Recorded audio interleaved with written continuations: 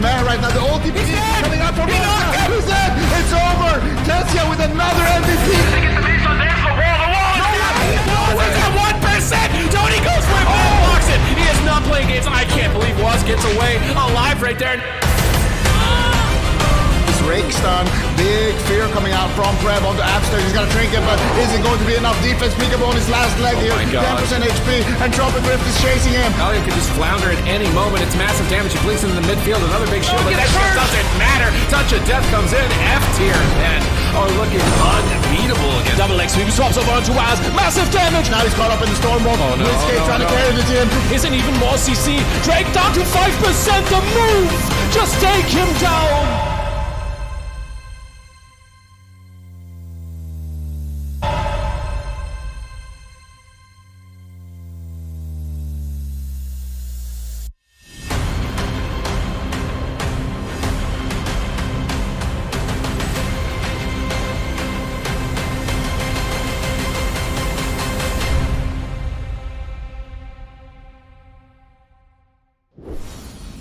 Hello, everybody, and welcome to Championship Sunday of the War Within Season 1. My name is Aya. I'm so excited to be here. I'm with Zico, Ven, and Zale. We'll be joined with Sid a little bit later. We've all got our fancy outfits on. We're looking ready to go, and I'm sure that these players are as well. It's been a full season of competitive gameplay, and now the top 4 teams from Europe and North America are battling out to win the championship of their respective regions, and we're going to find out who that is today.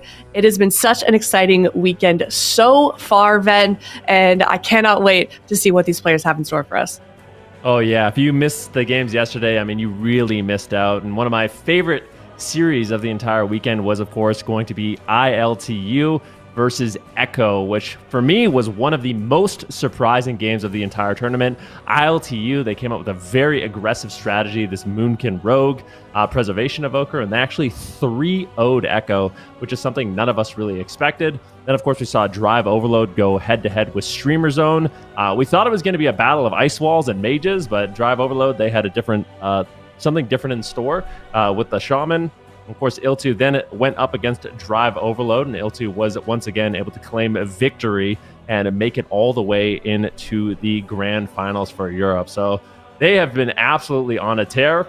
In North America, the story was all about Welcome to the JUNG. They went head-to-head with Silk Tigers, and they looked like an absolutely unbreakable wall. Their defense and offense with this Feral Shadow Priest composition was immaculate. We saw the move go head-to-head with F-Tier once again. You know, F-Tier bringing in this Cleave comp, and this is one of the closest series of the entire tournament. I mean, Peekaboo holding on at 1% health on match point. The Lay on Hands coming off cooldown. I mean, it was such an incredible series between these two teams. And then, of course, Welcome to the JUNG versus the Move in the upper bracket. This was, you know, it was an unfortunate series for the Move. Peekaboo was dealing with connection issues. Of course, in the final 2 games of the series, they ended up kind of trading games. So when Peekaboo was fully connected and ready to go, they won game number 3. Welcome to the JUNG won game number 4. At the end of this one, Welcome to the JUNG was the winner. They're in the grand finals. They're looking good, but the Move, I think their spirits are still high. They're ready to go through that lower bracket and potentially get that rematch. Yeah, certainly are. Looking forward to seeing these teams play today. Of course, we are heading into EU first and then North America for the second half of the day. We can take a look at the bracket, what we can expect here from Europe, Azale. I mean, this bracket looks insane. This is what the teams have been working towards all year long. And if you're looking at it, you're not seeing it wrong. ILTU did 3-0 Echo, knocking them down to the lower bracket. You know, I was thinking whoever was coming out of the gauntlet, it was going to be a 3-0 for Echo, that they were just going to immediately smack them down to the lower bracket. But not only did they upset them, they stomped them, they 3-0'd them, and then they were able to take out Drive Overload. Drive Overload is obviously waiting, you know, in that kind of third place match, and Echo is going to have to play in that very lower bracket quarterfinal against Streamer Zone GG. This is just so much pressure on these teams. The prizes ramp up massively with every single win. If you win in that first round of the lower bracket, you're getting $10,000 more dollars. You win in that second round of lower bracket, you're getting an additional $15K. And you win the finals, you get an additional $30,000. Plus, this is really changing the entire narrative around European World of Warcraft, you know, in this tournament, because Echo has won all 4 cups, but at the end of the day, if you win all 4 cups and then you lose the grand finals to ILTU, they're the best team in Europe until proven otherwise. So we'll see, if someone is going to be able to take down Echo in those finals, or if Echo's, even going to make it to the finals. So it's in for a really exciting day, and a lot on the line, including those medals that are going to be up for grabs too. So it's going to be, I think, a very, very exciting couple of matches. Absolutely. And we've already seen so much action, and I cannot wait to get into those series themselves because, Zale, you already covered it. There's just so much on the line, and the stakes are getting higher and higher as these matches continue. So if you haven't been paying attention, Zico, to these teams this season, kind of what's been going on in the EU region, maybe we can take a closer look at the teams that we're going to be seeing compete in EU today.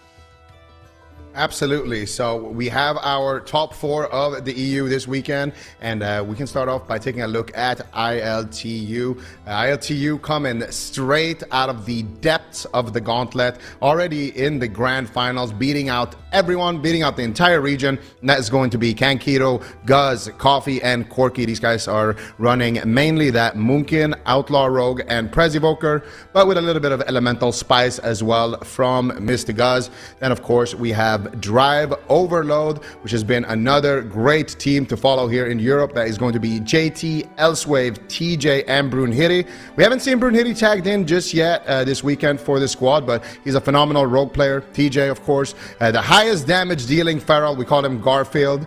And then we got Elswave kind of flexing. Elswave flexing a little bit between the LA Shama, between the mage. He's kind of the X factor, playing whatever his team needs. And then JT, of course, the healer on the roster. And then the European back-to-back champions, the winners of all 4 cups. We have, of course, Echo coming in as well. And like we've mentioned, they had a really, really slow start to this weekend. But that is going to be Raikou, Chan, Waz, and Meh. These guys are playing mainly that RMP and a little bit of Rogue Lock as well. We have seen Waz flex a little bit on his Feral Druid when he feels like it's more of a meta pick, but a little bit on his Feral Druid when he feels like it's more of a meta pick. But yesterday we saw them rocking that RLP and also the RMP. Unfortunately, not able to grab any wins. They're going to be first out on the chopping block. Unfortunately, not able to grab any wins. They're going to be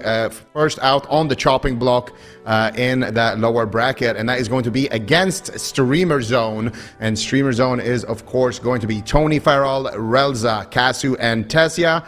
Tony Farrell, Relza, and Kasu, one of the best jungles, period, in this game. But they've added in Tessia on that roster as the Frost Mage. They've been playing a lot more Feral Mage, and they've been seeing great success with it. And they're finding themselves against Echo in that lower bracket. So either Streamer Zone or Echo is getting eliminated in this tournament. And that was the grand finals of Cup 4. So that is just a crazy way to start off EU. Definitely weird. Feels like we're in the upside down, considering we are in the lower bracket here. It's going to be either Echo or StreamerZone.gg knocked out in this next up series. If you're watching from home, get those predictions in. It looks like Echo is the favorite to win, according to chat right now, with about 1 million points in their favor versus Streamer Zone's 200,000. But if you didn't see that match, Ven, of how Echo actually got dropped here, what actually went down? How did Echo end up in the lower bracket? I mean, it's surprising. We've talked about it a lot. We're going to keep talking about it. So ILTU, I feel like a lot of teams did not expect them to be in this position. They didn't expect them to make it all the way through the gauntlet. I mean, make an absolute tear from that 7th, 8th position into, that top 4 and have to go head-to-head with Echo. So maybe Echo didn't have the most preparation into this composition, but I think a lot of this game just came down to Corky basically having an absolute field day with Cyclones. He managed to fake out the majority of interrupts incoming from Chanimal and Waz, which is something that doesn't normally happen. I feel like one of the reasons this series did not go well for Echo was a combination of things. It was ILTU playing a composition they might not be familiar with, Corky, Coffee, and Kankito having an absolute field day in terms of how well they actually played this series, but also Echo maybe dropping the ball a little bit. The stakes are very high. They won all 4 cups, but in these final moments, I don't think any of them were really happy with how they played this series. So I think Echo, they're going to be completely dialed in for today. They've got a long road ahead of them. But one thing's for sure, ILTU is an absolute monster. And they're going to have a great position today watching how these games play out to see if they play in the finals. I mean, one of the things that was really crazy, you touched on it, all these interrupts that were being faked. So Waz hit 10 out of 20 of his interrupts throughout this series. Generally throughout like that, his average is much higher than that. Like, this is a guy who is incredibly good at interrupts. He normally hits about 2/3 of his interrupts, and Kenkido had 93% kick rate on his evoker. So he only missed one interrupt in the entire series against Echo. That is pretty insane. We saw that, Waz and Meh were both tweeting about it. They were also mentioning, like we were missing our interrupts. We weren't really on point. We were overlapping on stuff. And then Corky came in and he gave a winner's interview. And he also was referencing that, he was talking about how they just couldn't hit anything on him. Like, he was faking all the interrupts, and it wasn't getting shut down in the way that he maybe normally would. So they definitely were giving a lot of respect over to Echo, and know that Echo can definitely bounce back and play at a higher level than what they showed yesterday. But ILTU is just on that Cinderella run. It has just been so fun to watch this improbable run that they have been on. They have won more games, in these last 2 days than they did across 4 cups. Yeah, it's been incredible to see. Here's some tweets also, just some insight into kind of how these two teams are feeling. We got Tony, sad about result from yesterday. We overlap a lot together. Yesterday in Jungle, didn't make a real finish to win the game, and after first map, we changed everything. So seems like he says, feel like 80% I can do better damage for sure. So it seems like, there's a lot of feelings, a lot of emotion definitely leading out from yesterday's games. Waz says, not much to say, just played terrible today. We overlapped all kicks and didn't kick when we had to. Need to come back stronger for tomorrow. And it does kind of make me wonder. I mean, I know we've really touched on it a lot already, even today. Echo is not used to being here. They're not used to getting 0-3'd, and I certainly hope not, Zico, but do you feel like this is messing with their heads a little bit, being in this position? I would say they're such an experienced roster. I don't think so, especially when they've had a little bit of time to kind of sleep on it and reflect over what happened, rewatch the games. They have such an amazing work ethic, and I feel like we usually don't see them in the lower bracket, but when we do, a lot of the time they just come back, clean up the lower bracket, and make it into the grand finals. Yeah, they just level up. Like, I feel like sometimes they just need to bleed a little bit to get reminded of it. But this is a tough opponent with Streamer Zone. It was, a team that took them to Game 7 before. It was a team that has beaten them as well. The only team that beat them on broadcast during the cup seasons as well. So it's just such a phenomenal team to go up against. And it is very unfortunate because for Echo, imagine that if they go 4-0 in the cups, like they win every single cup, and then they finished in 4th place here in the finals, that would be absolutely devastating. Streamer Zone definitely have what it takes to beat them. We have seen it, and we are even seeing some of those matches play out right here. Yep, certainly are. Here is the history between Echo and Streamer Zone GG. This team, they definitely have a lot of respect for each other. We were speaking with them earlier with Waz, and he said that we asked, besides your teammate, who do you think is the best individual player competing this weekend? And he said most likely Tony Farrell. And then subsequently, we were talking with Streamer Zone GG, and he says that they're extremely excited to play this team. They wanted to work hard enough to be able to face off against Waz in a finals. Unfortunately, they didn't get to make it to the finals. One of these two teams is going home, but I mean, they have a long history between each other and having respect for each other, as you can see here. So I think no matter what, we're going to have a great series. We're going to have a competitive series. I certainly hope that it doesn't end 0-3 next time. And it seems like the chat thinks it's overwhelmingly going to be Echo, but Streamer Zone GG, they're going to put up a good fight nonetheless. And I cannot wait to get this series started. We're getting those players loaded in here, but maybe in the meantime, we can take a look at our predictions and what we had on the casting desk for this series. And all right, Zico, calling you out. What's going on, bud? I'm going, listen, this weekend, I've turned off my brain. I'm betting with my heart every single time. My heart's saying Streamer Zone. My heart's saying that there's going to be a new champion in Europe. And my brain is obviously saying Echo. But I'm listening to my heart this time around. And I mean, we saw it there in one of those clips, in 2021, Horizon, which is current Streamer Zone roster, beating Echo in a grand finals. They were able to reverse sweep them. In 2021, they were able to win the entire thing. So this is a team. This is a team of champions. This is a team that we have seen been able to level up. And I feel like their attitude as well, if we were looking at those tweets earlier, it kind of reflects kind of what their mental is like right now, talking about how, oh yeah, we didn't play good, I just cloned too much, I need to do more damage. And I think that a lot of the time, once you fall like that, you can kind of level up and bring it back. With that said though, Echo is definitely a team that you don't want to be counting out. No, definitely. And it can feel good also to like know what you're capable as a team, and then not quite meet the expectation that you did set for yourself. But we've seen it time and time again with these teams, especially when they have that veteran experience to draw on, and when they playing together for so long, how easy they are to sort of overcome and adapt. Especially, Echo and Streamer Zone GG, they've overcome extreme adversity. So even if they make it out alive of this series, either Echo or Streamer Zone GG, they're still going to have to go off and face against Drive Overload in the lower finals, which then that's going to be another difficult obstacle no matter which side you are on this bracket. Yeah, I mean, Drive Overload, they're an insane team too. So either one of these teams, whoever wins, it is a long road ahead of them. Drive Overload bringing in some surprises with Elsewave on the Elemental Shaman.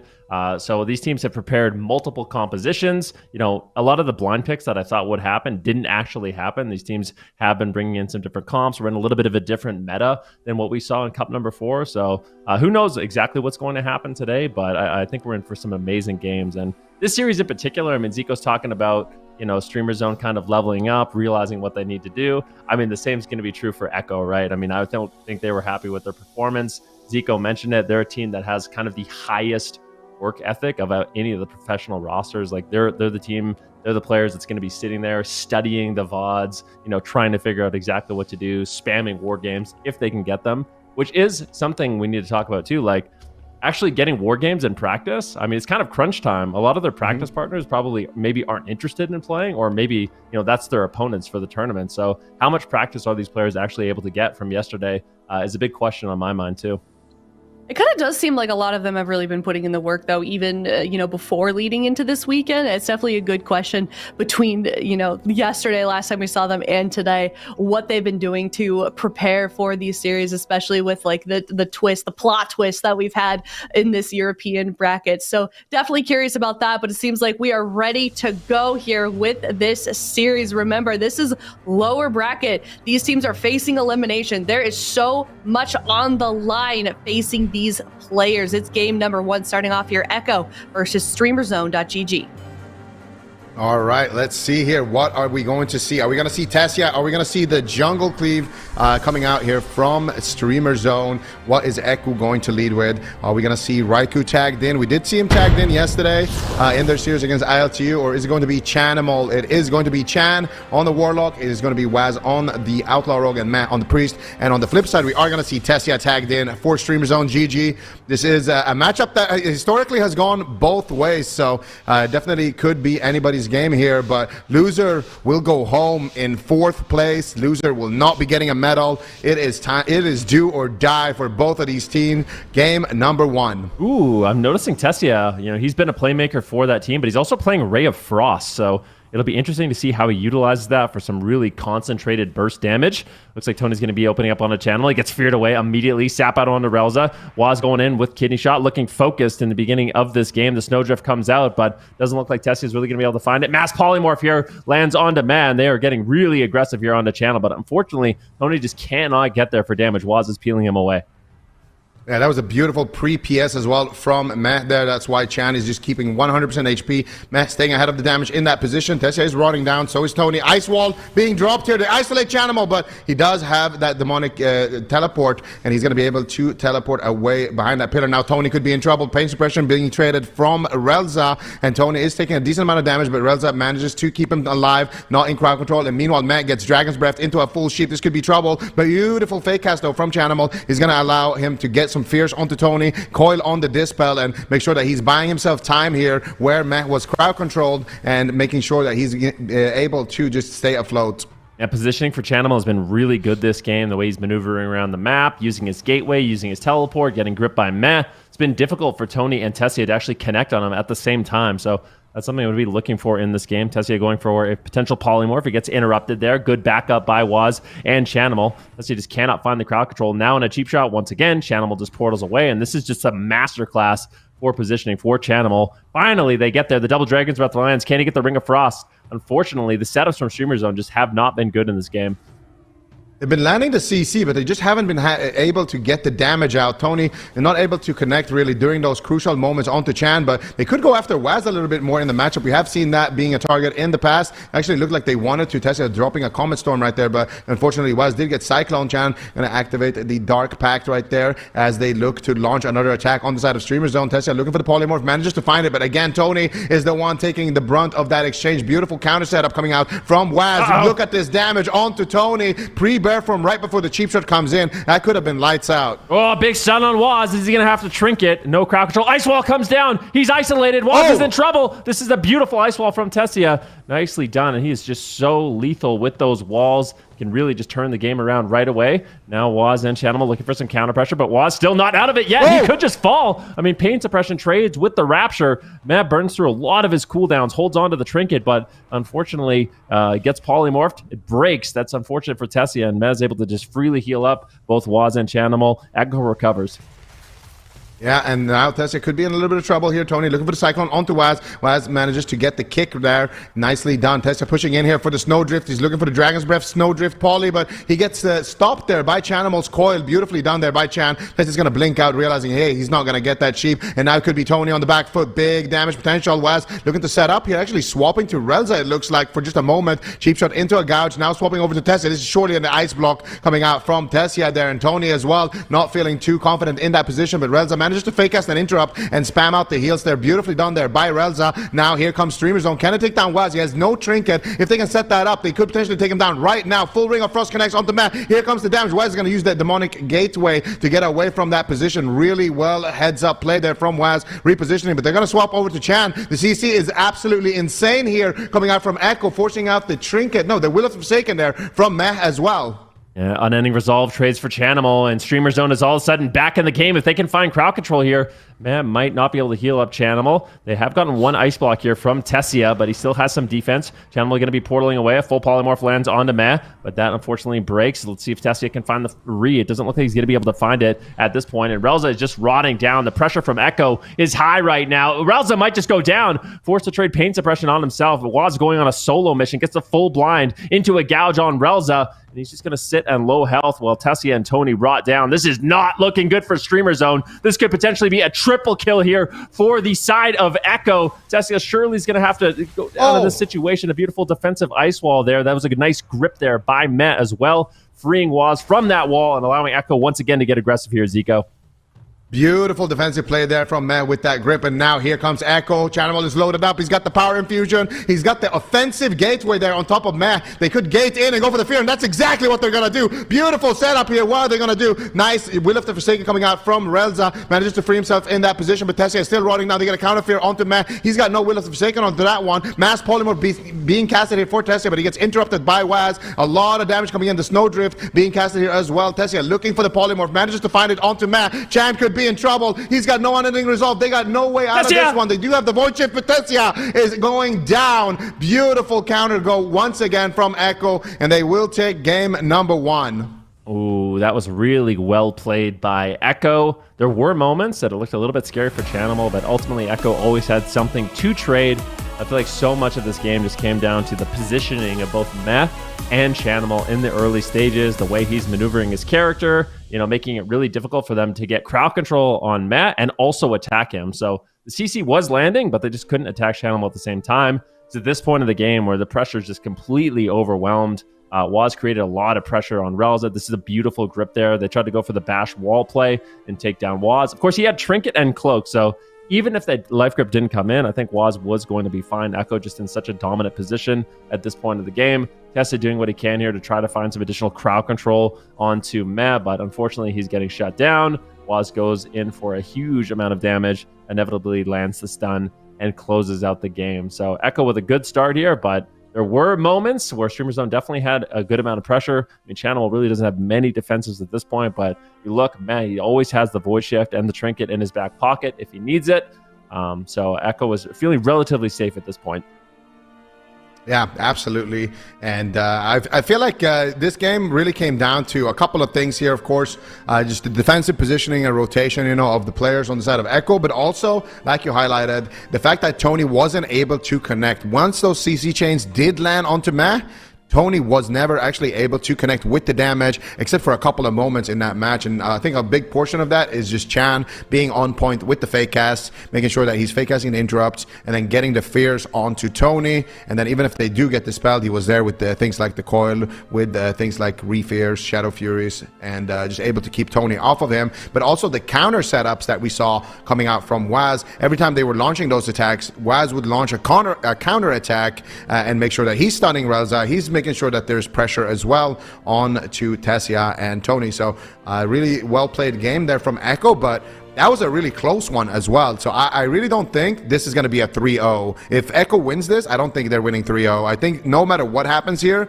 Streamer Zone are going to be able to pick up games. And I think it's going to be just a really exciting matchup. I don't expect any team here to swap out their composition. I think it's just going to be about who plays better, who can kind of land more CC chains, who can land the damage at the right times, who can land more interrupts. It's just going to come down to who's playing it better today. And that's really all you want in a position like this.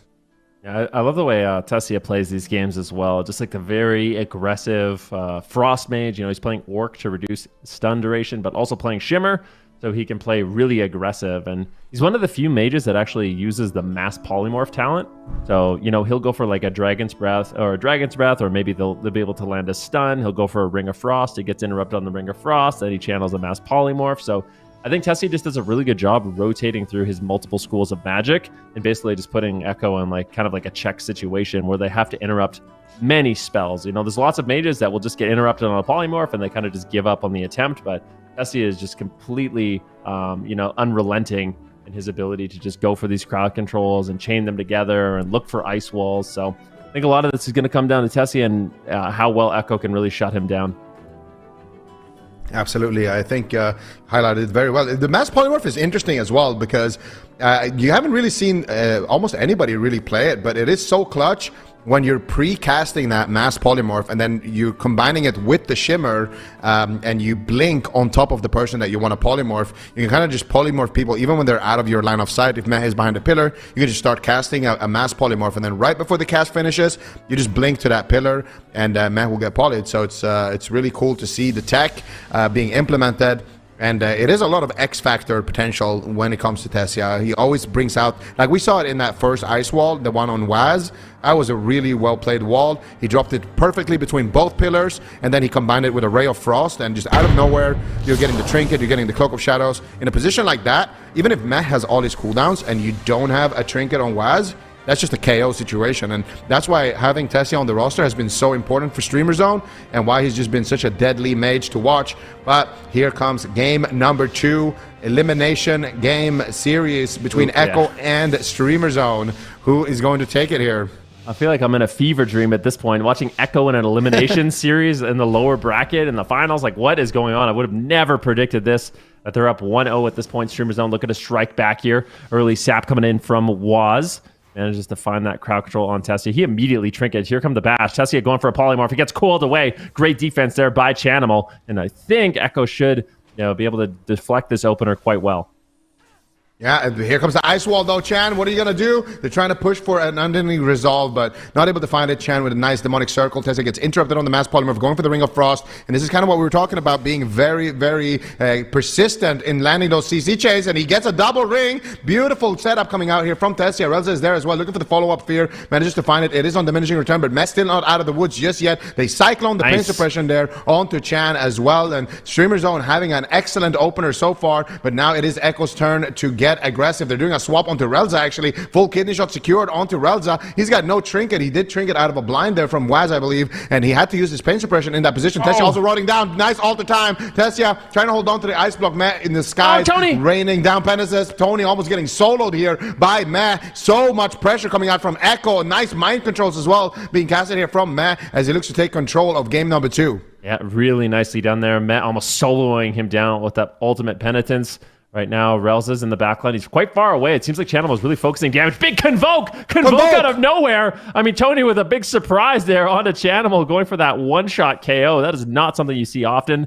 Double Mass Polymorph coming in here from Tessia, but unfortunately, the Mass Polymorph on Channel removes all of Tony's bleed effects, so he has to ramp up his damage once again. And they're really just not able to capitalize on it at the same time. Relza getting swapped to. He is the main pressure point in this game. Cheap shot into a coil. Tony going for a Cyclone, and that should keep Relza alive. But I love these constant swaps coming from Echo, really forcing Relza in this defensive position. It is very scary, though. You're leaving both Tony and Tessia free if you go after Relza too much. So they need to make sure to balance that offense and defense. But right now, Tessia is going to be the target of choice. A lot of damage. Chan goes in for the haunt. Big pressure onto Tessia, but he has Icy Veins. He got a full sheep onto Meh. And here comes the damage from Streamer Zone. Big pressure onto Chan. The wall is there as well, but not able to connect there just in time. Meh is going to be able to heal him up once again. But now Tessia is running down. Ice block being forced here from Tessia. And this game is so back and forth here. Tessia is actually leaving that ice block early on, gets the pain suppression behind that pillar before Relza gets caught up in the fear. Tony's taking a little bit of damage here as well from Echo, that they were able to get that unending resolve from Chanimal, so he's going to be a very susceptible target, especially if they can connect with a Ray of Frost or one of those Convoked Spirits. Yeah, let's see. Tessia going for a polymorph. Mel was actually playing Thought Steal. He stole Tessia's polymorph and actually used it onto Relza in that moment. Tony getting low, Tessia getting low. The pressure for Echo is high. They're already up 1-0. Streamer Zone needs to strike it back and try to tie up this series, but this is not looking good. Chanimal getting polymorphed up, but unfortunately, without damage on Chanimal, I mean, I don't know how they're going to win this game. Snowdrift here on the Waz. He gets gripped away. Beautiful grip there. Tony rotting down. Relza has his work cut out for him right now as Tony's down so desperately low on health, but I think Relza should be able to keep him alive. He's got the Void Shift if he needs it, but who does he use it on? Uses it on Tony. Now all three members are rotting down. The pressure from Echo is sky high at this point. Tony pushing forward. They need to try to find some pressure. They can't play so far on the back foot or Echo's just going to run them over. Yeah, Meh and Chan are doing such a great job just staying there in the backline, but full polymorph connects here onto Meh. Chan has no unending resolve. This could be his moment. They get a resheep potentially. No, he's going to get interrupted. Tony gets interrupted on the follow-up Cyclone as well. Great shutdown there by Waz, but they do get the follow-up Ring of Frost into the Cyclone, but the Cyclone is unfortunately on Waz there. Would have loved to see that one being put onto Meh, but it is going to be decent pressure coming out from Streamer Zone as they continue to hunt down Chan. He's got no unending resolve. He's got no trinket. Do they have an ice wall? Big damage connecting from Tessia. He's got the Icy Vein. He's fully powered up. Chan trying to create a soul well. Here comes the Snowdrift from Tessia, but not able to find it there onto Meh for just a second. Now finally it is going to land. Chan spamming out the US, spamming out the damage. Tessia could be forced into his second ice block, and he will have to press that one. And now Streamer Zone with very limited defense against Master Spell. Killing Spree coming out from Waz as well as he looks to try to take him down, but at the same time Chan is taking so much damage from Tony, putting his team back onto the game. Oh, he gets ice wall. Tony's so low on health, unfortunately. That was a nice play there. Chanimal is going to be portaling away and completely fine, remaking the soul well, so he's going to have a refresh on those Hellstones. Relza is almost completely tapped on mana, but it's not over yet. Mez mana is not looking good. Tony's playing really defensive here with Tessia. Tessia not feeling confident with no ice blocks left. Still pushing in, looking for a polymorph. Can he find it? Interrupt on Chanimal. Polymorph onto Waz. Tessia gets the mass polymorph. I mean, Tessia making absolute plays if he turns it around with that. That's insane. Getting the cross CC all by himself. The interrupt on Chanimal, keeping his team in the fight. Yeah, that was an absolutely insane play right there. It's kind of what we were talking about, pre-casting the mass poly and then blinking in like that. Beautifully done there, but still, it's not looking too good here in the mana department for Streamer Zone. Meh has a little bit of an edge, but here comes the ultimate penitence from both priests right now. Both of them just firing away with the bolts. Both teams are going to recover fully here, and I don't know where the openings are for Streamer Zone at this point. They just need to do damage and try to win on mana. Tony looking for the Cyclone onto Meh. He finds it. Chan is going to teleport behind the pillar. Waz is caught behind the pillar by himself though. He's caught up in a stun. Snowdrift is there as well. Waz going to trinket out of that stun into a Dragon's Breath Snowdrift combo from Tessia, but he's got no ice blocks. Tessia is going to be a very exposed target. Tony still has a little bit of defense. They could also go after Relza. There's just no more mana left, and Chan is free casting. The haunts are connecting. Here comes the stun onto Tony. That is surely going to be it. Tony holding on 1% HP. Beautiful pain suppression coming out from Relza, but he's caught up in a full blind. Waz is looking for the win, and he will find it. Echo are up 2-0. Oh my goodness. I mean, these teams are here to play. Echo's up 2-0, but these are not easy games for them. Streamer Zone doing an incredible job, both offensively and defensively, but ultimately Echo is pulling ahead. Pressure just seems to be heavily in their favor. And at the end of the day, I feel like that's what's going to happen. Their pressure is going to be higher if they can deflect these attacks. If Tessie and Tony can't land the crowd control and damage at the same time, then inevitably Echo is going to pull ahead. And positioning from Echo was strong, but it's at this point of the game, I mean, Relza has no gas left in the tank whatsoever. He gets put into a full stun. Tony gets stun-locked at the same time. Pain suppression trades, but there's just nothing left. I mean, if you're Relza, you're basically hands off the keyboard at this point. Got no mana. There's really no way you can really recover. Waz goes full blind, adding insult to injury. And yeah, just a really back and forth game. But yeah, we talk about Tessie a lot, but it's really hard not to. Some of the plays he's making, landing the polymorph into the mass polymorph, getting the double snowdrift. And what's really funny though is this was if Streamer Zone was a little healthier going into this moment, this Icy Veins from Tessia, like look at him, he has Icy Veins covering him 10 seconds, and that is that massive swell of damage where the Frost Mage just becomes a little bit OP with that Icy Veins. So it's like that's where you can really pull ahead with that cooldown. If Relza had a little bit more mana and Tony was a little bit healthier, I actually think Streamer Zone could have won in this moment. Yeah, absolutely. I mean, at this point, you're at 28% dampening. You're basically hitting critical mass if you have an Icy Veins available at that point. You actually pulled the trigger on it as Tony died. So a little bit unfortunate there if they could have kept it going for a little bit longer. But I really feel like Relza did a phenomenal job in the healing department. I mean, he did 33 mil damage, 261 mil healing. He kept up a lot with the damage of Chanimal and Waz, but wasn't enough here for Streamer Zone. But we have seen Streamer Zone able to come back from these positions in the past. They're just going to need to lock in and get it done. These are very close games from either side, so could still go either way. We're going to go to Maldraxxus Coliseum here for Streamer Zone. And I'm assuming Echo are just going to be locking in the same thing. Streamer Zone probably going to be locking in the same thing. They're just talking about strats most likely. And what do you think about the Convoke the Spirits?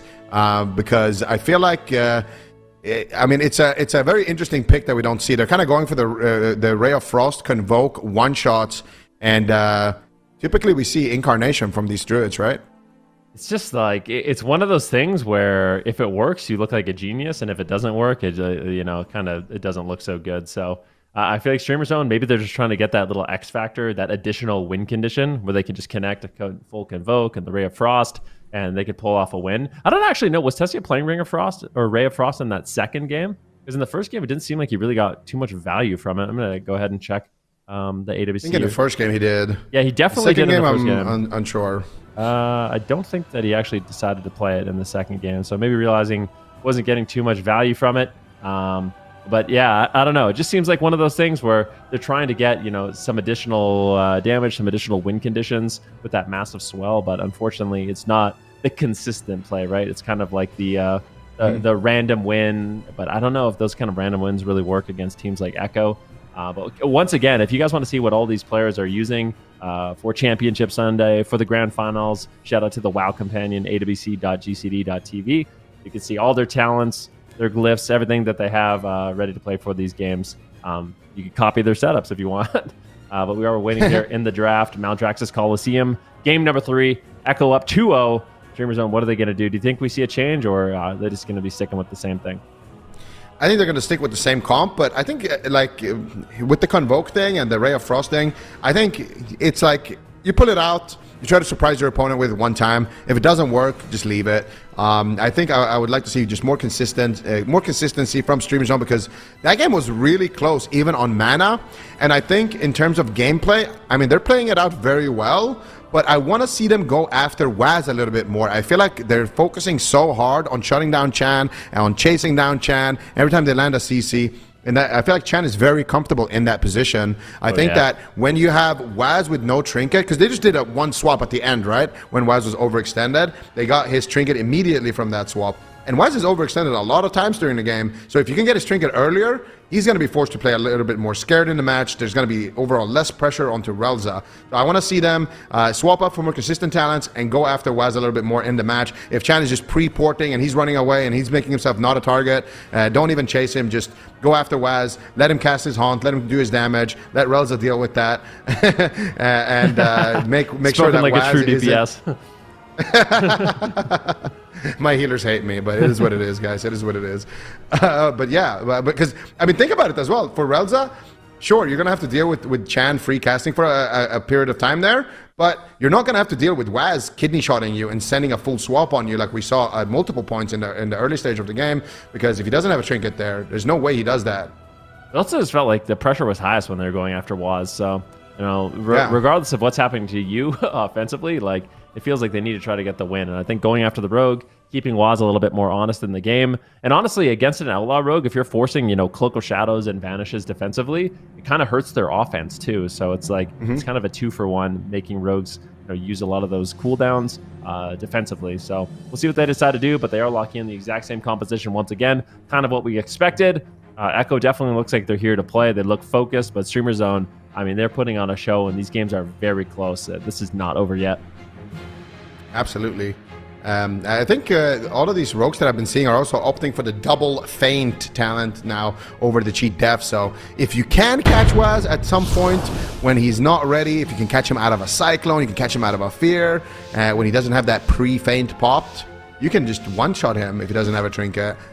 Also, just a great target for the walls. He's not going to be able to just port away. So we'll see what they decide to do here on the side of Streamer Zone. It is do or die. They've had a decent season here, but they definitely want to grab at least a couple of wins here in this lower bracket match. Chan immediately getting a lot of pressure onto Tessia, and Tony's already feeling the heat here from Waz in that cheap shot, kidney shot combo. Tessia pushing in, looking for the Snowdrift, looking for the Ring of Frost. Can he find it? Gets interrupted on his Ring of Frost and his Mass Polymorph, and now Tessia, as a result, is taking a lot of damage. Relza trinketing out of a blind here, so a pretty terrible opener for Streamer Zone. Killing spree coming out onto Tessia as well, but Relza is able to deal with it. The powered barrier comes out there. Tessia manages to stay in it for just a moment, but Relza now sitting through CC chain, and Tessia forced into the ice block. Echo with a big win in the first 45 seconds. Oh, Tessia going for a polymorph, but he gets kicked. Beautiful defense and offense here by Echo. They are absolutely owning Streamer Zone here. Tessia is on the run. He's gotten basically nothing done with this Icy Veins, pain suppression trades. Tony's just dead. This is insane. Echo is snowballing out of control. How is Streamer Zone going to come back in this game number 3? This is an elimination game. They can't win this. They are out of the tournament. Big swap here on Waz, though. Keeping it going, trying to get that offensive damage going. But, I mean, Echo is just in such a good position here, Zico. Yeah, absolutely. Waz might actually, no, they're going to stop the re-stuff there out of that fear. Ultimate Penitence coming out there from Relza, but not doing too much work. He does manage to recover his team, and after that disastrous opener, Streamer Zone is looking for the next push. Tessia looking for the polymorph. Meh using his Ultimate Penitence there to kind of stay ahead of the damage, but also to stay out of crowd control. Nice ice wall coming out there from Tessia, but unfortunately not going to be able to get too much work done with that. He's looking for the polymorph. Meh. He's trying to avoid it. Will he def the polymorph? He fades the polymorph, then he runs into the Ring of Frost and defs the Ring of Frost to put himself on diminishing returns. Beautifully done there by Meh. Tony now at the pillar looking to launch the next attack. Meh also fake casting the counterspell of Tessia there. Meh is just in his head. He's pushing in for the fear now as well. Meh is having the game of his life right now. Tony's across the entire map, blind out onto Relza. Do they have any more crowd control? It looks like Tony will be able to survive, just barely holding on. Relza does connect some heals. He's got the pain suppression. Might need to make the trade. Mass polymorph on Mad. They're trying to get a setup here onto Chanimal. They are getting some damage rolling. They shred through the Dark Pact, but big shields coming in here from Mad. I think Echo's going to be able to hold on, and they're just playing on a different level today. Cheap shot on Relza. Cheap shot on Tony. They are going for the win. Interrupt on Tessia. Waz making a montage here at this point of the game, but at the same time, Chanimal is taking some pressure. Mad is forced to make some trades. Pain suppression and Rapture will keep him alive, but Streamer Zone, they are battling it back here.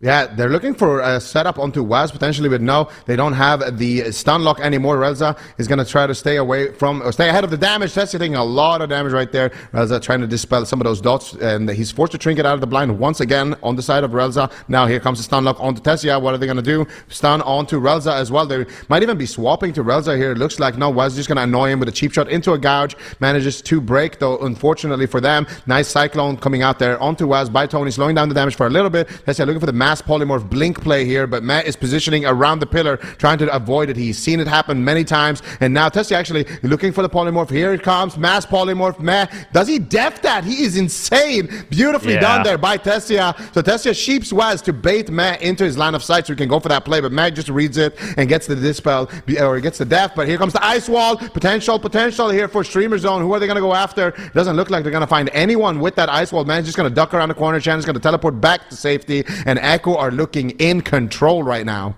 Matt is having an absolute field day in this game. He is making it so difficult for Tony and Tessia to get anything going. His positioning, the way he's deathing, it's just absolutely incredible here. Tony now rotting down low, but Chanimal's getting low. They're still making a push. Pain suppression could trade. Chanimal gets interrupted. Disaster here for Echo. Full bash. Man manages to trade out the pain suppression, but is it enough to keep Chanimal alive? At the same time, Streamer Zone is rotting down low. Relza goes for the UA dispel. Waz is there to punish him even further with that cheap shot, and Tony getting absolutely destroyed. Forced to get the void shift there by Relza, but Relza is falling further and further behind Streamer Zone. They need to try to find some offense. Relza trinkets out of the full blind, but his team is just getting completely destroyed. Tessie is into the ice block. Tony's rotting down low. They might make a swap. Gouge now onto Relza. This is looking so good for Echo to close it out 3-0. Can they keep it going? Kidney shot here onto Relza, and Tony is just rotting down lower and lower. Relza has so much work cut out for him here if he wants to stay alive. Waz has no trinket, Cloak of Shadows, though. They have the Incarnation. They have one-hit wonder, maybe with an Ice Wall onto Waz, but that is pretty much the only way I can see Streamer Zone winning this one. Here comes the stun. Here comes the damage. There's the Frozen Orb. They get the Cyclone onto Matt. They're going for it right now. Ice Wall gets dropped, but another grip coming out from Matt. He just trinkets the Cyclone and grips Waz. He knows this is the only way we lose right now, and now they are pushing for the win on the side of Echo. Here comes the kidney shot onto Relza. What are they going to do? Chan is free casting. Matt is sitting through a bash. Tony is looking for the Ring of Frost. He manages to find it, but Tony is rotting down. Relza is rotting down. Chanimal is doing so much work right now. He unending resolves offensively to try to take Tony down. How are they going to stay alive? Tony on his last leg gets the pain suppression. Ultimate penitence coming out from Relza to recover Streamer Zone one last time. And they're trying to go for it. Still putting pressure out onto Chanimal. Streamer Zone is not giving up. They're on the back foot, but they are pushing forward, trying to get this win, but they may have ran out of time. Relza has no cooldowns. He's got no mana. There is nothing left here for the side of Streamer Zone, and Echo realizes it. They are still going for it. Tony's getting incredibly low, but he pushes. He just goes for the full Mape Stun, but it might cost them the game. And he will trade some survival instincts to stay alive. They're making a swap here onto Waz. Matt also has barely any cooldowns left, but he does have the Void Shift, so might have to preemptively trade that out. Goes for a big penance to keep Waz aggressive in the fight, but all three members of Streamer Zone are running and hiding. Big setup here onto Waz. He's got no trinket. Can they do it? Streamer Zone, are they going to be able to turn the tide of the fight? A full sap here on Relza. Ultimate penitence here from Matt to close out the game. Tessie ice blocks it to deflect, and Waz may have overextended here behind the pillar. He needs to be very careful. Yeah, Waz has his trinket. He has his Cloak of Shadows back in about 5 seconds. This is coming down to the wire. Streamer Zone somehow, some way have bought enough time to bring themselves back into the game a little bit here. Matt is completely oom. Tessia's pushing for the last time here with the Snowdrift. He gets cheap shotted on it though, and now he will potentially go down right here. Waz is pushing for the win. Big penances coming out from Matt. Tony is going to fall shortly after, and Echo will eliminate Streamer Zone from the competition here. But what a well thought out game here from Streamer Zone. That was looking hopeless, but somehow, some way, they managed to stay in it, almost bringing it back. Relza played a phenomenal game of defense, and man, he was the MVP for this one for sure, staying out of crowd control for just forever. I mean, I just need a moment. I mean, that was just that was an incredible series between these two teams. And I mean, the reason why it went 3-0 in favor of Echo is I have to agree. I mean, I feel like all of them played incredibly well, just all landing interrupts exactly when they needed to, which is not what we saw yesterday. I mean, this is the Echo you expect. You know, players basically playing at 11 out of 10 in the game. And I feel like Matt had an absolute field day with the way he was positioned, with the way he read the situations, you know, running into Ring of Frost, deathing it, just making an absolute nightmare for Tessia to potentially land crowd control in these games. Not a lot of mistakes here for Echo, and Streamer Zone, they weren't really able to capitalize, unfortunately, but really well fought here by Streamer Zone. I mean, they made pushes. Even when it was looking really scary, they still managed to find that offense, keep it close, and kind of scare Echo in those final moments. But Echo is looking like an absolute beast here today. This is not the same team we saw yesterday. Oh, absolutely not. They fired on all cylinders here, especially man. He played so well this game. Just stayed out of all that crowd control and just perfect cooldown trades. Even here at the end, some healers they would opt to go for like a drink, but not Matt. He just stays with his team and just keeps going. He knows he has Void Shift. He knows he has his trinket rotating back up. He knows he needs to keep his team offensive so they can actually close out the match, and they're able to. And even here, actually, Relza had a little bit of mana left. So, you know, if they were able to survive on the side of Streamer Zone, maybe they could have just won it on overall damage. But well thought out series. I think that the Echo that we saw today is looking like the normal Echo that we expect to see. And if I'm a drive overload, I am very afraid right now to go up against these guys. Yeah, I'm sure they were watching that series like, did they recover from yesterday's games? Oh, yep, they did. All right, we got to lock in. So Drive Overload, they are going to be facing off now against Echo in that elimination round that will be coming up next. But Echo and Streamer Zone, they have faced each other in the finals before, but this time it was Streamer Zone that did fall, and pretty quickly as well, with a quick 3-0. So Echo moving on forward, and it does kind of seem like they are back. They are hungry, and it seems like then they definitely put in some work between the last time we saw them and now, be it in the arena or just like mentally with the team. Yeah, it could have been just like an off day for them yesterday. Not to take it away from ILTU. I feel like they played absolutely incredible, but Echo definitely not playing at full power from what we've normally seen from them. But today, they look like they're ready to go. I mean, this is the team that won 4 cups, and let's see if they can do it. Drive Overload has been a very difficult opponent for them in the past. Of course, they have come out ahead more often than not, but still, this is not going to be a free win for Echo by any means. Nope, certainly not. That is the next up series that we've got. The winner of this one will move on to face off against ILTU, the team that has been on a killing spree in the European region. And the team that comes out of this next one alive has the pleasure of meeting them in the European Grand Finals for the War Within Season 1 here. It's Drive Overload versus Echo coming up next after this break. Stick around. This is going to be a good one.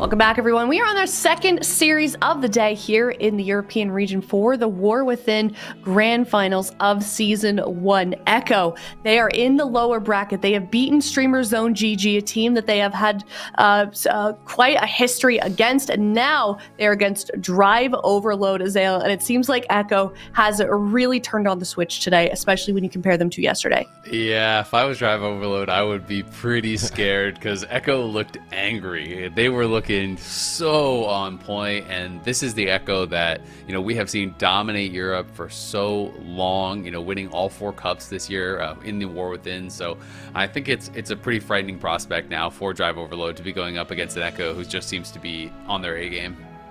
Yeah, I feel like Supatees, if you're watching from home, you might be very familiar with Echo. They've played season after season. Drive Overload, maybe we can give a bit more insight to our viewers at home, like what this team is about and what they stand for. Yeah, so Drive Overload, they're like a combination of Hula Bang from In Dragonflight, which was a team that was comprised of entirely solo shuffle players.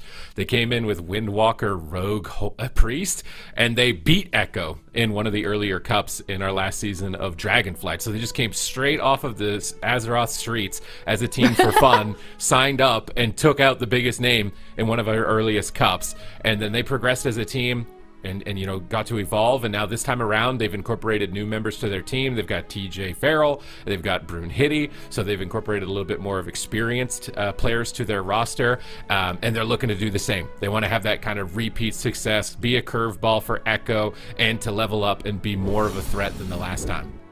Yeah, I feel like that's my favorite thing about AWC Azale is like you have teams like Drive Overload that initially may have just been some friends having fun, and they're like, wait a minute, we have something here, and then you see them go toe-to-toe with a team like Echo. Yeah, absolutely. I mean, I think that's how a lot of people start out, right? You're just playing for fun. You realize, oh, I'm pretty good at this. Hey, I'm pretty high rated. Then you can kind of see where you can go with it. And they've obviously been able to go pretty damn far. They're already in the top 3 of Europe, guaranteed. You can see the predictions there. Everyone thinking that it is going to be Echo, but we'll see if Drive Overload can prove us wrong. Of course, Echo coming off of a dominant series earlier today, but they were beaten yesterday by ILTU, so we'll see if Drive Overload can pull off a little bit of that magic here in game number 1. Oh my god, let's see what they get done here. Waz moving in stealth, no sap. Chan's going to get opened on, and that Feral Elemental Shaman. So Drive Overload, they're focusing on durability and attrition and just raw rot pressure in this initial stage. They're going to have to deal with the onslaughts of crowd control that Waz will throw their way, but I do actually like this composition. They saw how it went for Streamer Zone, and Streamer Zone were looking to be the main rival for Echo, and they got 3-0'd. So Drive Overload saw that, and they're like, we can't run the Mage Feral. We need to try something different.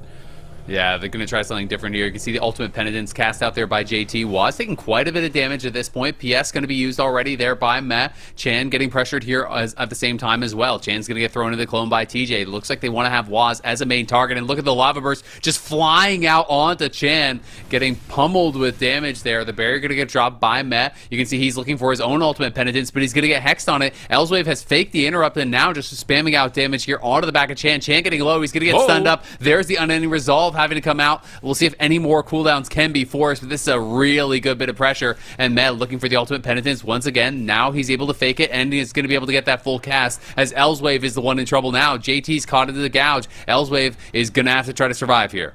All right, Shan down major defensive cooldowns. Elswave down major defensive cooldowns. Both teams still in it. Mez repositioning to the pillar. He doesn't want to get caught by a Hex. Elswave is casting. He gets caught by another full Hex. Beautiful Hex from Elswave. He's trying to get the Stormkeeper. He wants to boost up his Earthshock damage. Chan sees the Stormkeeper and ports away. And Elswave is jumping in after him. He gets coiled, and it's going to get dispelled, but now into a cheap shot, and he might have overextended. It's a lot of damage coming out from Chanimal. He gets gripped by JT. They're trying to get Elswave on top of Chan to do massive damage here with a couple of Earthshocks, but they can't get through the Dark Pact. Chan deflected that so expertly with his positioning. Now JT is into a fear, gets tremored by Elswave. He hits an Unstable Affliction though, and he's silenced for a moment as Elswave continues to get low health. He pops his Stone Bulwark, absorbing the hits. Med doesn't have the time to purge it off. It's getting big value. TJ's trying to march forward towards the Warlock, trying to keep him on the back foot, but a kidney shot onto the Priest. Elswave pre-burrows, anticipating the stun. Nice maneuver.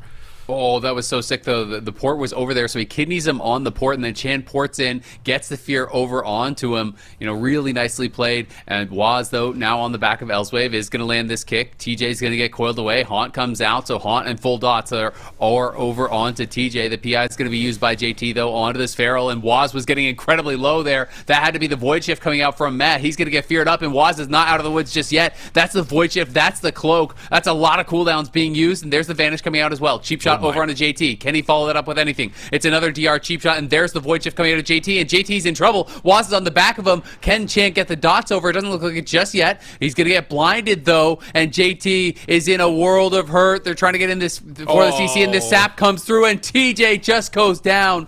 Waz just put on a clinic, gets the double cheap shot on him, forces the swap, blinds him out of it, saps him out of that, kills off TJ, and Echo are just on fire. Yeah, Waz puts the entire team in his backpack for the last 20 seconds of this game. He makes the swap on the JT, he gets every major cooldown, baits him, gets him low, then blinds him low. I feel like the last time I saw a play like that was like Sam X and Cataclysm or something. That was like the first time that type of strategy was designed. You swap to the healer with a kidney shot, get them low health, and then blind them when they're at low health and switch to a different target. And that's what we'll see in these final moments because JT void shifts. So Waz is like, okay, I'm going to swap to you for a second and then blind you at low health when you use a cooldown and then immediately go back onto TJ. So Waz knew exactly what angle to take at that moment in time, gets around the corner before JT can get sapped, and just, yeah, like, I mean, he's making a montage clip in the AWC in the lower semifinals. Last chance to get through this bracket to get into the grand finals against ILTU. They obviously want their rematch. They look real mad after their defeat yesterday.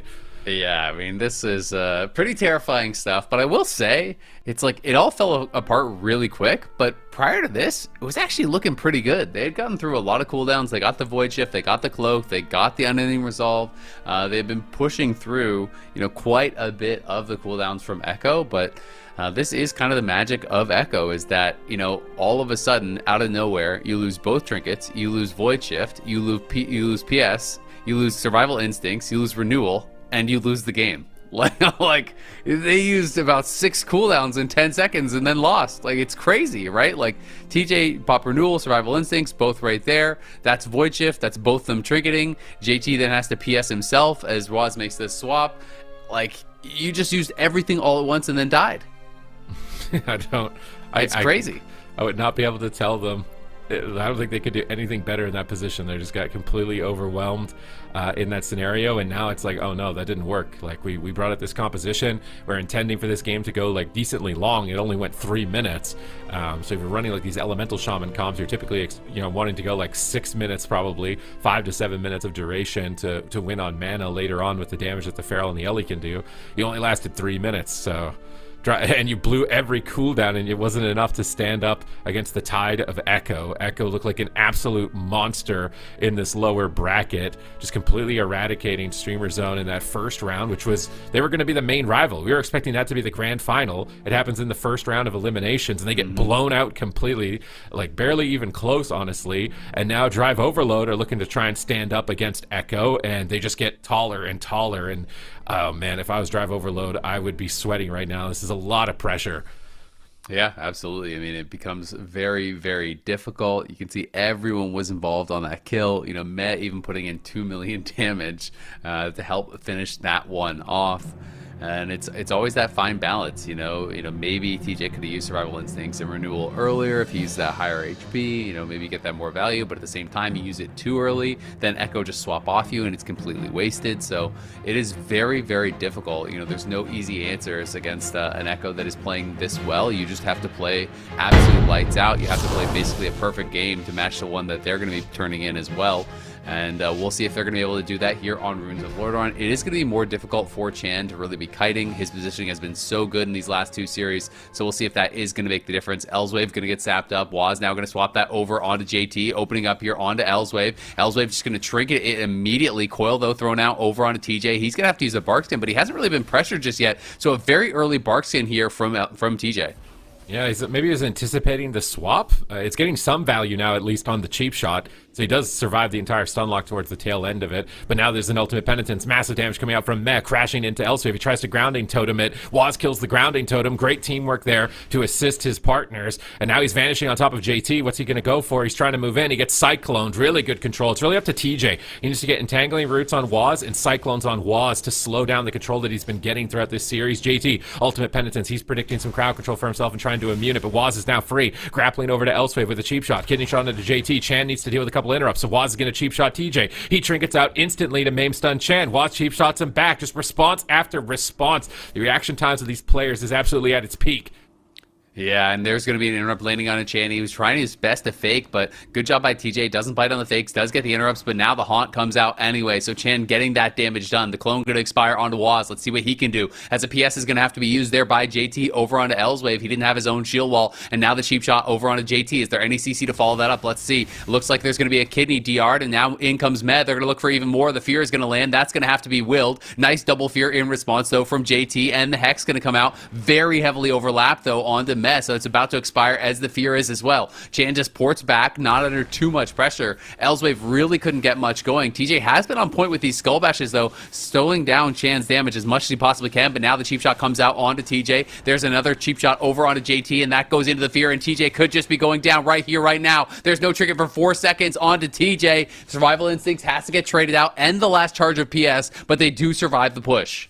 Man, Drive Overload, they have to survive like 5 more minutes, and I feel like they're going to die at any second. It's going to be so difficult to survive that long, and they're even falling behind on mana. There's really no advantages other than maybe Chan doesn't have a trinket. Can they manage to find an opening still with such limited opportunities? JT comes out of the kidney shot. They lasso Waz, but Meh fears the lasso. They go for the full blind onto JT. JT gets out of that with his trinket. He fears Meh back. They're trying to pressure Chan. They forces on any resolve. Chan is desperately spamming fears while he's immune to kick. He ports back behind the pillar, but JT is on top of him. You're throwing a penance his way at the back of that port, and Meh is kind of stuck out in the open. He grips Chan back to his side, but they're there with the Windsure, massive lava burst damage, and suddenly Elswave is putting his team back in this game with that massive burst damage. Yeah, and they got the swap, the Hellstone, the barrier, everything out there, and now Chan has no cooldowns remaining. This could get really difficult. TJ, though, might just go down here, and I think he will. The coil, the fear, everything lands onto JT, and this time, TJ doesn't have the cooldowns to survive it. It was a close call there for a minute. Elswave just about able to burst down Chan, but they can't make it happen. Echo takes their 5th straight game today, moves to match point in the second series. They're looking to go on a run. 0-3 yesterday. Now they're looking to go, what is the math on that? 10-0 today? 6-6 or 3-3 and then 4-10? There you go. 10-0 on the day. That is going to be really impressive if they can manage to do that. I feel like maybe ILTU is a wake-up call because like Echo is such a favorite for the tournament, right? You must be just feeling so confident. You're just completely dominating. You feel so in control, and then ILTU makes this Cinderella run out of nowhere. You haven't prepared for Boomkins or Prez Evokers probably at all in terms of practice because only one team in the tournament is running that. Nobody else can play it at their level likely in Europe, so that was likely a rough run for Echo in that first round. But in this lower bracket against the teams that they've been practicing against, they're looking just impenetrable. Only 1 moment of burst damage there from Elswave.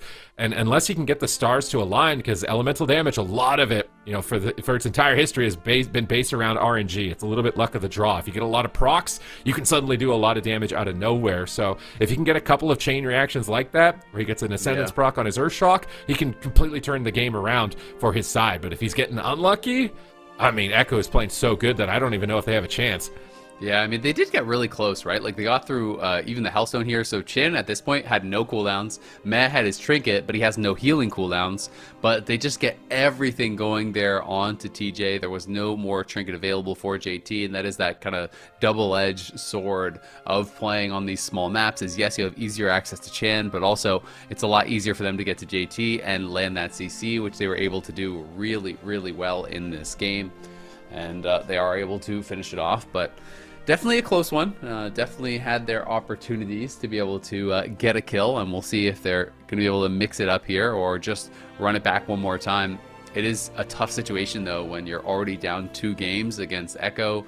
You know, you're going in with the same comp now. It is going to be a small map. We clearly know that's the game plan, but you've got a reverse sweep now, and that means that you have to beat Echo, you know, obviously on your own map pick here, but then you have to beat Echo on 2 of their own map picks, where they're just going to go, you know, to maps that they're really comfortable on. Clearly the strat is go small maps for Drive Overload, so Echo could just go to these, you know, massive things like Maldraxxus Coliseum or whatever, and you know, just kind of spread out the map. Okay, let's see if Drive Overload can pull off a win on another small map. And like you said, they're going to go to 2 big maps back to back after that. And maybe this composition won't be enough for them in order to find victory. It just feels like Met is having a great day. He got so many Shadow Over Deaths in that first series. He avoided so much crowd control. And now in this round, he's getting fierce. He's getting aggressive. He's pushing the pace with his team, because at this level of play, we usually see longer games. They're usually, you know, 5+ minutes when teams are playing perfectly. But Echo are pushing the pace so heavily, they're ending these games in 3 minutes, which is, you know, that's record breaking, honestly, at this level of play. Could also be maybe a bit of nerves, a bit of stress, right? Because as Drive Overload, you're not expecting Echo to play aggressively. This is a tournament. You're expecting them to play conservative, play it safe, and take minimal risk, but they're not. It's just all-out aggression. They're matching ILTU in terms of that stylistic decision to get in there, get aggressive, find some moves, find some opportunities, enable Meh, and find CC chains, and Echo is just dominating as a result, and they're looking to line themselves up as a major opponent for ILTU in the grand finals for Europe. They just need to win one more game against Drive Overload. We're seeing no composition switches from either side, so Drive Overload feel like they can win this matchup, but it's looking hard. It's looking hard. They need to keep getting these fears into Hex. I really love whenever Elsewave is able to put Met into a Hex. That seems to be whenever Chan is pressured the most. So JT and Elsewave need to team up together to control Meh, and then TJ needs to focus on Cyclones. Just get Waz out of the game as much as possible. Yeah, we'll see if they're going to be able to do that. Game about to kick off here. Echo at match point, looking to make it a quick 6-0 all the way back to the finals for that rematch. We'll see if Drive Overload can do anything about it. They find Waz, they pop him out. Stormkeeper are going to get loaded up here. You can see the barrier used around the corner there on Waz, trying to peel off some of this damage. He's taking a lot of pressure though already. Does pull back behind the pillar. You can see now TJ and Elsewave back here onto Chan. Waz though still sitting incredibly low. Waz holding onto the cooldowns as Meh was into the bash. Doesn't actually spend much of anything. The coil's used defensively there. Nice double fear comes out. Elsewave caught in that, decides to trinket. TJ though is the main target for now. You can see Chan just getting shielded up. He's going to be okay. Does get sheared on the UA, and now looking for the Malefic Raptures. On the other side, there's the blind onto JT. It's going to be trinketed as Waz used that aggressively. Elsewave could be the one that's in a little bit of trouble. He's into the cheap shot. TJ just trying to hit onto Waz. They're trying to see if they can punish this rogue a little bit more than they have in the previous games. All right, Echo, just one more win. You're in the grand finals for Europe. You're basically doubling your money every series win at this point. And for Waz, it's all about legacy. He wants to be known as the most notorious arena team of all time. And they're just one win away from proving themselves against ILTU, and they're keeping up the pace. They've already forced Medallion from Elsewave. They forced Medallion from JT. A kidney shot could be deadly. A spell lock comes through from Chanimal. Elsewave trades the Astral Shift, and that should make him durable enough. Elsewave is trying to find hexes, but there's so much disruption, he can't find the opening. Now his healer's into a coil. His Astral Shift is about to fall, and he's going to lose its defensive benefit. A cheap shot from Waz, forcing the pain suppression to just cooldown after cooldown forced, and Waz is relentless with the crowd control. Chanimal is there with the damage. Stone Bulwark and Burrow. They just force everything, and now they're immediately switching targets onto TJ with the kidney shot. JT grips him behind the pillar, but Waz can cleave them. He can use massive AoE damage if they stack behind the pillar right now as that outlaw rogue. They can't stay stacked up for long. Yeah, it's going to be really difficult. Elsewave just has never been able to get Hex onto Meh. Meh's LOSing every single time he finds an opportunity to cast it. There's a big fear onto JT. JT stuck into this one. Elsewave trying to get some sort of pressure rolling, but look at Waz. Waz comes in with a cheap shot. That's the last charge of PS used there onto Elsewave, but TJ is dying as well. He's rotting down. He was mind controlled. He's got to use the Barkston. The fear comes in. The coil comes in on JT, and this could just be lights out for TJ. We'll see if they can finish him off. The Barkston looking like it's going to be enough to deflect the push for now. PI used there from JT, but he's going to get locked out again by Chan. They are just on point with these interrupts this time around. TJ does get a clone. They're going to be able to slow down Waz for a moment here as the PS was used over onto him. TJ, though, back onto Chan here, trying to get something rolling. Elsewave looking to load up some damage here onto Waz, trying to go for the hexes. Still can't find it until just now. Looks like he was able to land one, but didn't last for long. You can see JT staying very far away, knows that if he gets CC'd up again, it could be the end of the game, and there comes the CC right here, right now. Cheap shot already put onto him, into another cheap shot, into a third cheap shot, into a gouge, and back comes Waz. The target clearly is TJ, but TJ has been able to pull back, and it looks like they're going to survive. Oh man, the pressure is endless right now. TJ, is he going to survive? They grip Elsewhere back to the pillar. Waz is low health, but he's trying to push in with evasion. He wants to keep up the pressure, but JT is actually recovered. Mana is even. Maybe Drive Overload have a chance. Waz is trying to seal their fate with a kidney shot, but TJ intercepts with the maim stun. But Mez now there for a Psychic Scream, and they've got TJ in a coil. He's being greedy. He trinketed walls. Is it going to be enough for him to survive? He manages to make it through the killing spree. Waz is building up momentum. He's cleaving down 2 targets. TJ's trying to get aggressive. Big Lava Burst proc from Elsewave, but Chan deflects it with the Dark Pack. Meh has so many options. The entire team is dying. Chan lands another spell lock onto JT, forcing TJ to retreat in bear form. He's line of sighting Chan. Chan gates in offensively. You know it's going to be game over when Chan uses that gateway offensively. He's getting into the mix. He's getting dots onto the whole team, but JT drops a barrier, protecting everybody during that push, and Chan suddenly is on the back foot. Huge heal comes through with that Hellstone Unending Resolve, and they are punishing Chan, but he's going for the throat. TJ, can he hold on here? It's match point for Drive Overload. An entire season on the line for them. JT wraps around the pillar with a penance. He's trying to stabilize, but everybody is dying. Echo are pushing and pushing closer and closer to a triple kill. Yeah, JT has the trinket back, but he just had to use his last charge of PS, and they have no defensive cooldowns on their DPS right now. There's the coil, and it could be lights out for TJ. He's on the run, but he's LOSing JT. He's into the bear form. There's the kidney shot. We'll see if he can get the heals out. Fear came down onto Waz, but Waz is just going to immediately get out of that. He wants to finish the game right here, right now. JT gets kicked. JT gets locked. JT is in so much trouble here. TJ down to 1% HP. He's going to get sent to the grave. Echo takes it back-to-back sweeps. They are on a mission, and ILTU has just been put on notice. 6 straight wins for Echo. They are so hungry for that rematch, and now they've got it. Oh my god. Okay, they're in here. They made clean work. They made it look like EU was child's play in this lower side of the bracket, like winning these games in sub 5 minutes when, you know, sometimes we see AWC level matches go 10 plus minutes. They're just absolutely dominating with momentum, and Chan knew when to push the pace. He's like, all right, we're so far ahead on cooldowns, man. You have Paints Up, Void Shift, and Trinket. I haven't any resolve. I need to gate in offensively. I need to get on top of them, and we just need to trade cooldowns to stay on top of them and close the game. And if that type of call that a team of this level needs to make, because often teams, they'll just sit around and they won't do anything. It's like, yeah, we're ahead, but we can't finish the game. So being able to calculate how to finish the game as a roster like this, as Echo, is why they're at this level. It's why they're so dominant. They know when to flip the switch. They know when to go all in, and when their advantage has been made, and they know how to drive that final nail into the coffin, which means that ILTU are likely meeting a fully powered up Echo for the grand finals. This is going to be absolute fireworks. No one expected ILTU to make it out of the gauntlet. No one expected them to beat Echo in the upper side, and let alone to make it to the grand finals, but they're there. And they have now set up and set the stage for an insane finale. Yeah, it's going to be so exciting seeing the rematch. I am willing to bet that Echo, there's no way they get swept again. There's just no way. Like, this team is looking way too good today. You know, I think if ILTU is able to win, it's going to be a really close one. I think so as well. Does that mean that I'm jumping ahead a little bit, but now I'm curious, does that mean that you're putting your predictions for Echo to win this next series, Azale? I think so. I just think that when they're playing like this, no one beats them. Like, they are just playing too well. Like, they, you know, obviously we're pretty disappointed with how they showed up yesterday against ILTU. You know, they weren't able to execute the way that they normally do. You look at them today, they are like picture perfect on so many of these goes. Their interrupts are getting, you know, never overlap. They're just like one after another, you know, locking down their opponents. And it just feels like when they're playing this well, I don't know if there's any team in the world that can beat them.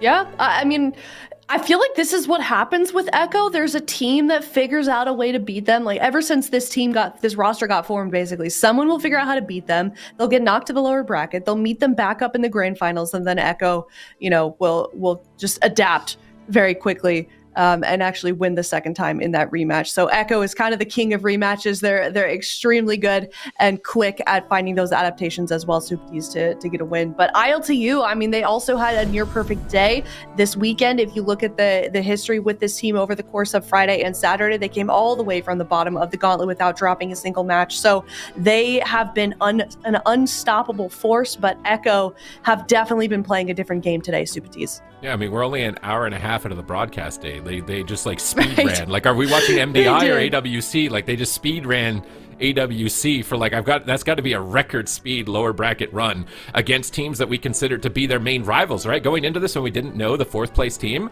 we thought Streamer Zone was their main opponent. Like, Tessia, he's been the playmaker with the Ice Walls. This is going to be the team that really challenges Echo in the finals of this. And in that lower bracket, it's just, they just get swatted away like flies. Just not even a chance. And then Drive Overload is looking to be the same as well in their last series. And then ILTU ends up being the team, the dark horse for the entire region, to stand up against Echo, to deny Waz of his legacy at this moment in time. It's gonna be a best of 7 grand finals. You double your money.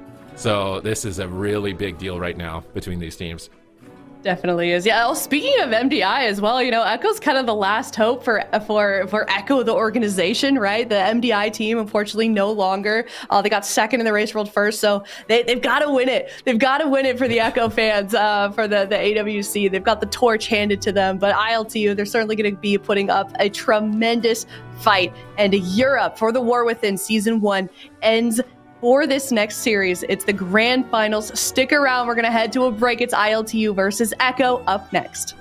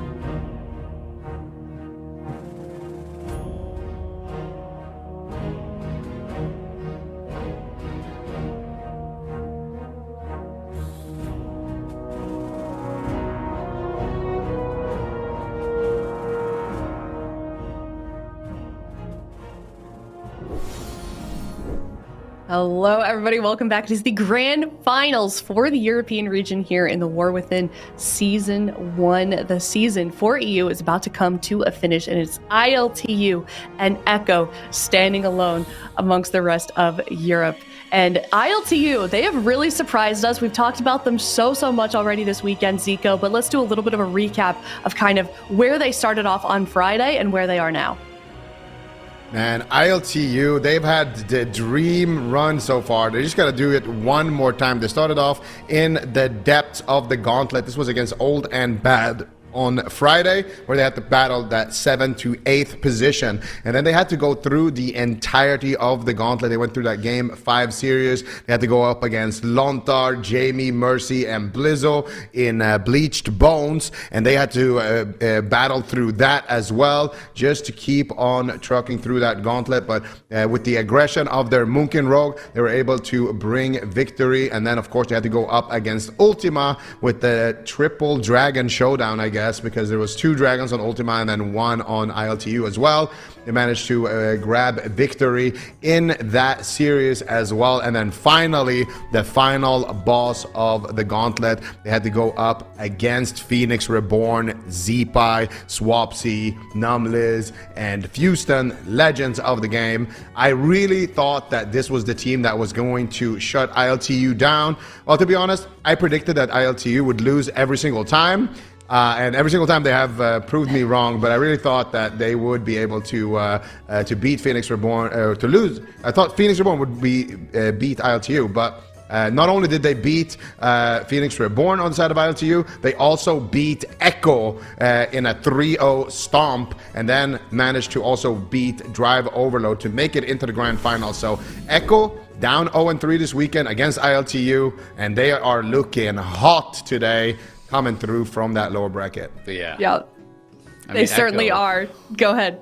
Yeah, Echo is just looking incredible, right? Like yesterday, they got blown out by ILTU. It was very different than the Echo that I think we're kind of used to seeing, because even if they lose, which is incredibly rare, it's always in such a close series where they like barely get edged out, and they got blasted by ILTU yesterday. But today they come in and they look so damn good, winning 6 straight games, most of them not even really feeling that close. And Echo, I just feel like, has leveled up their game so much. You know, they take down the Feral Mage, then they take down the Feral Ellie. I think they are looking fully prepared for this next series. And you know, one of my big questions is just, are they going to be running the Warlock Rogue, or are they going to do the RMP? Because yesterday when they played against the ILTU, they obviously came out with Warlock Rogue. They lost the first 2, then they swapped over to the Mage comp, but clearly like their main takeaway was, we just played bad, we didn't execute well.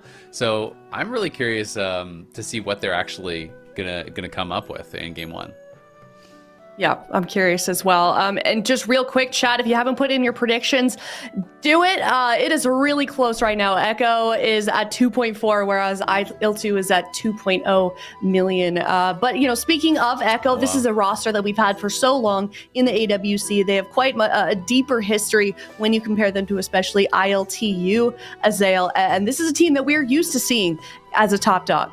Yeah, absolutely. I mean, these guys have been playing for so long, you know, across many different organizations, like Waz, Raikou. You know, this is very old school. You're seeing, you know, with Minpoike and Zunayaki and like all these guys who have been legends for so long, you know, playing with Chaz and Swapsy, you know, winning BlizzCons, you know, dominating AWC across so many different years, across so many different teams. Waz has just been the like undisputed rogue king of Europe for many years now. You know, we even heard you know, them talking about it, Corky talking about it in the interview after they beat them, that, you know, people just feel like there's not even any point in rolling a rogue because you're just not going to be as good as Waz. And so he was really crediting, you know, his teammates for feeling confident to actually swap over to rogue and to kind of challenge the rogue god himself on a rogue, because it's like, he has just been running the show for so long. People just are always thinking about ways that they could beat it, and they just never even consider trying to challenge him on his own class. Yeah, it definitely makes a huge statement when you see a sort of a newcomer team, choose to mirror a class that your opponent is playing, such as Echo. So I cannot wait to get this series started. It's best of 7 as well. The chat, they have spoken. It is basically dead even between ILTU and Echo, but maybe we can take a look at our predictions here on the desk. I've learned my lesson. I am no longer voting against ILTU, so I feel like I'm taking maybe a bit of a risk here. Zico, Zale, you guys are both 2 and 4 in favor of Echo. Yeah. So are you going for the perfectly imperfect? That would be 0-7 in predicting against them if they win, Zico. That's exactly what we're doing. To be honest with you, my heart wants ILTU to win, but every time I bet against ILTU, they win. So for me, either I get the prediction right by Echo winning, or ILTU, which I'm secretly cheering for a little bit, is going to be able to grab the win here. So I'm throwing a curse on Echo right now. It's definitely top secret when you tell 20,000 people on screen. Like, it's secret, but I am cheering for them. Wink, wink. A little bit. Boy, yeah, I mean, it's interesting that, the desk kind of reflects exactly what's going on with chat right now. I think both sides are sort of about half and half for these teams, which I think really goes to show how much ILTU has proved themselves. The first time that we had a prediction or a match at all with ILTU, I don't believe it was as much in favor of them. So this team has risen so quickly in the European region, and I cannot wait to see what they're going to do here against Echo. But they've really been turning it on today on the side of Echo. Is it going to be enough for them? We're going to find out now here. The conclusion of the European Season 1 here in the War Within. It's all coming to a head. ILTU versus Echo, game number 1. ILTU already has made history. They're the first team to win from the bottom of the gauntlet. They've won 6 straight series in AWC this weekend at the grand finals here, looking to make it lucky number 7 and take down Echo. But Echo today on a 6-game winning streak. Let's see what's going to happen here in game number 1. It's going to be the RMP, Zico.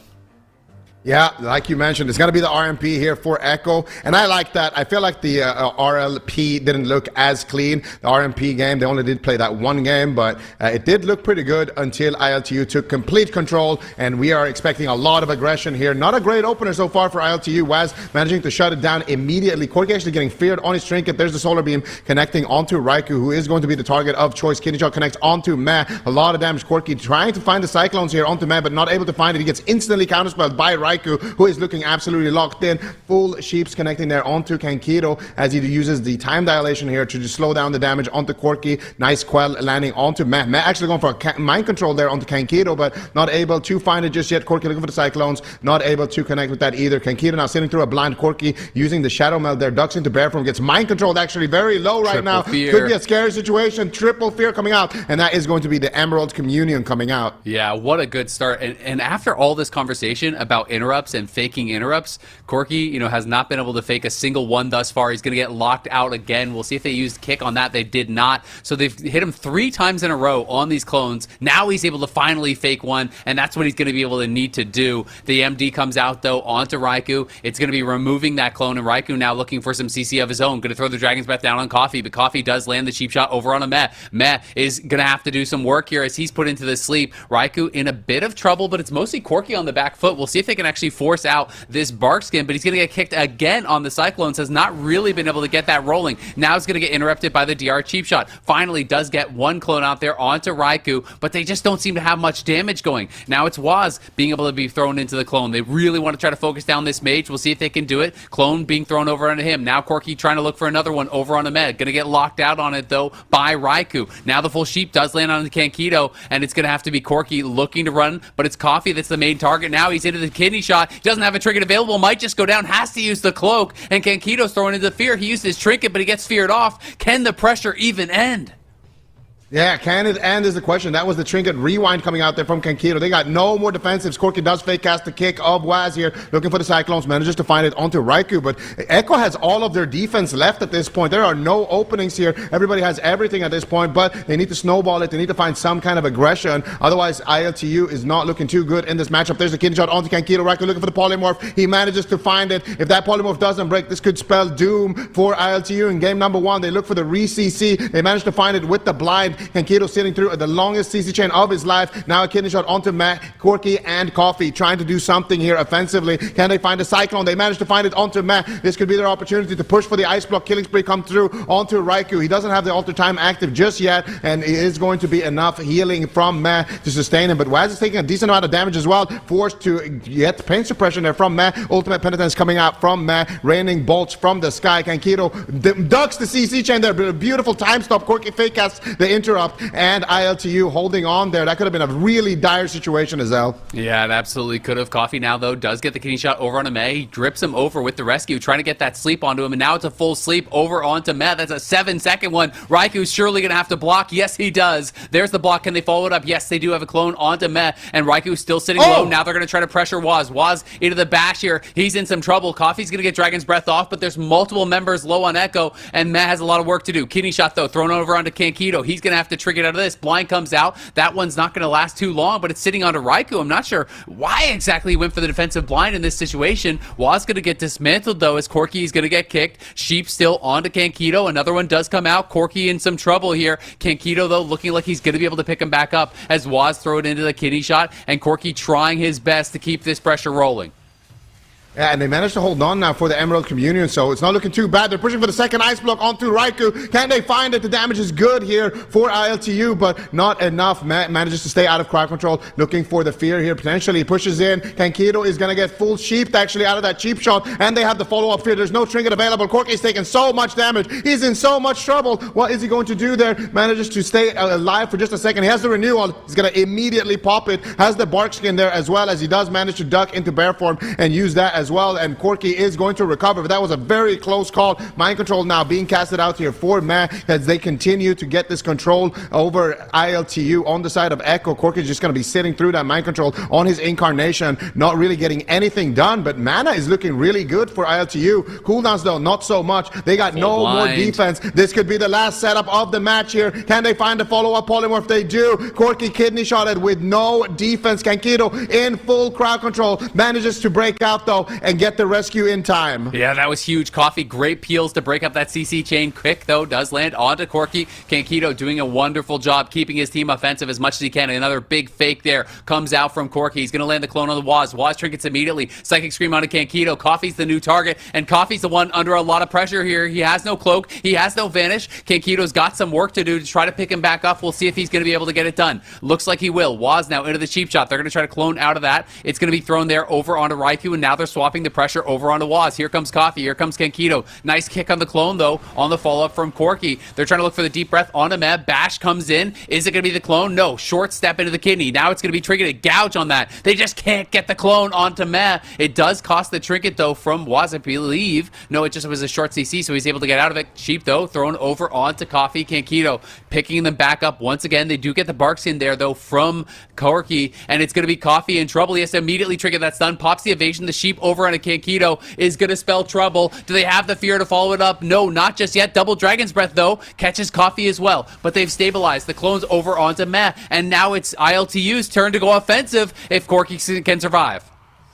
Can he survive, though, is the question. Coffee's rotting down as well a little bit. Nice counterspell there, sniped onto Kankito. He does have his trinket rewind again, so they have a big get-out-of-jail-free card on the side of ILTU. Mana is somewhat even, slightly in lead of ILTU. They managed to get the Solar Beam there onto Matt. Do they have any damage, though, to dump out onto Raikou? It doesn't look like it. He's doing a good job just avoiding it for now, but now Raikou is back in open field. Could be a scary situation. Sleepwalk onto Matt. Kidney shot onto Kankito. It's a 2v2 situation. Bash, clone onto Waz there from Corky. Corki as Matt comes out of crowd control, looking for the fear, but not able to find it onto Kankito as they're both dancing around that pillar. Kankito manages to blink away there, actually trying to avoid the fear, and they get a cyclone onto Matt. Corki is doing what he can to stay alive in this position. He's got the bark skin active. He's kiting around the pillar, but they're going to swap to Coffee. This could be very dangerous for Coffee. What is he going to do? Cloak of Shadows trades, but big damage coming out from Wes with the killing spree. The ultimate penitence as well is in the sky doing work here, and as they switch back to Corki, Kankito with basically nothing left here at this position, just trying to get aggressive. They need to find crowd control onto Matt. They need to find a setup because the game is slipping away here from ILTU. Corki pushing in here, looking for the setup, but not able to stop it. Waz is going to be there once again, shutting it down. Emerald Communion from Kankito as he sits through another polymorph. They need to find some pressure onto Raikou. He still has both of his ice blocks coming back up here. It's looking good for Echo. Yeah, it is, and the dampening is really ramping up. Kankito struggling to heal through this pressure here. Corki trying to stay alive as best as he possibly can. Does have that renewal available. The Barkskin's going to be back up soon, but is it going to be soon enough here? He has to get rescued out by Kankito, but Kankito's thrown into the kidney shot off of that trinket. It's a full sheep. This could be the end for Corki. Is there more CC to follow? Coffee doing his best to try to break it up, but he can't stop the resheep. Corki does have the Barkskin, though. He's trying to survive. Kankito finally out of CC, but he's going to get thrown into the cheap shot. Corki's Barkskin's about to expire, and there's just not enough healing left in the tank, it feels like, from Kankito to get him back up. The Dream Breath comes out. The CS is there on to Corki. Nice fake on the kick from Kankito, but still, Corki is sitting too low.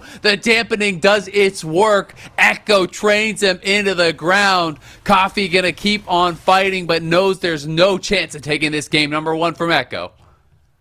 Echo is looking like a different team today compared to Saturday. They are on fire, winning so far every single game that they have played today. The RMP is looking good. Raikou, especially on that mage, doing a phenomenal job finding the polymorphs, staying out of harm's way when things get too dangerous, and they managed to drag it out to about 42% dampening, I believe, there before the kill was secured onto Corki. He played a phenomenal game of defense, but I think we mentioned it during the cast, was not able to fake cast enough interrupts here to actually get those setups that we saw from ILTU earlier on. And then here at the end, we saw the kidney shot, the sheep into the DR sap, and then Matt pushes in here for the fear, but Kankito actually fake casting an interrupt there with the Dream Breath, gets himself a precognition for just a moment. Corki tanks a counterspell, ducks out of bear form, but the damage is too high. Dampening is just too ramped up. The Ring of Fire is ticking. The killing spree is just too much damage for Kankito to heal through, and at that point, Echo will claim game number one. But I feel like this is a really close matchup either way. I think that Kankito especially did a really good job also trying to stay out of CC, but it's just so hard for him against that RMP to keep himself in the fight and get his damage out and be as effective as we saw him during the earlier matches. Yeah, it is really, really difficult. And, you know, Corki did fake quite a lot of interrupts, but at the same time, it's just like Echo was so on point, I think, with their interrupts, and you know, they're not actually sending them too early. They're not biting early on fakes, so they're making him fake multiple times if he ever is even going to be able to dodge one of those CSs or kicks. And so many times they were locking it out. And it can get really, really tough when, you know, you need to fake the interrupt. You fake multiple times. They still haven't kicked. Then you go for it. You just get stunned on it. Then it's like you haven't done anything for so long. Coming out of the stun, do you just start faking again? They still have their kick up, you know? Like, it becomes this weird situation where you can't do nothing but fake. So then you have to, like, fake into an instant and try to get some things going. But then it gets, you know, kind of this desperation point where, okay, now all of a sudden you get locked out. You come out of that. And then you have to start faking again because the other guy still has an interrupt. And it's like this vicious cycle. If people aren't, you know, going for those fakes, it can get really, really tough. Yeah, it's definitely a mind game, and right now Echo, they seem locked in, and I also really like that they don't overlap any of their kicks. That was an issue, you know, that we heard from them earlier on, that they were overlapping a lot of their kicks. They were, kicking at the same time, and then all of a sudden, if you're kicking at the same time and you both got faked, that is just disaster. Because that's going to be such a long period of time where Corki is going to be super oppressive with his Cyclones. But ILTU, I feel like they didn't look as polished as we saw earlier on, so maybe they just need a bit of a warm-up game. And I think that's also another one of those things, right, where if you're ILTU, you've been sitting around in the grand finals forever, just waiting for your opponent. Whereas Echo, they've gotten, to build up some momentum. They've gotten to build up some steam. They've been playing the whole day. And I feel like maybe it's one of those situations where being the team that's just constantly playing and getting their reps in and staying warm is actually kind of affecting them in a positive manner.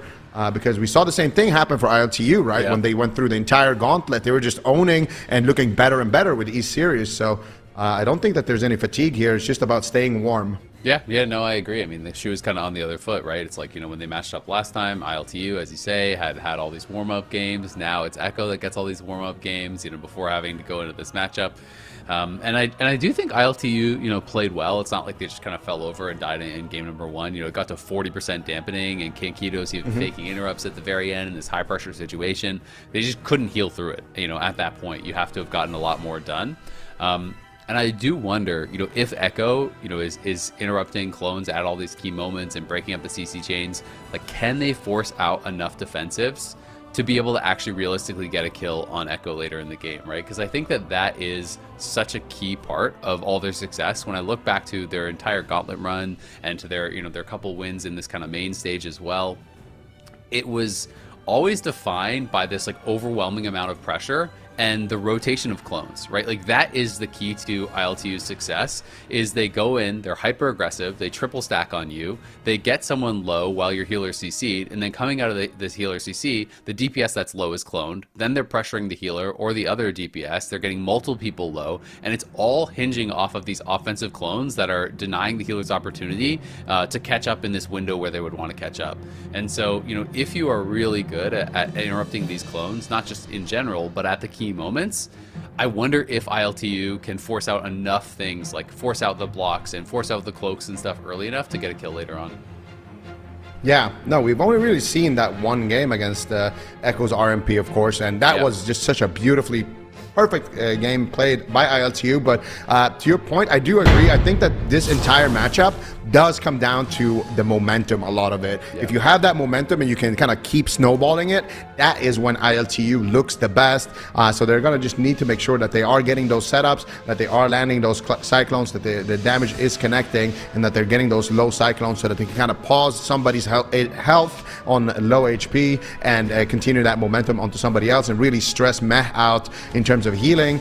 Let's see what they can do here. It is game number 2. We are on hook point. ILTU versus Echo. Can they do it? You got a sap onto Raikou, a cheap shot onto Meh. There's the sleepwalk onto Meh as well, and it was with the oppressing roar, so that sleepwalk is very extended. They get the cyclone there as well. Good pressure onto Waz, already forcing out his evasion in that position, but they don't get any of the trinkets. They don't get any of those major defensives, so it's still a decent opener here for Echo as well, managing to recover without spending too much. Yeah, without spending too much, definitely. Nice clone, though, over onto Raikou, and the pressure is still mounting onto Waz. Waz is going to have to try to get a little bit defensive. He's going back. There's a bash over from Corki onto Meh. He's looking for the clone, but he's going to get cheap shot on it. He did trinket. There's a double fear coming out on both the DPS, and now Coffee in a lot of trouble. He has no trinket available. The Emerald Communion has to come out because Kankito was stuck, and the Icy Wall is actually going to block the Emerald Communion healing there, put him out of LOS for a second, but a great sleep over on a Mech, and they get something rolling with this. Raikou going for the shifting power. He's into that block already. They are really ramping this pressure up in this second game. Corki pushing in, looking for the clone again here. He's going to get locked on that one, though, but it's Waz now that's under fire here. Waz has no trinket available, does have the cloak, not going to have to use it just yet. Waz, though, into the clone. They're back onto Raikou. This is exactly what we want to see from ILTU.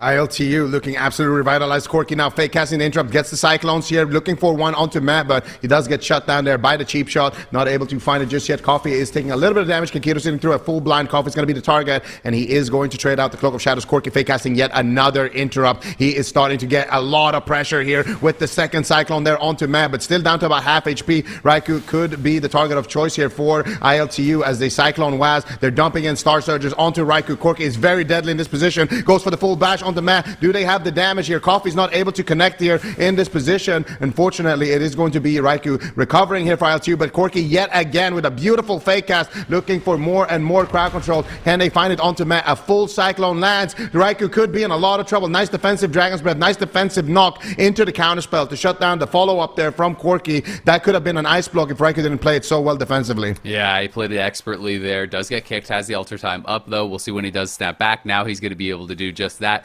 Corki, looking for these clones, has been playing out of his mind in this second game, finding clone after clone, faking all these interrupts. Meh, looking for the mind control. I think he faked that one potentially as the beam came down there from Corki, but Corki and Coffee seem to have really been slowing down offensively, and Coffee's in a lot of trouble. There's cheap shot over onto Kankito. What are they going to have to respond? And they've got nothing. The trinket, the rewind, it's too late from Kankito. Echo just kill off the Rogue and claim game number 2.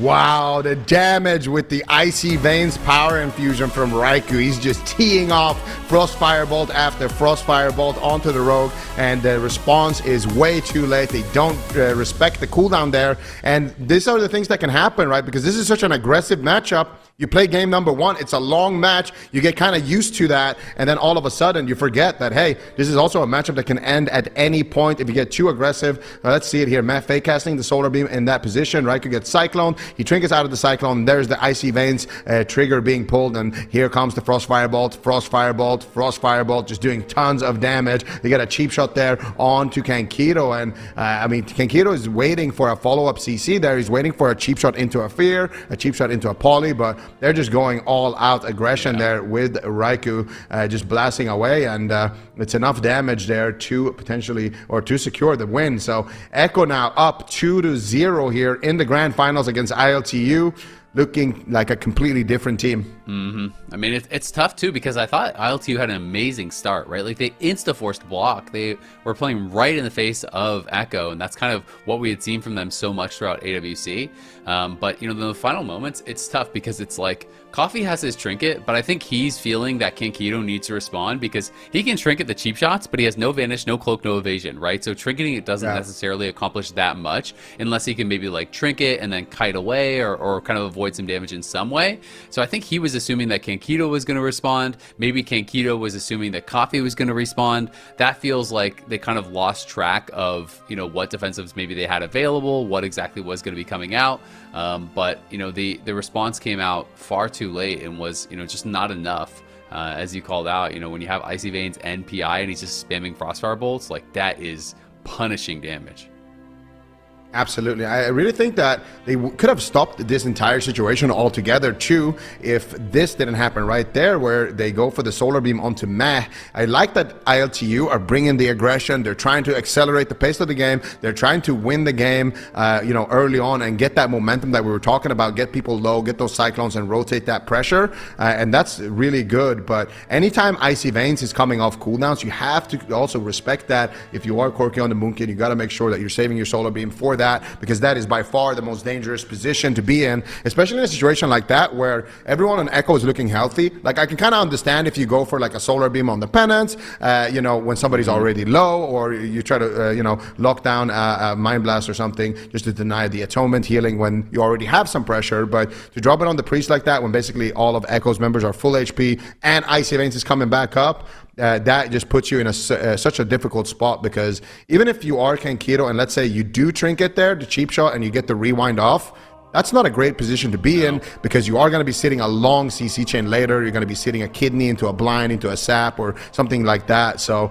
it just puts your team in a bad situation, kind of no matter what you do going from that point. So I like the aggression, but I want to see them slow it down just a little bit and still respect the cooldowns that Echo have that they are bringing to the table. Yeah, no, I absolutely agree. I mean, I think it is a really good point, and it's easy sometimes to get in that mindset of like, you're just trying to insta interrupt something, right? And, you know, he just like quick fires that beam down. But at the end of the day, it was also just a mind control that probably could have even been LOS, right? Like, it wouldn't even be, you know, necessarily that threatening. So, you know, if he did have that beam, you know, he maybe could have interrupted some of those Frostfire Bolts and prevented that situation. So we'll see. They are going to swap it up now, though. They did sweep Echo last time with the Moonkin comp, but not working today. Echo just feeling like they're too on point. So they're going to bring in Guz, they're bringing in the Ellie, and they are going to block Rook hold. It is not match point yet because it is best of 7 for the grand finals here, but Echo obviously with a bit of a stranglehold on this series, and you have to feel like if Echo takes this game as well, it is going to be very difficult to come back. Interesting. So ILTU are bringing in Guz here. I feel like it's not a bad idea. I mean, if you're bringing in Guz, you want to do it in this game where if it doesn't work, you still have one more game to play around with, rather than bringing him in when it's like do or die.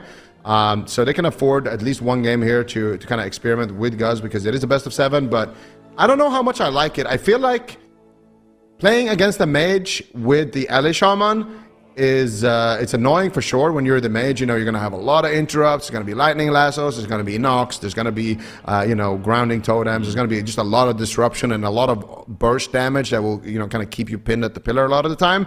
But it is also a good target for rogue mage to go after. It's not going to be quite the same also if you don't have those cyclones. I feel like ILTU's win condition, a lot of it comes down from those CC chains. Yeah, I completely agree. Without the CC, you're basically hoping to kind of like 100 or 0 someone. And I just feel like Echo are so good about playing around their opponent's burst windows, right? And if you don't have CC to kind of like set up those situations where they don't have any response, it's very, very difficult. So we'll see what Guz is going to be able to get down, but I kind of feel like you feel, where they might just be targeting this Ellie Shaman, you know, very, very heavily and trying to make it so it's very difficult for him to kind of maximize that damage. Because if he's not just absolutely pumping, I don't think they're going to force a lot of defensives, but we will see what Echo can get done here. And we see Waz coming out. Raiku's going to get sapped on one side. Waz gets no sap at all. They're just going to be opening up onto Raikou, but it's a cheap shot on him. Cheap shot over onto Guz. You can see the step kick over onto Kankido as he was looking for a sleep onto Meh. Not going to find it though. Now a cheap shot onto Waz, and Raikou looks like he just has a great altar there. Snaps back in time, right back to full health, and pushes off a lot of what they were getting with that early opener.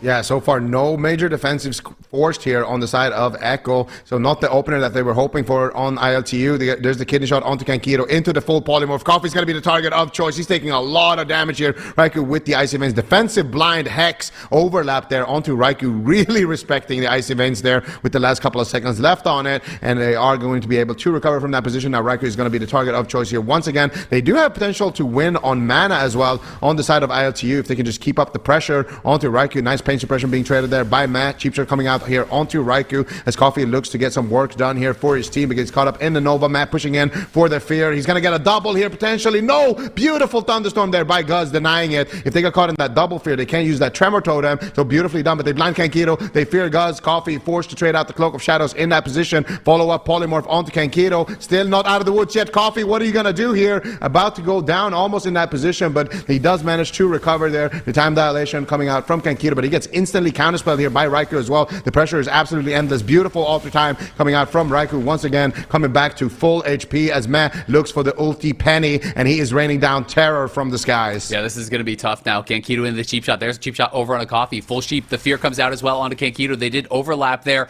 but Coffee's in so much trouble. He has no cooldowns to respond, and Kankido's got to do it himself. He trinkets. He rewinds. Will it be enough? The Vanish is now available for Coffee, so that's going to dissuade them on that one, but Guz is in trouble now too. Does he have a cooldown for him? Cheap shot over on a Med. They're trying to make something happen here onto Raikou, but Raikou has massive shields right now and almost has the altar back up. The kidney shot thrown there over on the Waz, trying to peel him off. Guz just can't get this rogue away from him. Does throw him into the root with the Earthbind Totem. Now the sheep comes out onto Coffee into the spell, but the re-sheep is there, and the fear comes down onto Guz. That one's going to get knocked out, and Kankido is doing a great job trying to keep his team alive, but now the sheep lands, and this could be problems. The CC might be endless. Raikou looking for a re-CC, can't find it, but there's a mind control. There's a kidney shot, and it's Kankido now under fire here. The cheap shot comes out on him. It comes out over onto Coffee as well. Kankido getting low. He's got to try to run here from Waz, but it's Raikou that's on the run as well on the other side. He's throwing the cheap shot, had the Icy Veins up. There's a blind over onto Kankido. Is there any follow-up CC? Yes, of course. Raikou lands the sheep, and is it Coffee now in trouble, or is it Guz? Guz trying to run away here as best as he possibly can. They're trying to break up the CC, but it's a fear over onto Guz now as Mez getting involved. The kidney shot comes down onto Mez. They're looking for Raikou, going for that shifting power as the interrupt did come down onto Guz on that lightning lasso. Waz is just everywhere disrupting what they're trying to do.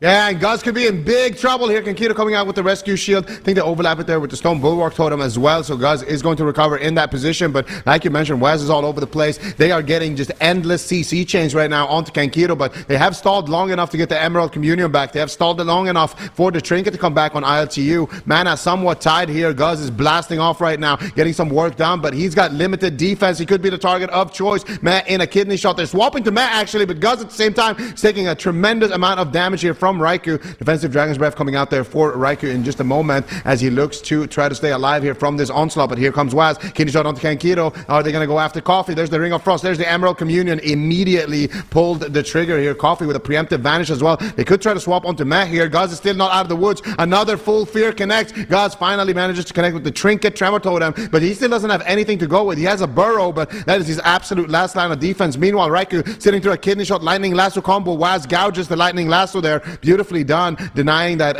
aura mastery there from Guz, as Guz once again down to half HP. Waz is getting blasted as well, but here comes another setup. Echo looking to push for the win. Full cheap shot into a kidney shot, into a sheep there onto Kankiro, and Guz is in so much trouble. The astral shift connects. Is Meh there for the follow-up fear? Kankiro blinks away to try to avoid it. Coffee stalls it with the interrupt, and they push for the ice block from Raikou instead. A great turnaround from ILTU. Yeah, that is massive. That was the Icy Veins and the PI used there on a Raikou, but instead it's him that's having to go into the ice block. It's him that's having to play defensive. Uses the altar, snaps back, but it's Coffee on his heels. Guz in trouble as well. Kankito's got a lot of work to do. We'll see if he can get it done here. Raikou pushing forward, does have one more block. Looking for the Frostfire bolts here onto Guz. Waz as on the back of him as well. Now jumping over onto Coffee. Throws down the cheap shot. There's a cheap shot on Guz. There's CC on all three members right now. Guz trying to survive is going to get put into the mind control there. Polymorph's trying to come out here. Dragon's Breath over on a Kankito. Looks like the sheep is going to connect, and this could just be the end of it. Guz has nowhere to go. Nothing left to survive. Echo are unrelenting with their pressure. They overwhelm ILTU, and even with the comp swap, it makes no difference in the end. 3-0 Echo.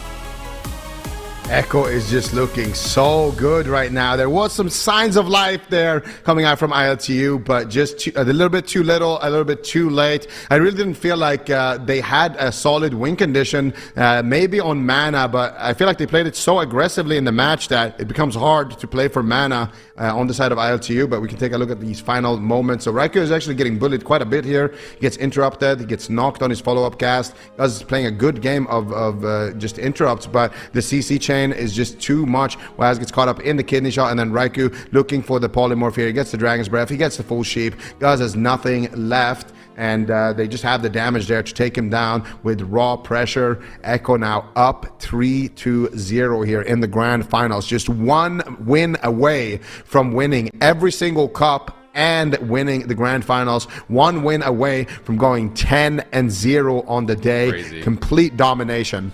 Yeah, they are looking just on another level, and it's so tough because it looks like, Coffee did have his kick up, maybe could have stopped that sheep, but at the same time, he's obviously trying to stop Waz from being able to get free and finish him off, so he's trying to peel him, but it is really tough. Just when Echo is playing this well, there's really no one that can touch them. They're just looking too damn good.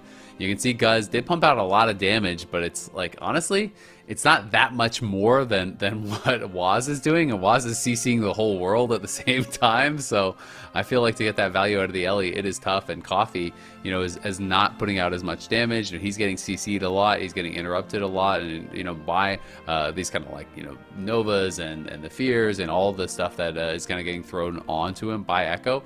They've been really doing a good job kind of disrupting what he is looking for. And now I'm just curious, what do you think? Should they actually run it back with the Ellie, or do you go back to the Boomkin? Because now you have to win 4 in a row.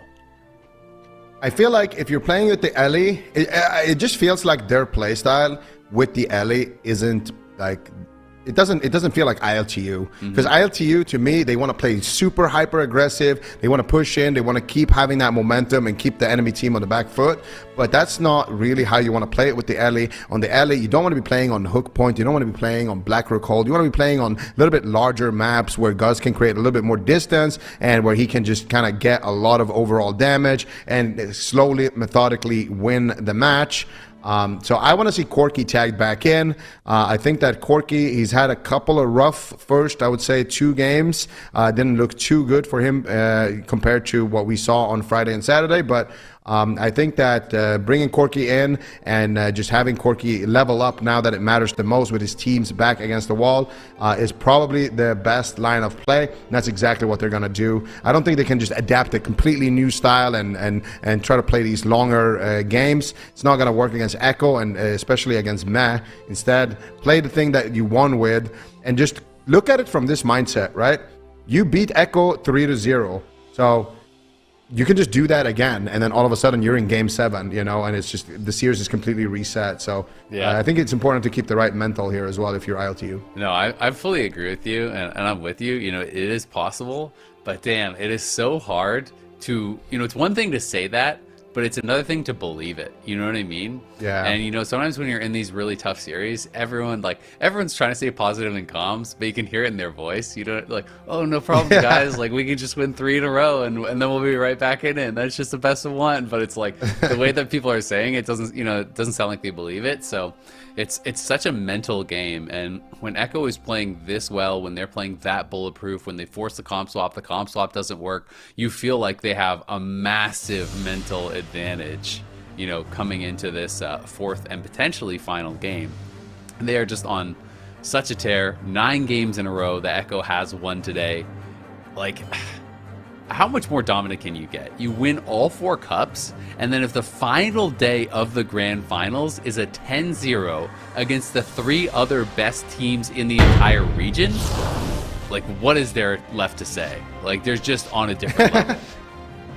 Yeah, no, they absolutely are on the side of Echo. It's been, you know, just a crazy season for them. And they've just been playing their mains, too. So it's been fun to watch here. I mean, you could say comps and whatnot, but there's plenty of other great teams that are trying these comps. But this is match point. Echo versus ILTU, already an aggressive opener here. Solarbeam coming out onto Raikou. Corki is going to be getting kicked here in the opener, looking for the Cyclones, looking for the fake cast, but Raikou is too quick with it. Manages to land a counterspell. Corki forced to stay it in bear form as Raikou is teeing off here with the power infusion. He's looking for the ice wall there as well. Not able to find it though. He's got his icy veins rolling for a couple of more seconds. Corki, what are you gonna do here? They need to respect the beautiful ice wall coming out there, blocking Kankiro for just a second, but does manage to recover. But that was the rewind. Huge cooldown trade here for ILTU using the renewal, Barkskin, and rewind, and Corki's trinket just in the opener. Yeah, I mean, Corki got kicked on a clone, then CS on a clone, then mind controlled on a clone, then kicked on a clone, then CS on a clone. He hasn't been able to get a single thing off. He hasn't been able to take a single interrupt. He's just getting locked down by Echo, who are just looking so good. Emerald Communion comes out. Rewind is used. Everything is getting burned through. Coffee's in trouble. Corki's in trouble. Corki's got nothing remaining. He gets locked again. They are just relentless. They refuse to let this Moonkin do a single thing so far this game. Now he's looking for a clone. Will he finally get one? Yes, he does. It's DR1 over there onto Met. Raikou looking to try to keep that damage rolling, though. He's being put into the kidney shot. Coffee putting some big pressure onto him. Kankito getting involved as well, but there's the cheap shot over onto Kankito. Cheap shot onto all 3 members right now, and the double fear comes out. Kankito stuck in it, and this could just be the end right here, right now. Trinket comes out from Kankito. He's going to be able to keep Corki alive, but now he's truly tapped on these cooldowns. Good fake there from Corki. Going to be able to get a CC over onto Met. Coffee's going to be dismantled. There's the bash onto Waz. Corki looking for another clone, but he's going to get locked. Of course he is, by Raikou. Raikou just on fire in these series today. Yeah, and Raikou just reset his counterspell, so he's got another one in his back pocket here. They have nothing left on ILTU. It's literally checkmate. Corki might be able to survive here with the Barkskin. Actually manages to sneak a Cyclone through there. Raikou did have a counterspell for that one, but they let it happen, and instead it's going to be potentially a counterspell here. No, Raikou gets stunned there. Nice deep breath coming out there from Kankito, making some MVP plays here to keep his team in the finals with their backs against the wall. A huge swap onto Kankito, though. Big damage connecting from Waz and Echo. They're looking for the win, but they're not able to find it. Waz with an aggressive Cloak of Shadows and an aggressive evasion in that position could be a swappable target here for ILTU that they could capitalize on. We have seen them take down the Rogues previously in this matchup. Corki looking for the Cyclone. Finally does fake cast an interrupt, but it's overlapped the Cyclone with the Sleepwalk, but still has some time to get the follow-up Cyclone. Corki, though, on the ropes. Could just go down right now. The full blind is secured. Corki, what are you going to do? He ducks into bear form. The renewal comes out in just the nick of time. Corki is able to stay alive one more time defiantly against Echo, but they truly have nothing. And Waz, Raikou, and Meh are hunting him down. They are looking to claim victory in the EU Grand Finals. Can they do it? Working down to half HP, and the next CC chain on Kankito could just seal the deal. Yeah, he's going to try to get away. He's got to try to buy some time for these cooldowns to come back up. We'll see if he's going to be able to do it. Nice bash looking for the clone onto Meh. Waz in so much trouble. That's the trinket. That's the swap. Finally signs of life here from ILTU. Corki trying to keep this pressure rolling. Coffee's on the back of Raikou. He's going to look for the blink sheep. It's going to get beamed there. Nicely interrupted. Corki Corky gonna get kicked as well on his clone, though, and Coffee's over to the side. There's the kitty shot over on a Kankito. They got to stop this poly at all costs, but they can't do it, and this could be the end right here, right now. He's going to be able to get out, though. Kankito trades out that trinket off of that sheep. Corky now, nice fake on the interrupt. Going to be able to look for a clone. Does find it on Ahmed. Raiku's in trouble. There's the block. They're forcing a lot of cooldowns here. Another clone comes out there on Ahmed. They want to look for one more clone, see if they can actually get back over on a Raikou. They're not going to be able to do it just yet. Mez doing a good job topping his team off for now. Kick does land onto that clone from Corky. It's up to Kankito to stay out of CC at all costs here. 15 seconds about until the Barkson's going to be back up, but there's the full sheep on a Kankito, and I think this is going to be it. Corky's trying to survive, but the CC got actually broken. Kankito's walled off, though. Kankito can't get to him. He's trying to get back to his team. He does finally do it. The Quell comes in on the mind control, and the Sleepwalk is there as well. Raikou could get this turned around on him. Raikou does have another block available, but there's CC going everywhere. The double breath connects on all three members from Kankito, but now he's stuck into the cheap shot. The Emerald Communion comes through. Corky's doing a good job not LOSing it, but there's the blind to follow it up. There's just nothing left, it feels like. Now the sap is out of that. Corky tried to survive with the Barkskin. He's got to get away, but he doesn't have anything remaining. The sheep is there, and that is going to be that. Echo win 10 straight games, 4-0 the finals, and they're the AWC Grand Champions. Absolute domination coming out from Echo. You can make these guys bleed, but once they drop down to that lower bracket, they just flip a switch and they clean up the entire region here on Championship Sunday. A well-fought victory against ILTU. A well-fought game here from ILTU as well. They did manage to bring it back here a little bit towards the end. We can take a look at those final moments, but Kankito trading out the early Emerald Communion. Corky not trying to line of sight it, but then here comes the CC chain. It's a full blind, and look at this defensive blind from Coffee onto Raikou as well, slowing down the damage, but then Corky gets a false sense of security. He feels a little bit healthy. He goes out and tries to lock Meh there with the solar beam. Raikou comes out of the blind, gets the follow-up CC, and they are able to take Corky down. So a little bit well played from both sides, but a little bit overconfidence coming out maybe there from ILTU in those final seconds. They thought maybe they were already out of the woods with that defensive blind, but there was just more and more, and Raikou adapting in to that ice wall as well, building up a lot of pressure that kind of led to this position, and that is just the RMP of Echo. You know, we usually say when we talk about RMPs, it's all about the hit and run strategy when you play RMP, but with Echo, it's just the whole game. It's just one infinite go. They just never give you a chance to react and to play the game. Someone's got to nerf that. That's crazy. I mean, the start of this game as well looked so demoralizing for Corky. It was legit fake multiple times, trying to get the fake, gets kicked on his clone. Then he comes out of that, tries to fake multiple times, then gets CS on his clone. Then he comes out of that, tries to fake, and then goes for a cast, gets mind controlled on it to interrupt. Comes out of that, tries to fake, gets kicked on it. Comes out of that, tries to fake, gets CS'd on it. Then he gets CC'd on it, and it was just like, the man has tried to cast 20 Cyclones and gotten 0 at the beginning of the game. They were just locking him down perfectly.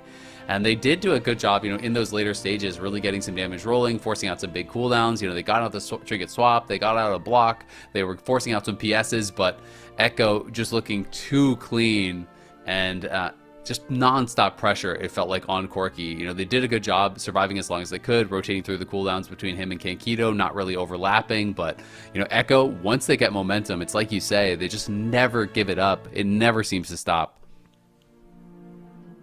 Yep, that is the Echo way for sure. 4-0. ILTU not able to take a single game off of this team. When you look at the series that we had yesterday between these two teams, it was the exact opposite. Frankly, Zico, I'm surprised that ILTU wasn't able to get a single game. I mean, to you, what were the biggest differences between how we saw Echo play against them today versus the last time?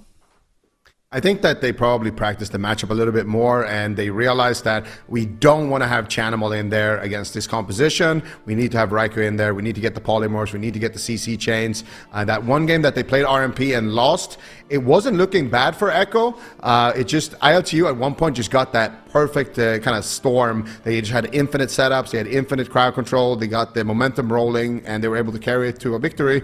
But being able to kind of repeat that a lot of times in a row is definitely not an easy feat. So I think Echo, they came in, you know, just better prepared, and they looked absolutely deadly. I think Raikou had a really good series as well.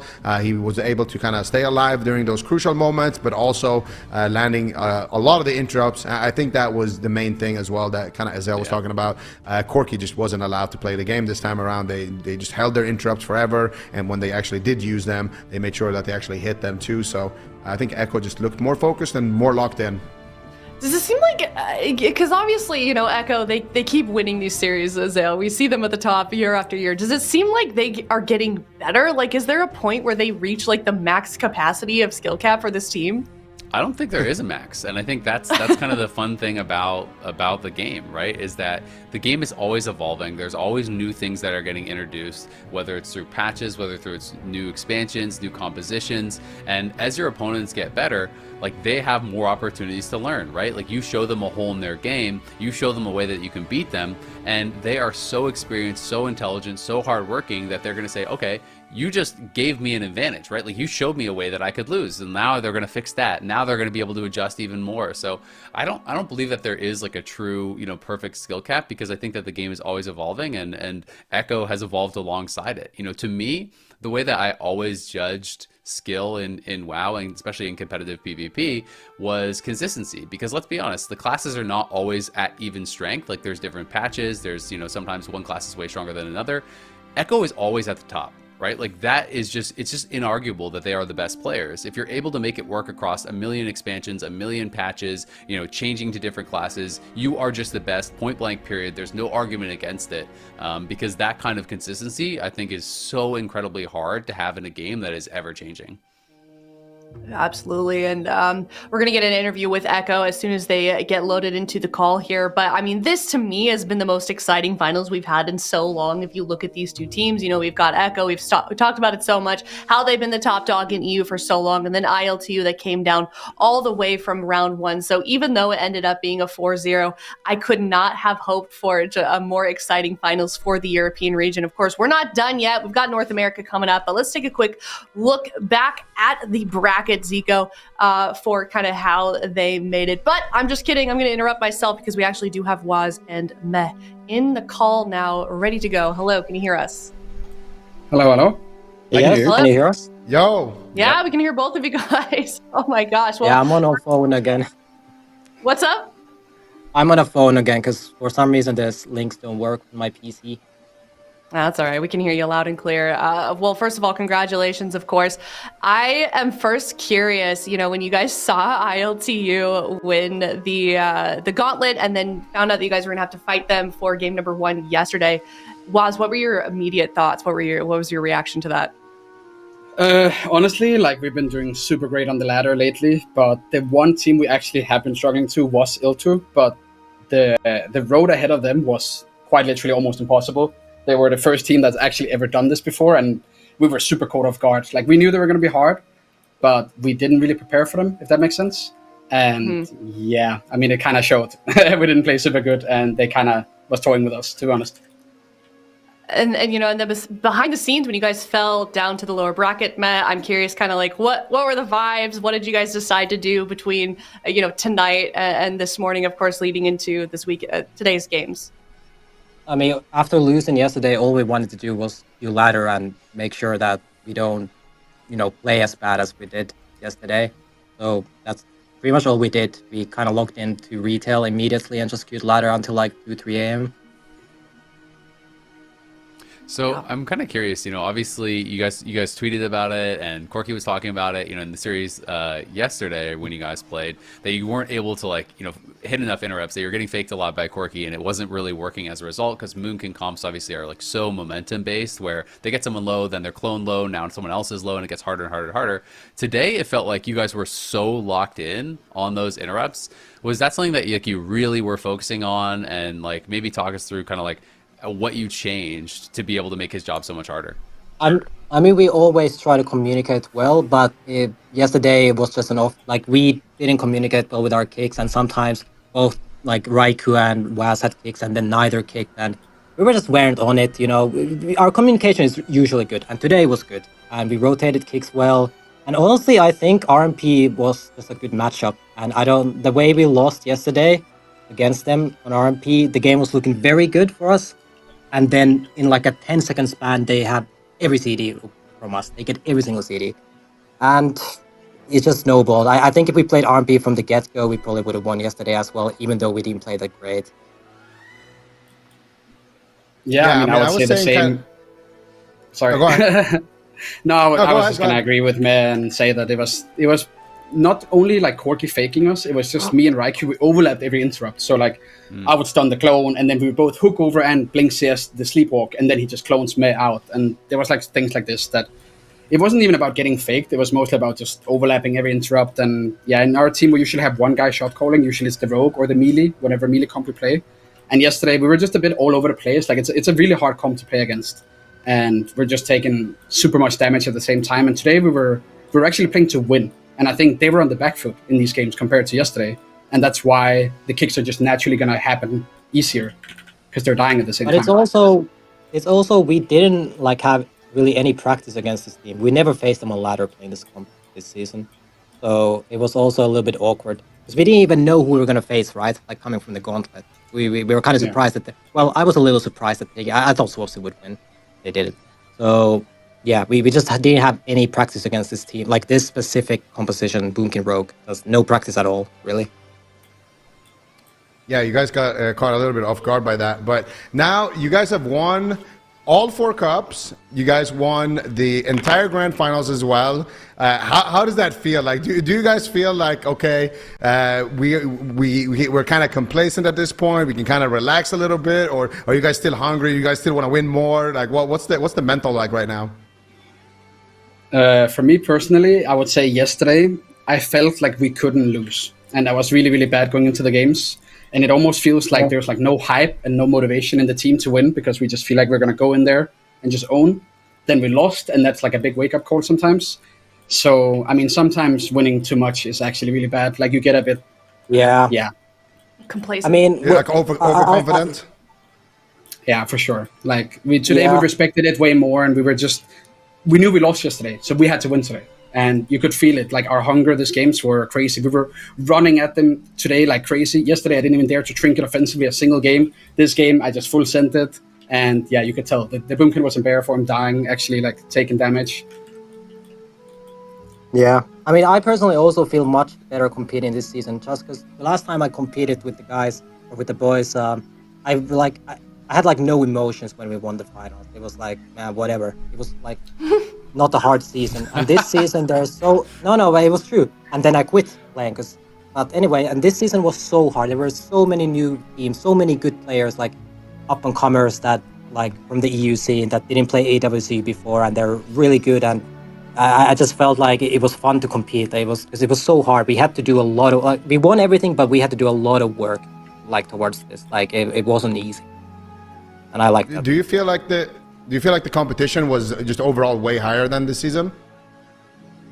Compared to the last season that I played, definitely. Yeah. Yeah. They were Alright. for sure. I mean, if teams that like mean- Longtar and Fuston don't make it into like a championship, tournament Yeah, like this now and that's then, al- that's also that just crazy. shows True. you how hard Europe actually is right now. Yeah. So does this mean we get another season of Meh? Oh yeah, Okay. I had to promise the team that I'm rooted for a long time now. I'm not Okay. going anywhere. I renamed To sign a long-term group call. contract. Yeah, I renamed our group call to 2024 to 2030, so 6 years more. Awesome. He's full CC'd. All right, well, looking forward to it. All right, Waz, Meh, any final words before we let you go? You want to go first, Thomas? No, you can go. You're good at this. Okay. Well, of course, Echo, all the fans, the casters, you guys all did a great job. And Thanks, yeah, thank you so much for supporting us through thick and thin. I know, a lot of people want us to lose sometimes because it's fun to see also the underdogs win when everyone expects us to win. But yeah, it was hard to come back today. And we're 10-0 today, and we feel good. And the support in chat, I see them all. I see them in my Discord. We love you guys. And thank you for the love. Yeah, I mean Meh? everything that Wes said. Pretty much. Like for supporting us. It's amazing. Awesome. Well, congratulations once again, and looking forward to seeing you guys next season. Kings of Europe. Thank you guys. Thank you guys. Thank you. All right. Goodbye. Bye. All right, that was Met and Waz from Echo. Always good to talk to those guys. We've had quite a few of those interviews, haven't we? with that team. Yeah, I mean The they repeat. win and they win and they win. So we've definitely gotten to hear from them. And I mean, I just think it's incredible to be able to stay at that top level for so long. You know, I said it before, I'll say it again. It really is mind blowing, and it takes so much effort, so much dedication, so much skill to be able to maintain at the top for so long. And it's also exciting to hear that they think that Europe is getting more competitive, that there's more teams that are pushing them, more teams that can threaten them. Because that really does make you excited for the next cups to see, okay, if these teams were that competitive, if multiple teams were able to take them down this time, what's going to happen in the next cup for the War Within? Yeah, it's definitely a good point considering the teams that, were left in the gauntlet and some of the household names that didn't even make it to finals. So a very good point. But as competitive as it has been in Europe, that is the same for North America. We are not done yet. We've crowned our European champion. It went to Echo. Now we have to crown our North American champion. We've got 4 teams waiting on the sides, ready to go, ready to show even more competitive gameplay up next after this break. We are starting off with Silk Tigers versus F Tier. Silk Tigers, of course, the team that did come up from the gauntlet. Is F Tier going to send them home, though, because we are in an elimination round? Find out next after this break. We're heading over into North America.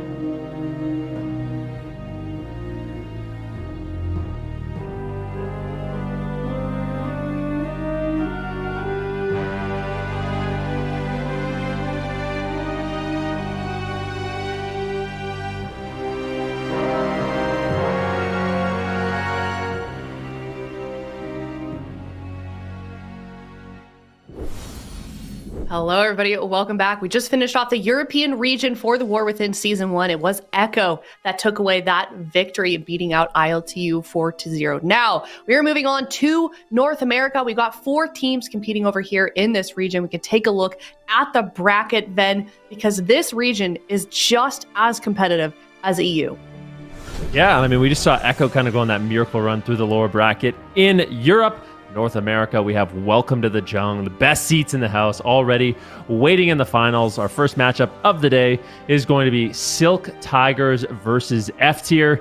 These two teams face elimination. The winner of that one will be going up against the Move. The winner of that gets their match against Welcome to the Jung. I mean, there's so much to play for here today. $300,000 going to be on the line of prize money. So these guys have all the reason in the world to play. Lots of money. You can see that first place is going to be $70,000. Each one of these series today is going to be a massive increase in money. As well, winning this first series gets you a medal, which is going to be really important for these players. It's the bragging rights, right? Like if you're a competitive WoW player, competitive PvPer, this is what you play for all year. These medals, I know these players have a lot of pride. Winning a first place medal like this or any of these medals is going to be a massive confidence boost and make these players really happy. So you guys have a lot to play for, and it should be a very exciting second half of the day. Should definitely be. Only 4 teams remain. Like I said, so many teams have competed in the North American region, and each and every one of the teams that are still here today had to face tremendous odds to be here, and they've been putting in so much work to get to this point as well. As Zale, for those that maybe aren't familiar with the teams that have made it to today, can we maybe do a little bit of a deeper dive on who we're seeing? Yeah, absolutely. I mean, Silk Tigers, if you missed them in the gauntlet, they were playing incredibly well. They didn't make the full run that ILTU did, but they started from one step up on that gauntlet. Were able to surprise, I think, a lot of people. Calvish, Kernis, Rallium, Engage, they were playing, this Mage Rogue comp, and they were playing it really, really well all the way through the gauntlet. They've been impressing a lot of people, and I do think that they can still be a threat, even though, of course, they weren't able to take down Welcome to the Jung, who was obviously a big favorite. And their opponents, F Tier, are definitely some big cleavers. We saw them playing yesterday. They did get taken down by the Move, but that was some really close games. Sol, Dorito, Laros, and Shaz. They've been playing a lot of Enhancement Shaman based comps. They can play some number of different things. They brought out the Fury Warrior Enhancement Shaman to try to train down the Move yesterday and try to take them down. Was really, really quite close, and I think that they also are another team that can be a pretty big threat. We've seen them take down some really big teams throughout the AWC Cups, and then of course the teams that are kind of waiting on a little bit further. Everyone knows them, everyone loves them. The Move unfortunately did have some power issues with Peekaboo yesterday that kind of hindered their chances, and I think that makes it even more exciting for a potential rematch if they can make it to the finals. There's also some heat in between them and F Tier after their series where they played, where F Tier did take down Peekaboo when his power went out, and some people took exception to that. So I think that could be a really, really hype series. But they've been playing obviously a lot of Feral, Shadow Priest, Holy Pally. That's been kind of their main composition. Peekaboo obviously known for his Rogue, but excellent on the Feral. I believe he's the highest in at least NA, if not the world, as far as solo shuffle rating is concerned on the Feral. So that's pretty cool. And then Welcome to the Jung. They are waiting in the finals. These guys are really, really incredible. They have been the most dominant team in the War Within this year. Absolutely. We saw them, take down the Move yesterday. Obviously, there were some power issues for Peekaboo there, but when when his power went out, they waited for him, they played it out, and their matches were really, really even. They have been playing, pretty much the same thing that the Move is doing. A lot of the Feral, Shadow Priest, and Holy Pally. And this is a team, especially a couple of them that have been around for so long, dominating across so many different rosters. Drake Jersey has been really incredible on the Rogue, on so many different classes over the years, and they've dominated across a lot of different organizations and have been kind of like the echo of North America, if you will. Yeah, they certainly have set up themselves to deserve that title. We're going to see them playing towards the end of the day in the north, not towards the end of the end of the day, because like Azale said, they are sitting nice and pretty in that grand finals position, waiting for an opponent. But we've got to get through these series first. It's Silk Tigers versus F Tier. Up first, if you're watching from home, get those predictions in. We sent in our predictions as well, and we can take a look at them right here. It looks like most of us are in agreement except for Zico, so we can't quite pick on him, but maybe I can kind of guess what he's thinking. You know, ILTU, they had a pretty great run, and maybe he's hoping that Silk Tigers will as well. Or maybe he doesn't like F Tier. Who knows? We'll have to ask him for the later. for the last place. Right. The last place dream. You're right. He's given up hope on the correct predictions. He's going for the bottom of the ladder. No. All right, well, let's see what these two teams have in store for us. It's Silk Tigers versus F Tier. Ready to go, starting right now. All right, blind picks are in. Silk Tigers leading with the Rogue Mage Priest F Tier. They're going to be locking in the Elemental Shaman Beast Mastery Hunter. So this is a very interesting composition. We've seen it in the past. I like to call this composition a mage's worst nightmare. I mean, these are two of the most unfun things you could fight, an Elemental Shaman and a Beast Mastery Hunter. Let's see if F Tier is going to be able to claim victory with this potential counter comp. Yeah, this is going to be exciting. The immediate opener there onto Saul. Nice scatter onto Calvish, trying to dissuade some of that damage, but Seralium is pumping into him. Is going to get sheared, though. Cheap shot now onto Laros, looking to get the damage rolling onto him as Seralium just sitting in the back, pumping out that damage with the PI, and the Frostfire bolts coming through here, trying to throw down that Ring of Frost. CC up a lot of these pets, just trying to mitigate as much as they can. They're going to have to do some kiting here, absolutely, against this comp. Throwing down the Blizzards, trying to LOS as much as he can. Blinks back now into that ring. You can see the Intim stun comes down onto Kearney. No CC to follow it up just yet. The Fear was thrown over on a Shaz. He's just going to sit through it as the Tremor was available from Saul. Saul and Laros are target acquired, though. They are just running after Seralium. Big Psychic Screen comes through. It's going to be willed out by Kearney. Kearney trying to keep his team topped off as much as he possibly can, but Seralium's in some trouble. Doing a good job, though, LOSing as much as he possibly can. Cheap shot now thrown over onto Saul. There's the Dragon's Breath, the Mass Polymorph coming out. He gets all the pets as well. Honestly, nice little tech choice here by Seralium, reducing a lot of that damage, but they need to get some pressure rolling. They've just been on the back foot the whole time. Yeah, Calvish now taking a huge swell of damage. He needs to be careful just in the middle of the map. Ernie's got some work here ahead of him. Adrenaline Rush pops out here for Calvish.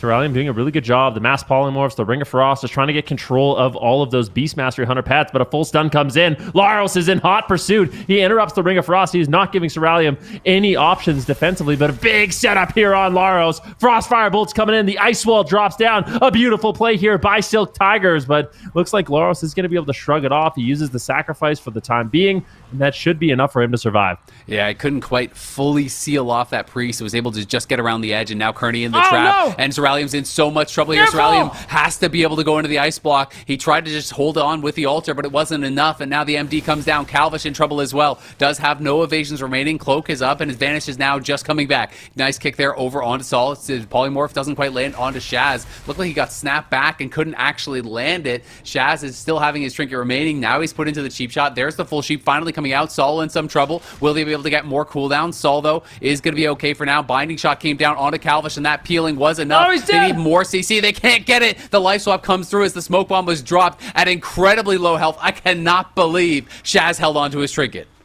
Yeah, that was greedy. Full kidney shot lands. Seralium, this could be the second ice block. Needs to be careful. Incoming damage from Saul. Here comes the power word barrier. And right now, Silk Tigers, they do not have much defense, but a beautiful counterspell by Seralium. Saul's getting low. Shaz has a lot of work ahead of him. Paint suppression trade. Saul is on the run. He realizes he needs to play defensive. He can just hold on. If F tier can recover in this situation, I feel like they're going to be able to take down Seralium. He blinks in. He gets caught with a lightning lasso. Nice interrupt there by Calvish. The double fear here from Kearney, but a double stun from Laros. Crowd control all over the place, but it is Saul who is caught in a stun, and they might be able to take him down. Big shatter combo coming in from Seralium with a full sheep onto Shaz. Saul leaps over. He's trying desperately to get away and does end up using the burrow. At the same time, though, Calvish is getting low. Yeah, Calvish getting low. There's no trinket on Shaz, though. Now no burrow, no shield wall on Saul as well. So if they get one more good setup, that might just be all they need. Shaz into the cheap shot. The polymorph is going to get sheared, though. Saul, good job deflecting that, but it might just not even matter. Saul is just getting sent. Shaz has so much work to do, and he's stacked on top of him. He's going to get Blink CS, and that's going to be all she wrote for game number one. Silk Tigers make it happen with overwhelming offense.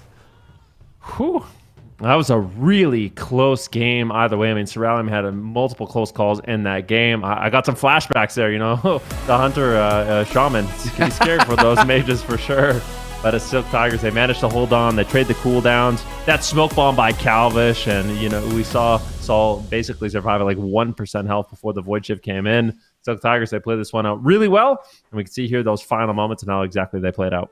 Yeah, exactly. I mean, it was just this push in. Shaz has no trinket. He's into the sheep. Saul's trying to do his best to survive here, you know, trying to kite it out, gets caught in the DB. You know, this was a little bit earlier when he had to use that burrow, but after the burrow was down, he's got no burrow, he's got no shield wall, there's no cooldowns remaining on Shaz, so it was going to be all about preventing CC if they could. They look for the cheap shot into the poly. That one does get sheared, but it's this next little bit of damage that's coming out. Shaz just doesn't have the cooldowns to actually get through it. You know, Calvish is stacked on top of him, and then the Blink CS comes through from Seralium on the penance. They're able to finish him off. Just really well played by the Silk Tigers. You could see Kearney at the same time had Laro stuck in a fear as well. And it's that cross CC that is the hallmark of RMP, has been the hallmark of RMP for, you know, going on 20 years or whatever it's been around for.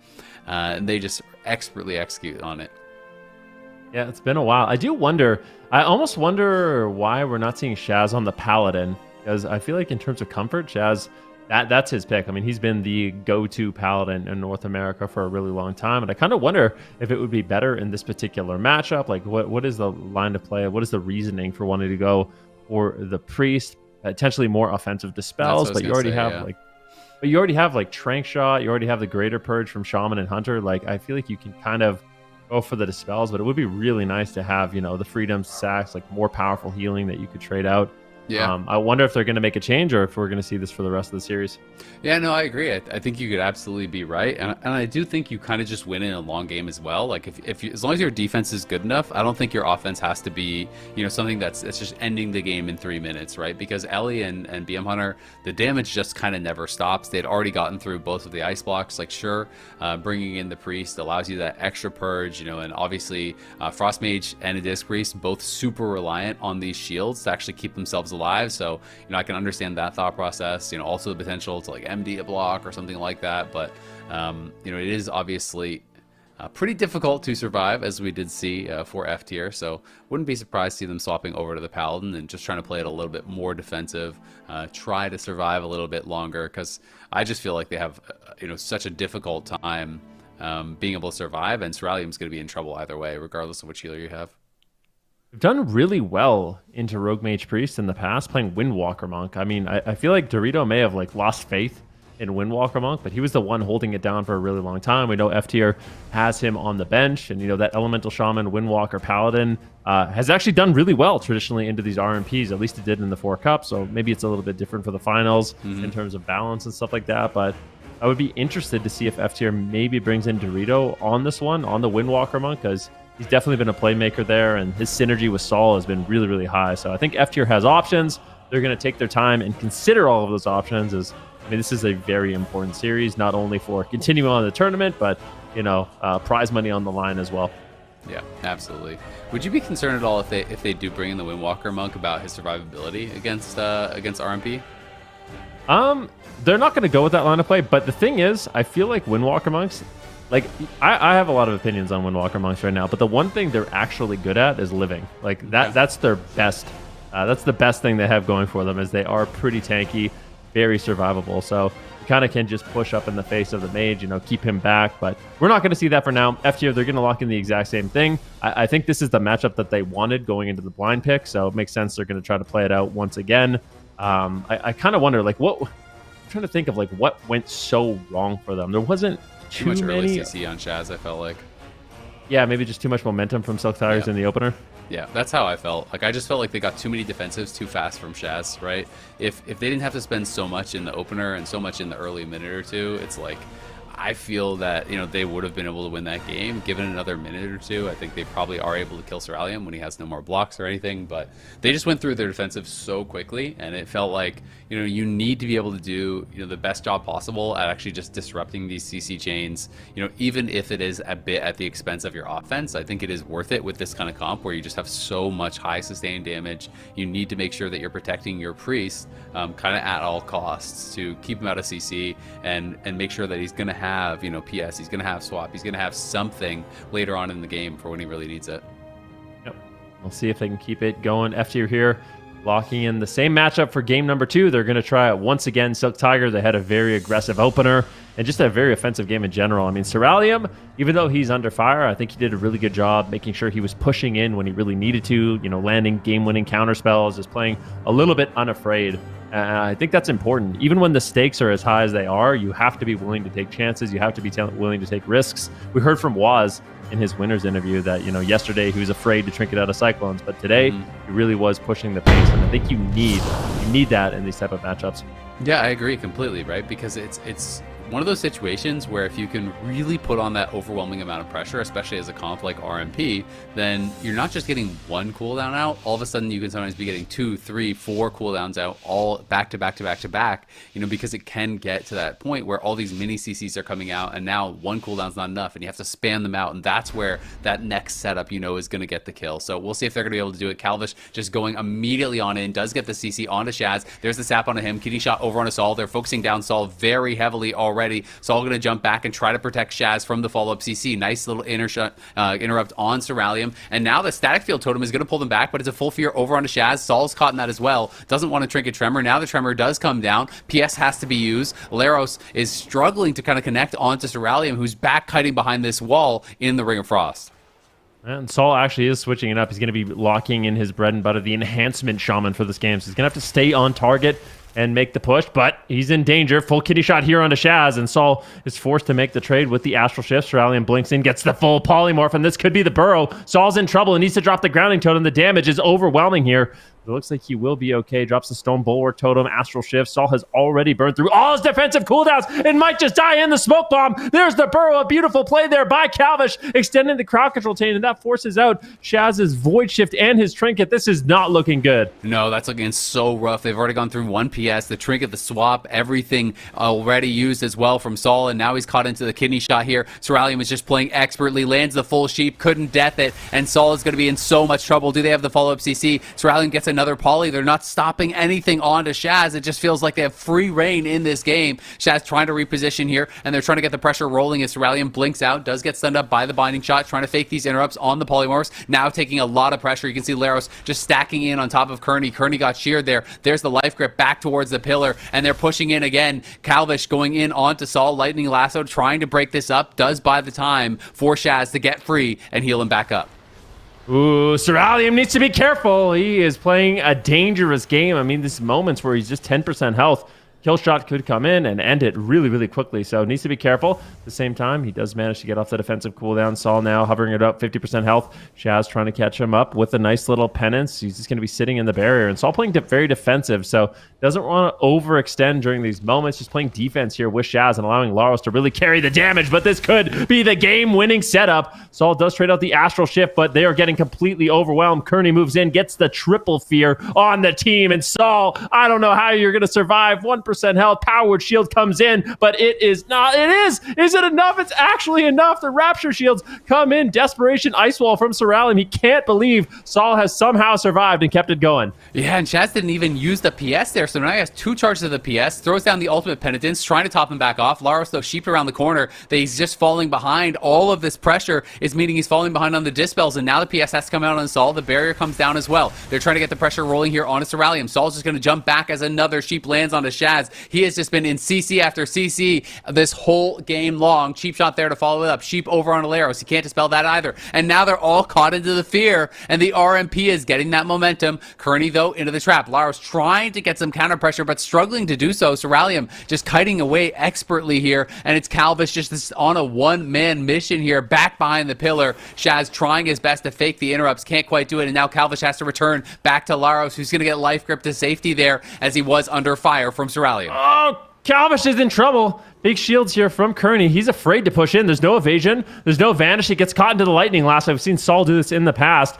Laros just going for some damage, potentially wanting to land a trap here onto Kearney if he can. He is pushing forward, but needs to be careful. Both Kearney and Cerulean are able to get a little bit of pressure here. Calvish now pushing in, gets the cheap shot onto Shaz. Potential game-winning crowd control here. Laros is in a polymorph. They're going after Saul, but they just don't have the damage to follow it up so far. And now, if we're actually seeing Saul get aggressive here onto Cerulean, who's forced to just shimmer away, looking for a ring Ring of Frost to control up all of those pets. But Saul is pushing in, and he wants to get at least a nice block or close out this game. Yeah, we'll see if he's going to be able to do that. Does push in, gets the shear, but the Frostfire Bolt's coming out now from him. Now the counter shot landing onto Cerulean, but there's the stun onto Kearney. Trap landing on into Kearney. We'll see if he can get something rolling. There's the triple CC. Big fear comes out on Cerulean and Calvish. Cerulean might have to block right here, right now. The PS is going to be used. They try to pre-MD the block. It's not going to be able to actually land. Ice Wall locking Shaz off from the rest of his team. Cerulean still holding onto that ice block, but for how long can he do it? There's the life swap coming out from Kearney, but Kearney is tapped on mana now. Time is running out for the Silk Tigers. Can they survive? The counter shot comes through, and Cerulean almost goes down, but does get the block off. But that's the last charge of PS. That's the last charge of everything. The PI comes out. Cerulean needs to get offensive, but he doesn't have the health to do it. Trying to run for his life here. Calvish looking to get on the back of Saul, but Saul is just running back behind the pillar over with Shaz. Shaz's going to get kicked up, but it just doesn't seem to matter.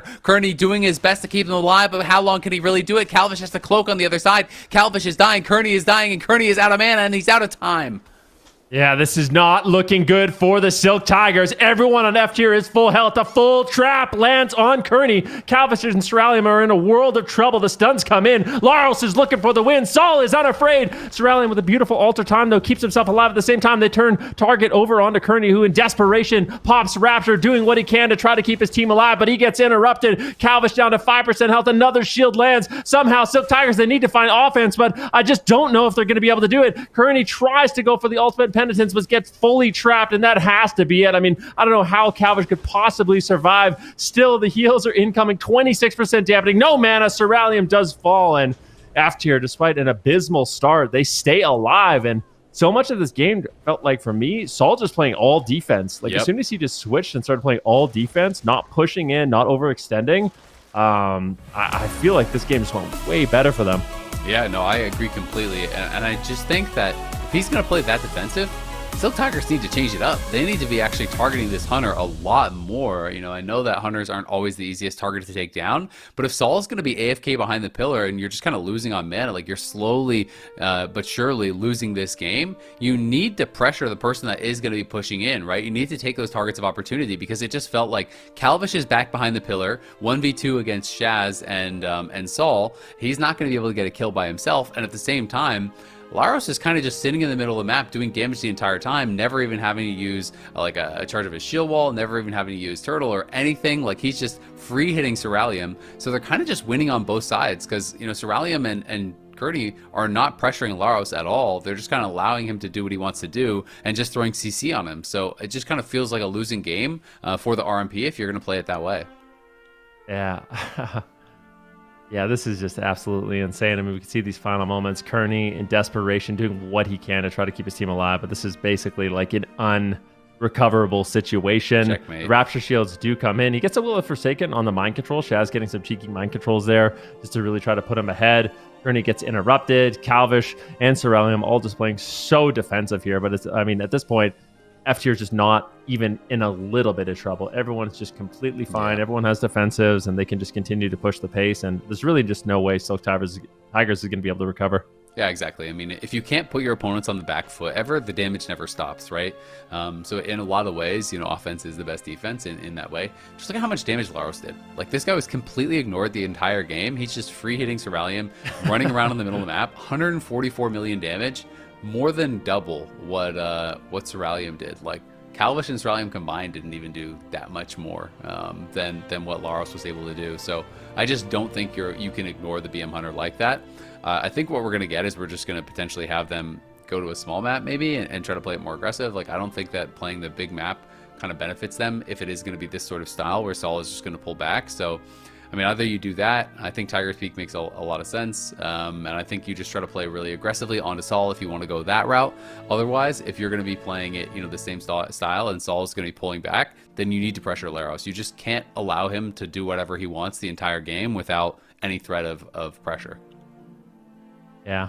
I mean, Azel, I met you in 2008. And if you told me back then at that tournament that we would be casting, you know, the finals of North America, you know, 2024, 16 years later, and it was Beast Cleave versus RMP, which is just like, you know what I mean? Something Yeah.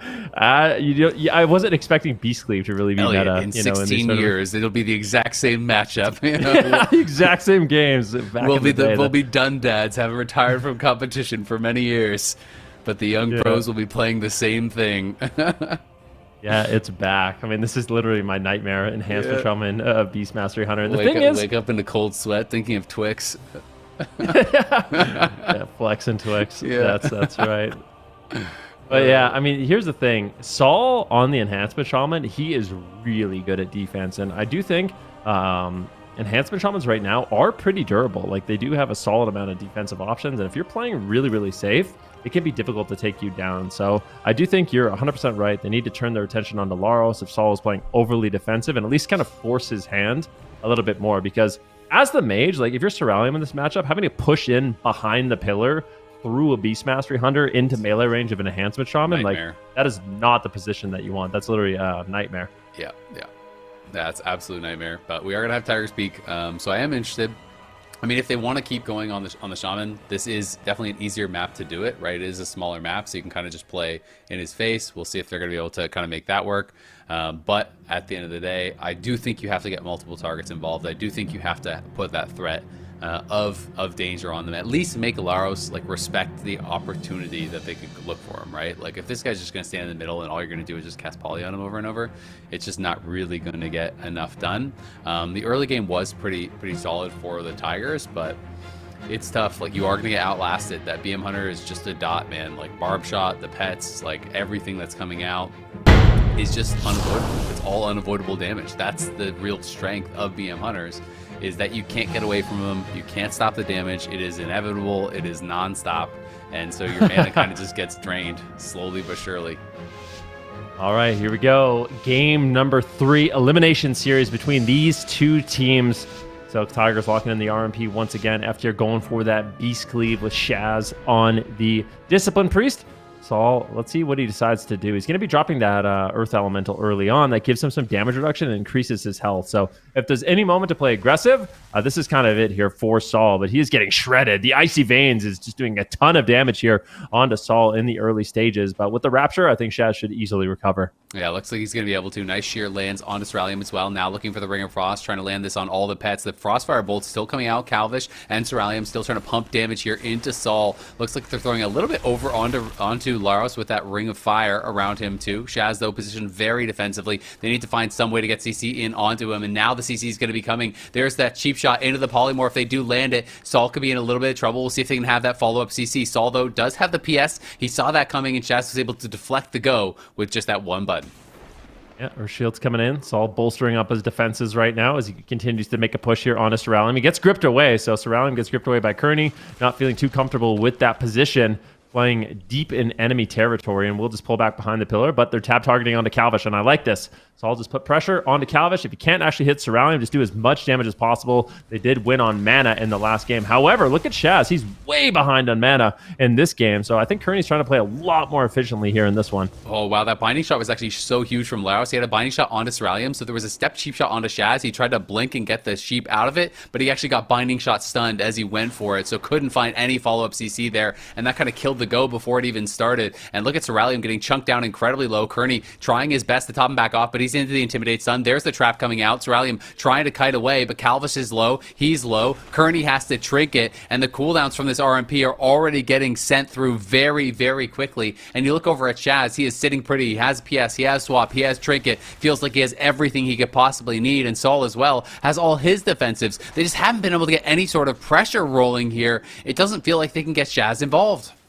Yeah, this is an opportunity, though. Astral Shift gets traded by Saul, and Ceralium just used his Icy Veins. But a beautiful static field there by Saul. His static field totems have been on point, really negating a lot of the mobility that Ceralium has. Saul, once again, with Laros, they're just making a push. Ring of Frost comes down. Ceralium trying to bolster his defensives, create a little bit of a protective zone against all of these pets. As you can see, they're just frozen up now. But that has subsided, and now Ceralium will take some damage once again. Laros taking a huge swell of damage, though. Going after the Hunter, that's something we talked about. It seems like they are focusing on that a little bit more. If Saul's just going to line of sight, they need to put pressure on the Hunter, and they're at least trying to do that in this game. Yeah, and they've gotten through his shield wall charges, so that's pretty good, to actually get through those on Laros. He does obviously still have Turtle. He still has, his big heal as well. Cerulean, though, under fire here. The barrier's going to come down from Kearney, trying to negate as much damage as possible. The shear comes out onto the polymorph from Cerulean. We'll see if he can actually get something rolling here, but a big triple fear comes down from Shaz, and this could be really problematic. Another PS has to be used there by Kearney, but he's going to be put in the scatter. Calvish is in trouble. Cerulean's in trouble. The cloak had to be used there, too. Kearney's got a lot of work to do to catch up, but Laros on the other side getting very low. Shaz gets CS, and Laros might have to use even more. He had to use his heal, had to use the shield wall, does still have the turtle remaining. Shaz looks like he's going to be able to stabilize them, and now the pressure is just mounting way too high, it feels like, for this RMP. They're running back to the pillar. They do have a mana lead, though, so if they can stabilize and set up another go, it feels like getting the Hunter involved might be the key to victory in this game. Yeah, definitely. Icy Veins in 20 seconds here for Cerulean. Just needs to hold on a little bit longer. Playing defensive, pulling away, going for more damage. So because the Enhancement Shaman and Hunter are just so disruptive in terms of their ability to stop crowd control, they're just going for way more pressure. I mean, look at the scoreboard. Calvis and Cerulean right now, they are sky high on damage. They're realizing they're not going to win a control game, but a pressure game is something that they can win. And this is an option for them as the RMP with the Frost Mage and the Outlaw Rogue. Great damage here on Sol, on Laro. Shaz is almost completely burned through his mana, but at the same time, pressure is high. Calvish is low. Might need to use the evasion. The Ice Wall drops down. Calvish pulls, actually offensively going after Shaz, manages to find a stun, but his team is just on the back foot. Cerulean could go into the ice block and does. A great push there by F tier. Yeah, PI is going to be used here. There's PI Veins. Can they get the counter pressure rolling now? Let's see. Ring of Frost does come down from Cerulean. They're trying to go for Sol. Sol's in a lot of trouble. Sol might just go down. There's the life swap coming out from Shaz. Does have one PS remaining. Has the trinket, but he's so low on mana. The binding shot into the trap there from Kearney. Kearney's going to trinket that. Calvish trinkets out as well. Cerulean just trying to keep this pressure rolling. Sol has to get the PS, and it might not even be enough. Shaz is just struggling to catch him back up, and now Shaz is completely out of mana, but Kearney's low on health. Cerulean's low on health. He does alter time back to pretty healthy, but Kearney's got some work to do to keep them offensive. They need to keep the pressure rolling. Shaz is trying to run in and get a fear. Does look for it. Is just going to be on the DPS, but it both breaks immediately. Sol's in some trouble. He's got 7 seconds on his shield wall, and he's trying to just get this damage down, but Cerulean has to block at no HP.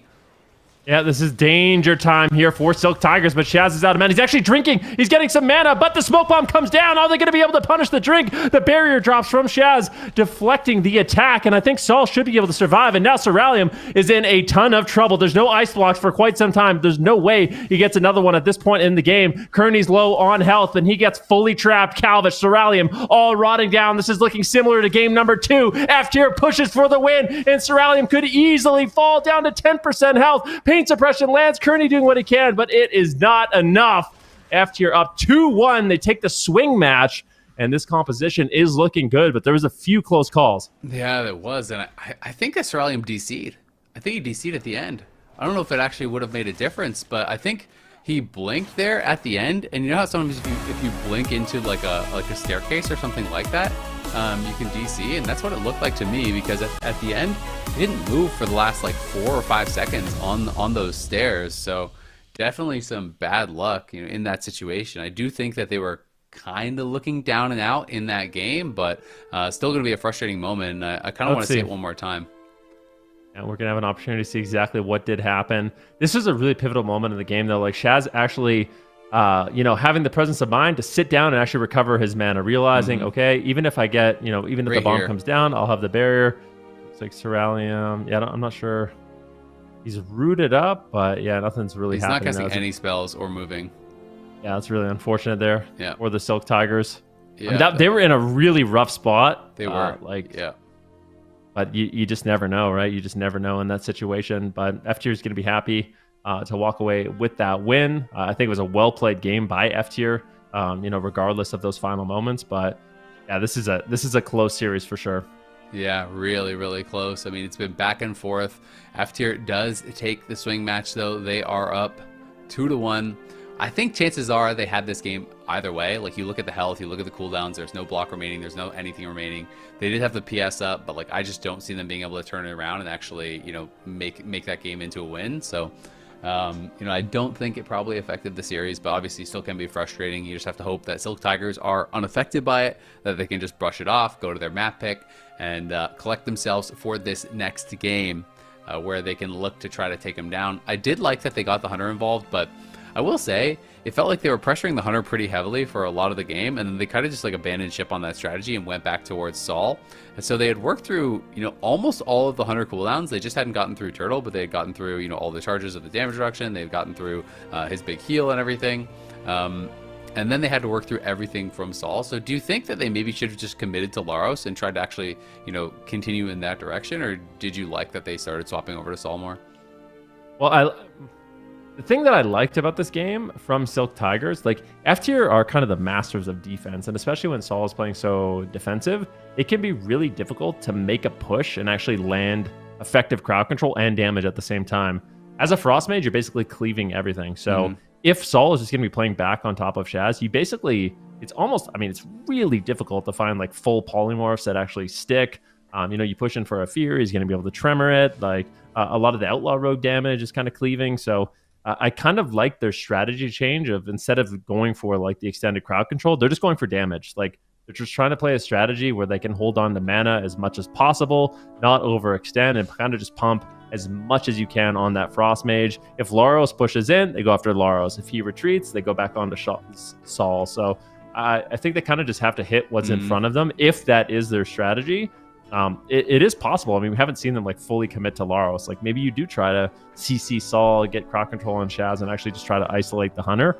That's a line of play we haven't seen just yet. But I think their strategy in the last one was just do damage, don't die, just basically. Pump, yeah. And they were winning on mana, to be fair, until like the very, very end. It had, that been drink. looking like yeah, exactly. That drink did make a difference. He was able to get a bit of a sip there and kind of turn things around.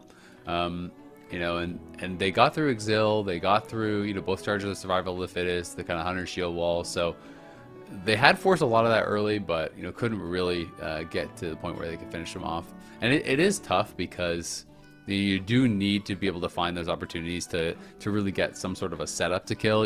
It's rare that they're able to kill through just straight damage. You generally need some sort of CC, and every time you're going for that CC, you are exposing yourself to kind of getting blown up by this Enhancement Shaman and this BM Hunter. Cerulean has to find the opportunities to get in there, and they're trying to do a really good job of setting it up with the Rogue. But I have to give a lot of credit to F tier. They stopped a lot of these goes. Like Rogue steps over, Calvis step cheap shots Shaz, and then there's a binding shot down on the mage, so when he goes for the blink sheep out of the cheap shot, he's stunned and can't get it. Then next time they go for a step cheap shot, it was the static field totem that actually snaps Cerulean back, so he can't get the sheep again. So they're doing it in not just the like shear or grounding or counter shot. Like they're stopping these setups on their priests really, really effectively in that last game. Yeah, I mean they're kind of like, honestly, F tier. Like, I'm just going to say what it is. I mean, F tier for the longest time, they basically played the worst comps in the game. Like, they were just one-tricking the most terrible compositions. Things like Enhancement Shaman. They played, like, their main comps used to be Enhancement Shaman, Windwalker, Enhancement Shaman, Arms Warrior, and Arms Warrior, Windwalker, which is like, I mean, if you have 3 comps, those are definitely not the 3 you want. They're all answered by the same thing. Yeah, exactly. They're kind of forged in the fire of being compositionally disadvantaged in many, many matchups. So I think that's why they are really good at, finding these stops. Is you have to be like, if you're not shutting down the crowd control chains and you're playing these kind of like, not so good compositions, at least in the past. I feel like the compositions they have are a lot better now. But yeah, you definitely have to play at like a really high level. So I feel like their reps are finally kind of paying off being disadvantaged. Yeah, I mean, that's kind of like what ILTU was saying as well, right? Where it's like, if you can actually master a composition, they're saying, hey, they were just playing this comp and then it gets stronger, patches come in. Now all of a sudden you have immense amounts of practice at these, less typical specs, and you can get a big advantage from that. Sometimes playing those less common comps, less common specs, it can be really difficult to actually get practice against that, right? Like that's something that at times I felt like I got an advantage from in tournaments, where it's like, if you can't practice against other shadow plays, or if you can't practice against other like RMDs. So I remember when you used to play that comp way back in the day and stuff like that, it can be really hard to prepare for someone in a tournament. And it's kind of similar situation here with Sol, and I felt like it was a similar situation in EU with ILTU, where they're saying, hey, there's no one else really playing this comp at that high level on the ladder. So it's like, how do you prepare for them if you don't run into them? It can be pretty difficult. But Silk Tigers are making a swap. They are going to the Feral Druid. So what do you make of this? I don't know. I wonder if they kind of play it the same way, where Calvis just goes for maximum damage. One of the things about the Feral Druid that's really powerful is those incarnation windows. You get enough of those incarnations, especially in dampening. If you can make it to that point, you can really just overwhelm the entire team. So in general, I feel like Feral Druids are typically a little bit more defensive too. Like their defense is a little bit better in these situations. Maybe their overall damage is going to be higher, especially when you can bleed, things like the pets from the Beast Mastery Hunter. It's going to, increase your damage quite a bit. So I think it's just more of a pressure thing, because I wouldn't say it's necessarily Calvish's comfort pick. Obviously, he is kind of like a rogue main. That's what he's known for, but he's definitely made the Catfish look good in these tournaments so far. Mm-hmm. Yep, it'll be interesting. I mean, it does definitely feel like a higher DPS pick, so it feels like more what you were talking about them doing in the second game, right? Where they were kind of just playing to hit closest target, just pump damage, utilize, Mass Poly and Bring of Frost, all these things to negate some of the hunter damage and see if they can kind of just win that way. It'll be really interesting to see if it does work out. I'm assuming they're just needing a little bit of extra time here to get ready going into this next game because of the class swap. Probably just make sure all his binds are correct, all his gear is correct, and everything like that. So that they can be really on point for this. Of course, it is incredibly important. Every one of these matches worth so much money at this point. This is the top 4 here of North America for the AWC Grand Finals. If you win this one, you go from the minimum prize pool, which is 15K for a team, all the way up to 25K. You win that next one against the move. Now you're making minimum 40K. You win the finals. All of a sudden, you're making $70,000. So a lot of money on the line here. Yeah, no doubt about it. And the glory, of course, the medals. Mm-hmm. This is the medal game. You lose this, what I mean? True. No bronze you don't medal. get a medal. Yeah, no bronze medal. So it's a tough spot to be in for these teams. This is when pressure is the highest, but this is what they've worked for the entire year. These guys had an entire day to prepare. They knew exactly who they were going to be playing in this elimination series. There's not that many teams left in the tournament. It's the best of the best. F tier, they definitely look prepared here with this enhancement shaman, Beast Mastery Hunter. And we got to give a big shout out to Laros as well. Picking up that Beast Mastery Hunter has been absolutely crucial for their team in the cups as well as this final. Yep, it is really big. I mean, that's kind of been the name of the game, I feel like, over the last number of years in AWC. A lot of the players at the top are the ones that have that flexibility, playing, not just one healer. You have to be able to play them all and be able to swap around based on the competition and really be able to have that flexibility to give yourselves the biggest possible advantages. So we'll see if Calvish's flexibility with this Feral is going to be the edge that they need to be able to tie this one up against F tier, or if F tier can close it out right here, right now. Everything on the line for Silk Tigers. We'll see what their opener is going to be. All right, here we go. Potential elimination here for Silk Tigers.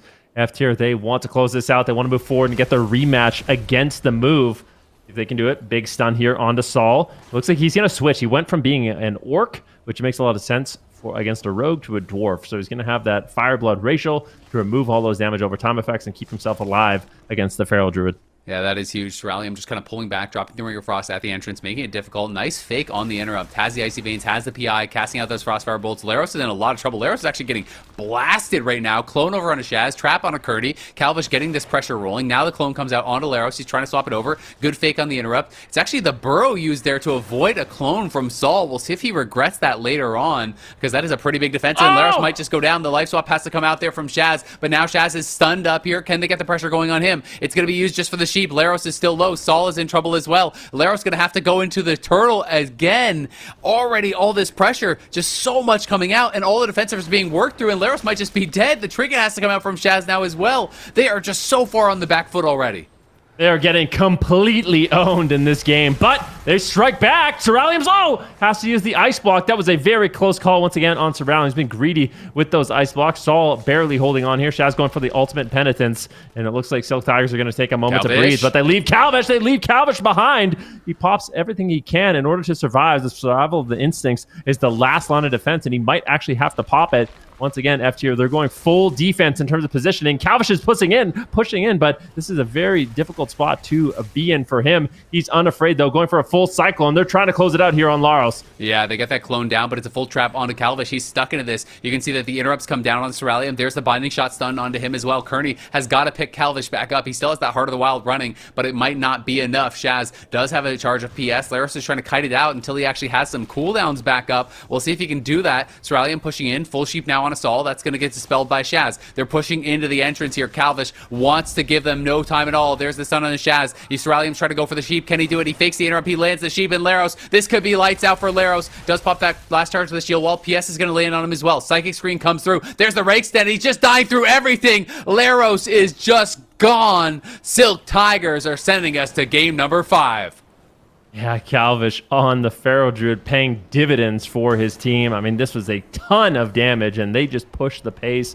And I like the way they played this one. This is what we talked about, right? There's one thing that they haven't tried, which is actually just pushing in, trying to get crowd control, going after the Hunter a lot more, and it worked great, especially when you bring in the Pharaoh Druid. All of a sudden, now you have to deal with the Mage casting Crossfire Bolts, Polymorphs, Ring of Frost, Mass Polymorphs, and the Cyclone. You have to shut down all of those, which is a very difficult thing to do, and Silk Tigers was able to find that crowd control and close it out.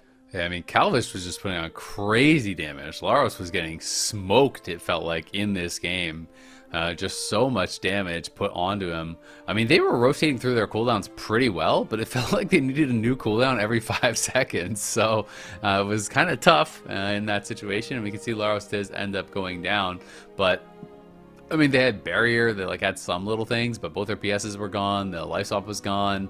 It was very, very difficult. And even Saul could have been a target potentially because he used the burrow so aggressively just to avoid a clone, right? So definitely a difficult situation for them. I wonder, does this make F tier doubt their comp? Does this force F tier into a bit of a swap after you just got completely ran over in that game? This was a 2-minute game. You went through every cooldown, then lost. That is a fast one.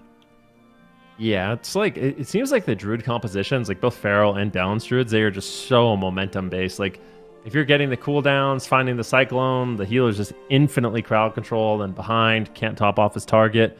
That's exactly what we saw in this game. That was a nightmare situation for Shaz. Navigating that one, I do wonder if there's a way F tier can navigate the opener a little bit better. Maybe their target selection, maybe the way they rotate. There was a moment where Laros kind of panicked to use the survival of the fittest, as well as his aspect of the turtle, right back to back within a fraction of a second of each other. So maybe some defensive cooldown overlap, maybe underutilized or underreacting to the situation. I don't know if it's going to totally shake F tier's confidence, but I definitely think they need to analyze what went wrong in these games and how they can rotate better, because this is a really short game, and F tier really struggled to kind of get anything going besides that one ice block from Ceralium. Yeah, I mean, I think the mage is obviously the kind of clear target that most people want to go for, but I do think if Calvish is playing that aggressively, maybe they could play a style of game where, how Saul just pulled back and was hitting Calvish when he's on the rogue. I wonder if you could just pull back and just be hitting this Feral Druid if he's going to be charging in and looking for a bash on your priest behind the pillar and, playing it super, super aggressive in that way. I do think that Ferals can die to this kind of comp too. We saw them get through a lot of the cooldowns, so maybe you just pull back. You try to make sure that you're playing to defend your priest more than just kind of chasing after the mage, and you hit the Feral, and then when the mage pushes in, then you actually just swap over onto him and you try to start punishing him. But I don't know if you just ignore this Feral early on, he is just killing you. Well, I mean, look at Ceralium. We talked about Icy Veins. Icy Veins is a very powerful cooldown. You can see, look at the damage. It was 5 million damage contributed there by Ceralium in 4 seconds. He's getting 1.2 million Frostfire Bolt, 1.2 million Frostfire Bolt. Flurries coming in, another 800,000 Ice Lance. That was a ton of damage there by Ceralium in those final moments to inevitably close it out. So shutting him down is going to be really important. But yeah, Ceralium has been a monster on that Frost Mage, getting the power infusion from Kearney. I mean, that damage is completely overwhelming. F tier has to find a way to navigate that. I think they almost have to have the Roar of Sacrifice, or you're just going to be dying in those moments. Yeah, no, absolutely. It makes a lot of sense. And the question is it going to be a strategy change or a composition change? Your whole season on the line in this game. It is match point. Silk Tigers versus F tier. F tier obviously had their map selection, so they did go to a small map. And the answer is Dorito coming out. They're going Ellie Windwalker Disc Priest, Ven. What do you think? Yeah, this is what I was talking about. This is the composition they've done very well into these mage teams in the past. You have Dorito. Traditionally, in the past, Windwalker Monks have been kind of squishy to these compositions. You kind of just die in stuns, but Windwalker Monk's quite durable, especially when you're being backed up by an Elemental Shaman and a Discipline Priest. you have a lot of defense going in your favor. I think it's going to be difficult for Silk Tigers to actually take him down. And the way that Sol and Dorito kind of combo their damage, they have really cheeky abilities. Like they like to use the Whirling Dragon Punch to knock someone in the air, and they combo it with the Thunderstorm to knock them 100 yards away. The Static Field Totems, like these guys have a lot of synergy together. It's going to be interesting to see how they can make that work in this game.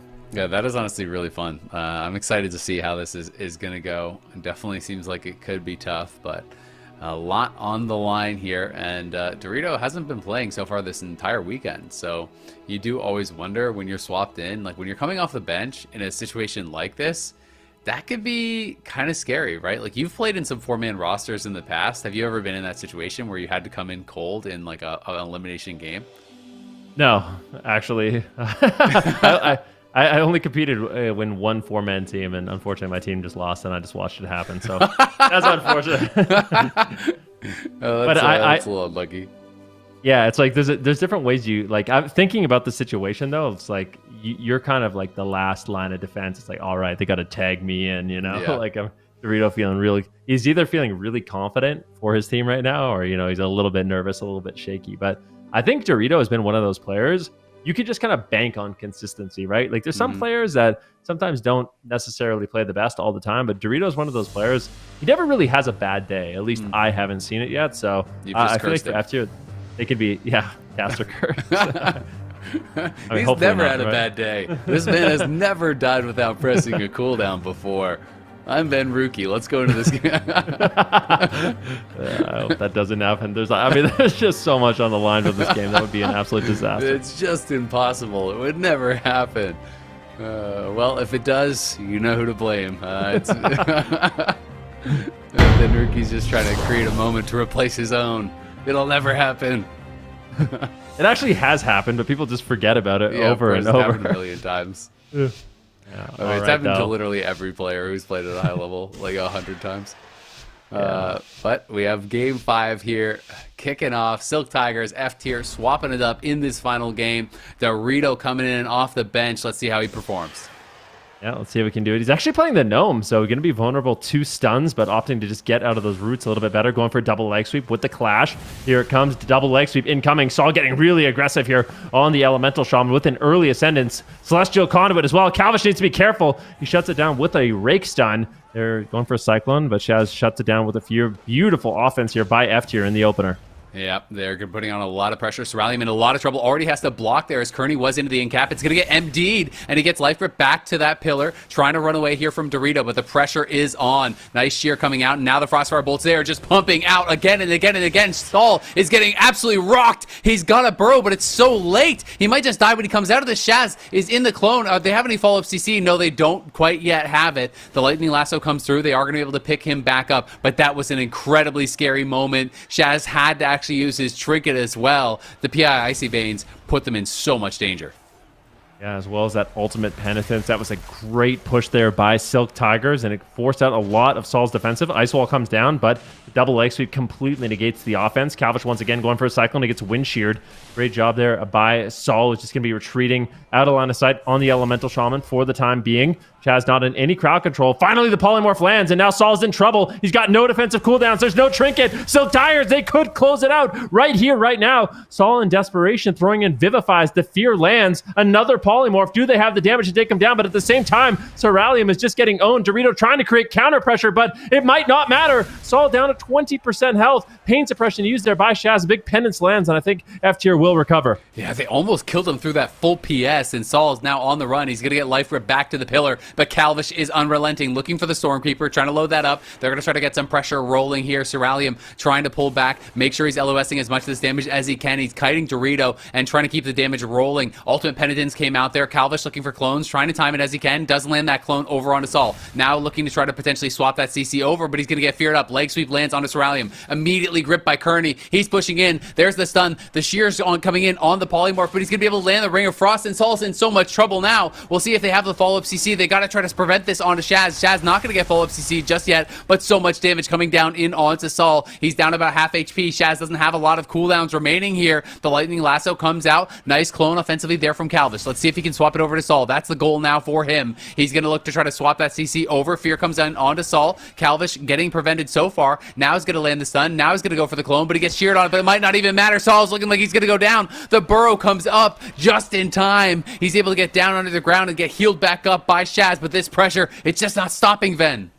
That was a fast 2 minutes for that to come off of cooldown. Saul super happy about that one. In the meantime, Cerulean taking quite a bit of burst here. Saul fully recovers. Kearney's actually way behind on mana at this point. So if this game keeps going, F-Tier might have that late game win condition. Leg sweep now available here for Dorito. He's going to be looking for a double, but he gets feared away. Great setup here potentially. Kearney and Calvish there all over Saul. A full polymorph lands. Once again, Shazzy has his trinket. He's got the void shift if he needs it, but he is going to be greedy. Saul playing aggressive, going for the Primordial Wave. Here comes a potential double leg sweep. Spinning Crane Kick coming in here from Dorito, getting a lot of damage rolling onto both Cerulean and Calvish. This is the Icy Veins, but Cerulean just hasn't been able to get aggressive and might be forced into the Ice Block. This is match point. This is elimination facing one of these teams. Whoever loses this is out of the tournament. This is not the spot you want to go out. Cerulean, the Void Shift comes in. Dorito and Saul, they are pushing the pace here onto Cerulean, and he could easily fall. The Ice Block comes in. He holds on, but this is scary for Silk Tigers. Yeah, he's out of the Ice Block already and might have come out a bit too early. The Ring of Frost's going to come down, but Cerulean's not out of the woods just yet. Kearney's got so much work to do to pick him back off, and he has no time to get the Dispel onto Calvish, and it just doesn't matter. Dorito sends him back to the grave, taking down the Mage. F-Tier pull it off. It's a 3-2 back and forth, incredibly close series, but they bring out the Windwalker in Game 5, and they make it happen. What did I say? Dorito steps up to the plate for that one. I mean, you said it. F-Tier, a few close calls. They got to be sweating after that one. I mean, if you're Laros watching that game, you know, you're watching your team play in that game. God. You're seeing your Shaman just survive at 10% health, 5% health, time after time, but eventually they are able to close it out. And it's kind of at this point where Cerulean is just forced really defensive. Like, he's been on the back foot. Dorito is just putting out the pressure, and when you're playing against an elemental shaman as a mage that's not afraid, there's no pressure on him, and he can just continue to push in, this damage is just completely overwhelming. They managed to get the Ice Block here from Cerulean, but Kearney just doesn't really have too many ways to recover. I think it's actually Saul who gets there for a big Earth Shock to close out the game. I think that's what actually lands here and takes down Cerulean. Maybe a Rising Sun Kick. Well, we'll see in those final moments, but it was a massive swell of damage. Saul kind of explodes there with Lava Burst, and inevitably he will go down. So a great series to start off North America. Unfortunately for Silk Tigers, they will be eliminated, but F-Tier, I mean, they came to play, that's for sure. Yeah, absolutely. And now I think we're getting a bit of that rematch, a bit of that grudge match. F-Tier is going to be playing the move, which I think so many people in chat are going to be really excited about. You know, I see people spamming out the F-Tier emotes in chat, and you already know there's some fans of the move that are going to have a thing or two to say about that, because we're getting that rematch from yesterday. Oh, they've been saying it all day, even when we were in the European region. People have been buzzing about this potential rematch, and now we're going to be able to see it. The move F-Tier, they're up next. So we're still in the lower bracket also. So both of these teams have the idea of elimination potentially being on the line, depending on how this next one goes. And we're taking a look once again at those predictions that we had. So sorry about that one, Zico, but I guess that's what he wanted. If Azale, what you were theorizing before we led into that match was correct. Yep. I think he's making the dream happen. You know, he's trying to go for the worst predictions of all time. You know, there's nothing to be proud of in mediocrity. So he's going for excellence in failure. You know, and I respect it. Salute. I'm not gonna do that with you, man. All right, well, we'll have to pick his brain a little bit. But chat, they're about even actually. If you look at the points prediction, it was 47% to Silk Tigers. So, all right, we're taking a look here at the bracket where we currently are right now. Like we've been saying in the grand finals, we've got Welcome to the Jungle waiting on an opponent. We just finished off that series there of F-Tier versus Silk Tigers, and now we're seeing that rematch down there in the lower semi-finals. The move versus F-Tier. We saw this series yesterday. Do you think that the adaptations that we saw F-Tier make during this series against Silk Tigers is something that's going to work Fen in this series against the move, or are they going to go back to their former composition?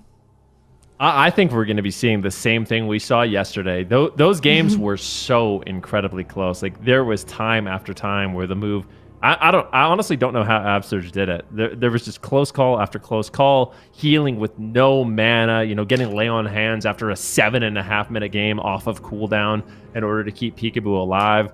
I think it's just, we're going to see that exact same matchup once again, and I think it's going to be a close call either way. Both these teams are going to have to play incredibly well if they want to win this series. Yeah, they certainly are, and I could not be more excited. I'm sure these guys are ready to go. It sounds like Peekaboo got his power issue sorted out, so hopefully it'll be a nice, clean game between these two teams. But in the meantime, we are going to head to a break, get those teams ready to go, and then we're going to get into it because this next series is very important. The winner of it will move on to the grand finals, and the loser will finish off the season in third place. Find out next after the break. It's the Move versus F tier coming up next.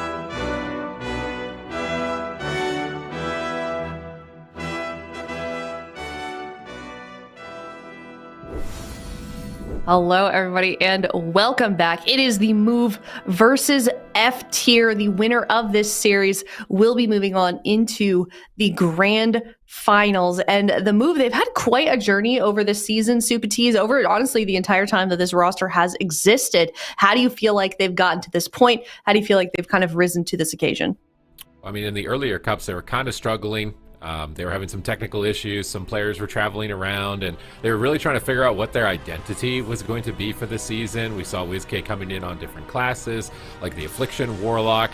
That just wasn't working for them. They even tried him on Death Knight, going head-to-head with teams like Liquid, and that wasn't working for them. And they tried Upsurge on Priest, and it was just really not looking good for them, honestly, in the earlier stages, given all the other issues alongside figuring out what comp they wanted. But after Peekaboo picked up Feral Druid, and despite all of the haters and the naysayers, he put in the time, he grinded down that Feral Druid until he had it absolutely perfected, that things started to finally turn around for them in Cup number 4, where they were actually able to take down Welcome to the JUNG in a best of 7. It was a remarkable turnaround. It's exactly what they needed in their final hour to give them a momentum boost coming into the grand finals for North America. The Move are fully powered up. I'm really hoping that Peekaboo has worked through any technical issues that he's got right now, because that would basically be the only way that this series wouldn't be the most epic thing ever. Oh my gosh, I was tuning into his stream last night, and the man, like 2,000 people in his chat trying to explain to him how a power chord worked. So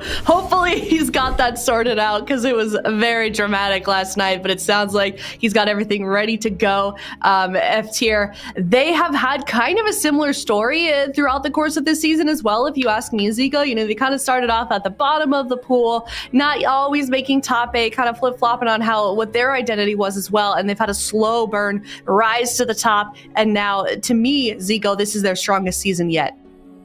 Absolutely. They're kind of the most improved newcomer, I would say. They were struggling a lot in Dragonflight. We saw them kind of come in, you know, as an X factor in some of those cups, making it work. But this season, they've looked a lot more polished. They've been able to incorporate Laros on the Hunter, on the Warrior more. They've been able to play more comps with Saul on the LA Shaman. And yeah, they have secured themselves a top 3 position. From being a team that, you know, normally wouldn't even qualify to the finals, to being a team that secures themselves a top 3. Definitely a solid performance this season for them. I think they should be very proud over what they've accomplished. Yeah, I think so as well. If you're watching from home, get those predictions in. It seems like overwhelmingly the chat is voting for the Move, but maybe that is different for us on the casting desk. Zico, you've kind of had some out-of-pocket picks lately for predictions. What was yours for this series? I predicted F tier to win. I'm not predicting with my brain. I'm predicting with. I don't even know if I predicted with my heart, to be honest. You're just trying to spite F tier. Everything you predicted for is lost. Hey, they need somebody in their corner. They need somebody in their corner. Okay, I'm the content prediction. Based on your track record of your predictions, you don't want you in their corner. I don't think they don't want that. So. Everyone I predict for just loses. So yeah, I'm predicting F tier. Either I'm right or the Move wins. Win-win. I kind of do want to see the Move go on an epic run and just win the whole thing, to be honest. I think that would be epic. I think that would be super cool. I think that, you know, it's been a long time coming. They're amazing players. You know, they've been around for a long time, but F tier also, you know, it would be also a really cool story if a newcomer team could go and kind of challenge Welcome to the JUNG. So I think no matter what, you know, the season has just been so awesome here in NA that we're just lucky to witness it, to be honest. Could not agree more. Both these regions have been so exciting to witness. We are in the second to last series of the day. Winner of this one moves on to the grand finals against Welcome to the JUNG. The loser will finish off the season in 3rd place, which honestly, considering just how competitive North America has been this year, that is definitely not a bad way to end it. We're going to start off the series now. It is the Move, game number 1 versus F tier.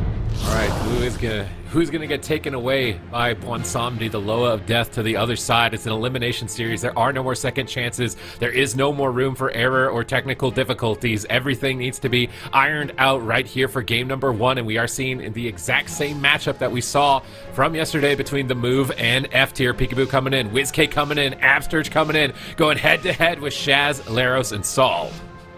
Laros, what is he going to do here on the Warrior? It's all about the uptime. Can they sit on WizK for long enough and get the pressure that they need on the side of F tier, or will the move be able to survive and outlast here? Right now, Stormbolt coming out onto WizK. He's already going to be using that disarm there, looking for a setup potentially onto Laros. Nice silence coming out of that disarm, but no follow-up cyclones there. Peekaboo was stopped for a second, but look at the damage onto Laros. So much damage. The Entropic Rift is about to crash here onto Laros, doing so much damage with WizK. Needs to be careful as well with the return fire coming through here from F tier. Both teams stabilized so far. It is going to be the sacrifice coming out from Absterge. They swap to Peekaboo though. He's taking a big beating there in that position as well, but manages to hold on there with the Heart of the Wild. So Laros went Gnome Warrior. I'm wondering what he was thinking in this matchup, because he's going to lose out on the Stone Form possibly for defense for the Feral Druid, or an extra trinket by playing the Human or the Night Elf. So this is a very interesting pick. Maybe they found that the Entangling Roots from Peekaboo were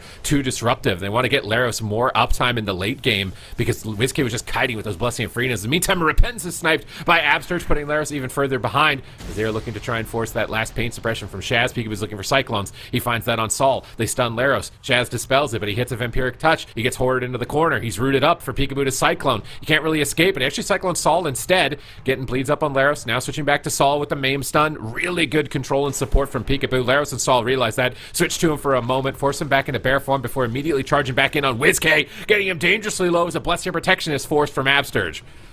Yeah, beautiful push there from F tier, but WizK, I really love his positioning. Look where he's going. If the melees want to follow WizK, they have to go and line of sight Chaz. Instead, they're just going to go after Peekaboo there for a second, but Peekaboo will recover. Looking for the Cyclone here, potentially onto Chaz, not able to find it. It was grounded there, I believe, by Sol. Double Shockwave connects, big damage on the Peekaboo. Is he ready to deflect? He ducks back into bear form, pops the renewal there in that position, but still not feeling safe. He has the survival instincts there, but doesn't want to use them just yet. Absterge has the sacrifice, rotating back up. Already had to commit the lay on hands and one Blessing of Protection, but look at Peekaboo still taking tremendous amounts of damage. Shaz staying ahead of the damage, just spamming out those dispels on the dots, but he's doing a great job reapplying them time and time again. WizK is just saving those shadow crashes every single time those dots get dispelled, and once again it's going to be about dragging these melees away from Chaz into a position where they can build up the pressure. Oh, Void Torrent, nice wind shear from Sol, shutting down some of that scaling. Absterge is looking for a Repentance. He's trying to fake Fade and Shadow Word Death right now in the middle of the map, and he's spending a lot of time trying to fake through, but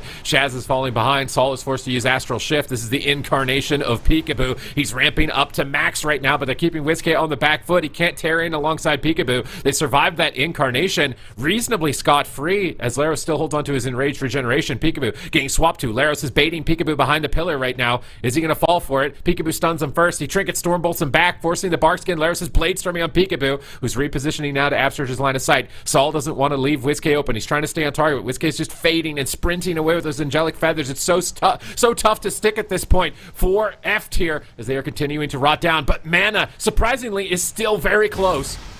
Yeah, they've been doing a good job with dispelling these dots. Sol, though, is going to be taking a lot of damage here in that position, but finally does recover from Chaz. Laros as well, rotting down. The Ursul's Vortex there, trying to catch the charge. But look at Peekaboo, once again, taking so much damage, forced to go back into bear form, but he's doing a good job just balancing the bear form defense and the cat form offense, but he gets caught out of form. Big Stormbolt attempt here onto Peekaboo. The sacrifice is there. Absterge pushing him for crowd control in this position. Can he find the Repentance? It doesn't look like he's going to even go for it. He has so much healing to do here onto Peekaboo as dampening continues to ramp up. Peekaboo still on 20% HP. Needs to be very careful here. Absterge doesn't have a lot of heals to work with right now as Peekaboo ducks away, manages to kite away with that Blessing of Freedom, goes back into cat form, and so far he's just never feeling safe. The pressure is just unrelenting from F tier. They are smelling blood in the water. Peekaboo gets caught up in the Stormbolt. Nice grip coming out from WizK as they continue to counterstun Laros, as they continue to try to build up the pressure onto F tier. The move is feeling not too safe in this position, but they're still trying to make it work. This game is just as close as the last time these teams went head-to-head. Nobody is safe in this elimination series to get to the grand finals.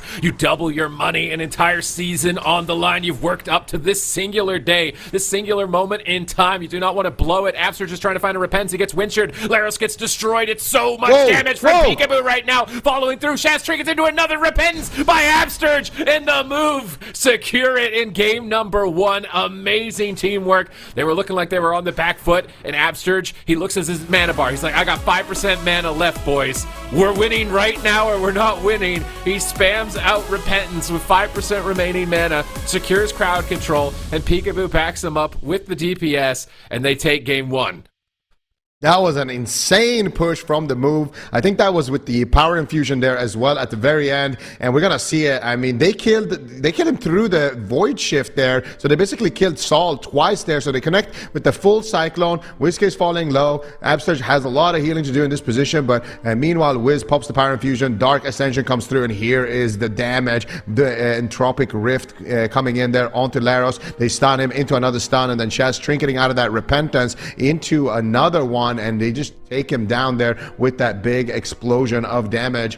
And yeah, the move, they have the burst, they know how to coordinate it, and Absurge is there backing him up with the CC exactly when they needed it. Really nice push there, coordinating the incarnation there with all of the Shadow Priest cooldowns as well. So really nice push from the move. That was a really close game though, and I have a feeling that this could be one of those series that will be going the distance. Absurge in this replay is just spamming out Repentances here onto Chaz just over and over again, gets him on the trinket. There was a pain suppression there, so Absurge actually with the MVP play there at the end. Yeah, he's really liking those Paladin changes with the cooldown reduction to Repentance. If those didn't come through, he would not have been able to continue spamming like that. Shaz probably would have used Pain Suppression, bought time for Rallying Cry, so really good moment for Absurge. Look at that swell on the graph. That purple line just spikes so high. That was peak of his incarnation, just his high, almost his highest peak, ignoring the opener here for their side. So they lined up that crowd control perfectly with their damage to execute on the kill, to be able to finish him off in those final moments. And this is a matchup where I think maps do matter. Sometimes we've seen a lot of series where it doesn't feel like that, but this one, F tier needs small maps. They need to make it so that Whiskey and Peekaboo have a tougher time slipping from their target. And I kind of want to see F tier go on a Holy Paladin. I feel like the main thing I'm noticing is that they get typhooned and they're snared for a second. If they just got freedomed for a moment, I feel like they would get way better uptime. Yeah, no, I like it more as well. I guess the Priest brings that offensive dispel, which can be nice on the Blessing of Protection and things like that. But I feel like Chaz doesn't really have time to do that. Hey, he's just sitting back. He's not really going in for fears. He's not really going for those crowd control chains. It's just an extra, player doing damage from the back line and providing a little bit of more offense. But the Paladin can do the same thing. We've seen it from Chaz as well with the Blessing of Summers, with the big judgments. And also I'm just a big fan of Chaz when he is on that Paladin. I think he's such a phenomenal Paladin player, but they are going to be sticking to the same composition here. We're going to be going to a small map, and I feel like this is one of those series where the map is definitely going to be playing a big role in how this turns out. If the move can win on hook point, they're going to be in such a fantastic spot in this series. However, it is kind of unlikely. F tier is going to have a lot more time to dish out the damage onto Whiskey. And Whiskey obviously is not going to be able to do what he was doing there on Nagrand, where the melees are going on Whiskey. He's dragging them all the way to the opposite side of the map behind the pillar. And if they want to continue to chase him there, they're going to be line of sighting Chaz. And then Chaz is going to be susceptible to those crowd controls when he's crossing that map. And that's kind of what opens up those situations where Absurge can land a Repentance, where Peekaboo can land a Cyclone. Yeah. I think that the small map is going to definitely pay dividends here for F tier in terms of keeping their team together, keeping them on target, and keeping their momentum going. It's the map that looked the best for them yesterday as well. So this is by no means free for the move. Both teams are vying for a spot in the grand finals of North America to face off against Welcome to the JUNG. They were definitely the favorite to possibly take the entire tournament, but they had a couple of setbacks in the cups. So I don't think that they are completely impenetrable. I don't think they are completely unbeatable by any means in the North American region. If F tier can somehow manage to beat the move on this composition, then they may have their answer for Welcome to the JUNG, as they play the exact same composition. So a very important series here for both sides of the gates have opened. Peekaboo is sprinting in, but he doesn't get a rake stun. He gets popped out of stealth. This is not a great start for Peekaboo.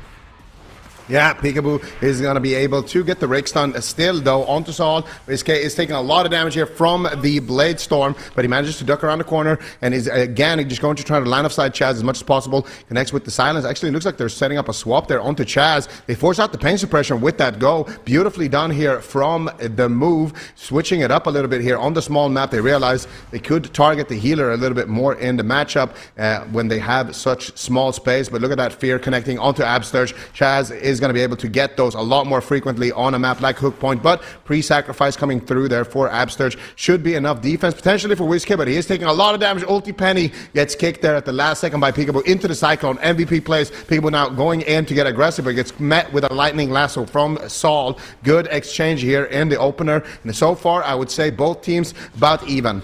Yeah, let's see if they can keep up the pace here and stay on target. They force a Blessing of Protection. This is great for F tier offensively. They're switching off onto Peekaboo now. They didn't get lucky with the Purge. Peekaboo caught in a Shockwave, almost dying through Barkskin, but he's got Heart of the Wild, and this is big heals. He's maxed out. He's topped. Shaz is rotting down. Laros is rotting down. Shaz has a lot of work to do here. He's rooted behind the pillar by Peekaboo into a full Cyclone. He trinkets. He goes for the Penance. He gets kicked. Peekaboo's shutting him out of the game right now. He gets feared. He trinkets. He goes for the Ultimate Penitence. He gets it off. Peekaboo would have loved to be able to stop that. Ultimate Penitence is getting big value on WizK, forcing his Desperate Prayer, possibly a Dispersion as well. Big heal, Lay on Hands comes in from Absturge. We saw how clutch that was yesterday. He actually got 2 of them in a game, and it saved them on that last map.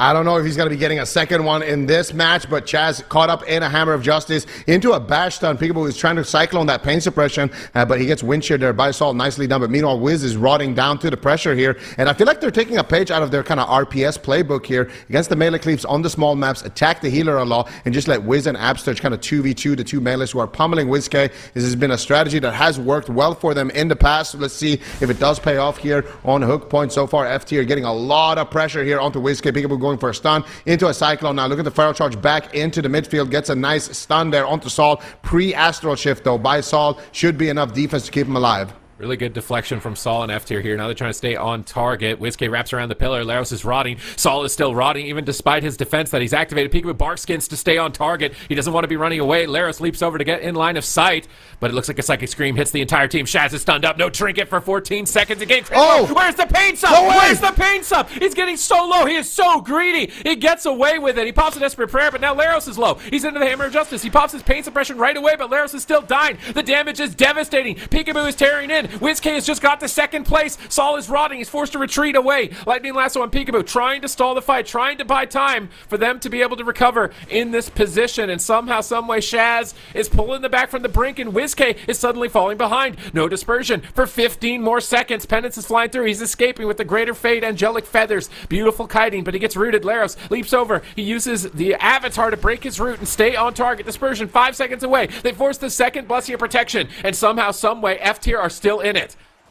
F tier are still in it. The move with limited defense. Peekaboo caught up in a Stormbolt. What are they going to do? Hammer of Justice onto Chaz. Peekaboo looking for the Cyclone. Can he find it? No, he can't get it there in time. Saul shuts it down, and now Saul is looking hungry. Dark Ascension coming out for WizK. Big damage loaded up here, potentially onto F tier, but no crowd control onto Chaz. There's the silence. Could that be enough? Oh my god, the silence into the disarm there, forcing out the Void Shift. Beautifully done there by Wiz, but Chaz is going to be able to recover. Wiz might have to use the dispersion. He ducks around the corner. He goes for a flash heal, but he's not sighting Absturge there for a moment. Manages to just recover there without actually using the dispersion. Beautifully done. And now WizK is still down to about half HP. They're pushing for it on the side of F tier. But meanwhile, Peekaboo going for some crowd control, gets feared in the back line. WizK is just not feeling too safe here. He's been on half HP for such a long period of time. F tier not able to push for that dispersion. Peekaboo looking for the Cyclone. Chaz is going to avoid it with the Fade there around the corner, but Absturge mana is not looking good. This could be a dispersion. Absturge, he's so low on mana at this point. Shaz has a huge lead. All of his greed is finally paying off. It's built such a huge advantage. If they can just sustain a little longer, Psychic Scream comes through. No Tremor Totem available. They both pop their walls at the same time, but they're still dying through it. Shaz is stunned up for follow-up. So Saul could fall at any moment. Laros is going down soon as well. This is rapidly getting out of control. WizK and Peekaboo's damage is just continuing to ramp. Laros Bladestorm. Saul gets cloned at low health. Shaz is trying to time a heal out of this Cyclone, but he has to deal with multiple interrupts as well. Lightning Lasso at 10%. He paint subs. Is it going to be enough for him? He gets fully cloned by Peekaboo. He burrows beneath the ground, and they just need to hold on. Can F tier hold on for just a couple more seconds? Absturge gets another Repentance. It looks like it breaks early, unfortunately, but he's there with the Hammer of Justice. Here comes another Repentance from downtown. Absturge is absolutely playing out of his mind. Saul survives by the skin of his teeth. How did he just survive that? I cannot believe he is still alive. Rapture is up. Power Word shields are getting chopped down by Peekaboo, and Saul will be denied the move. Do it with nothing left in the tank.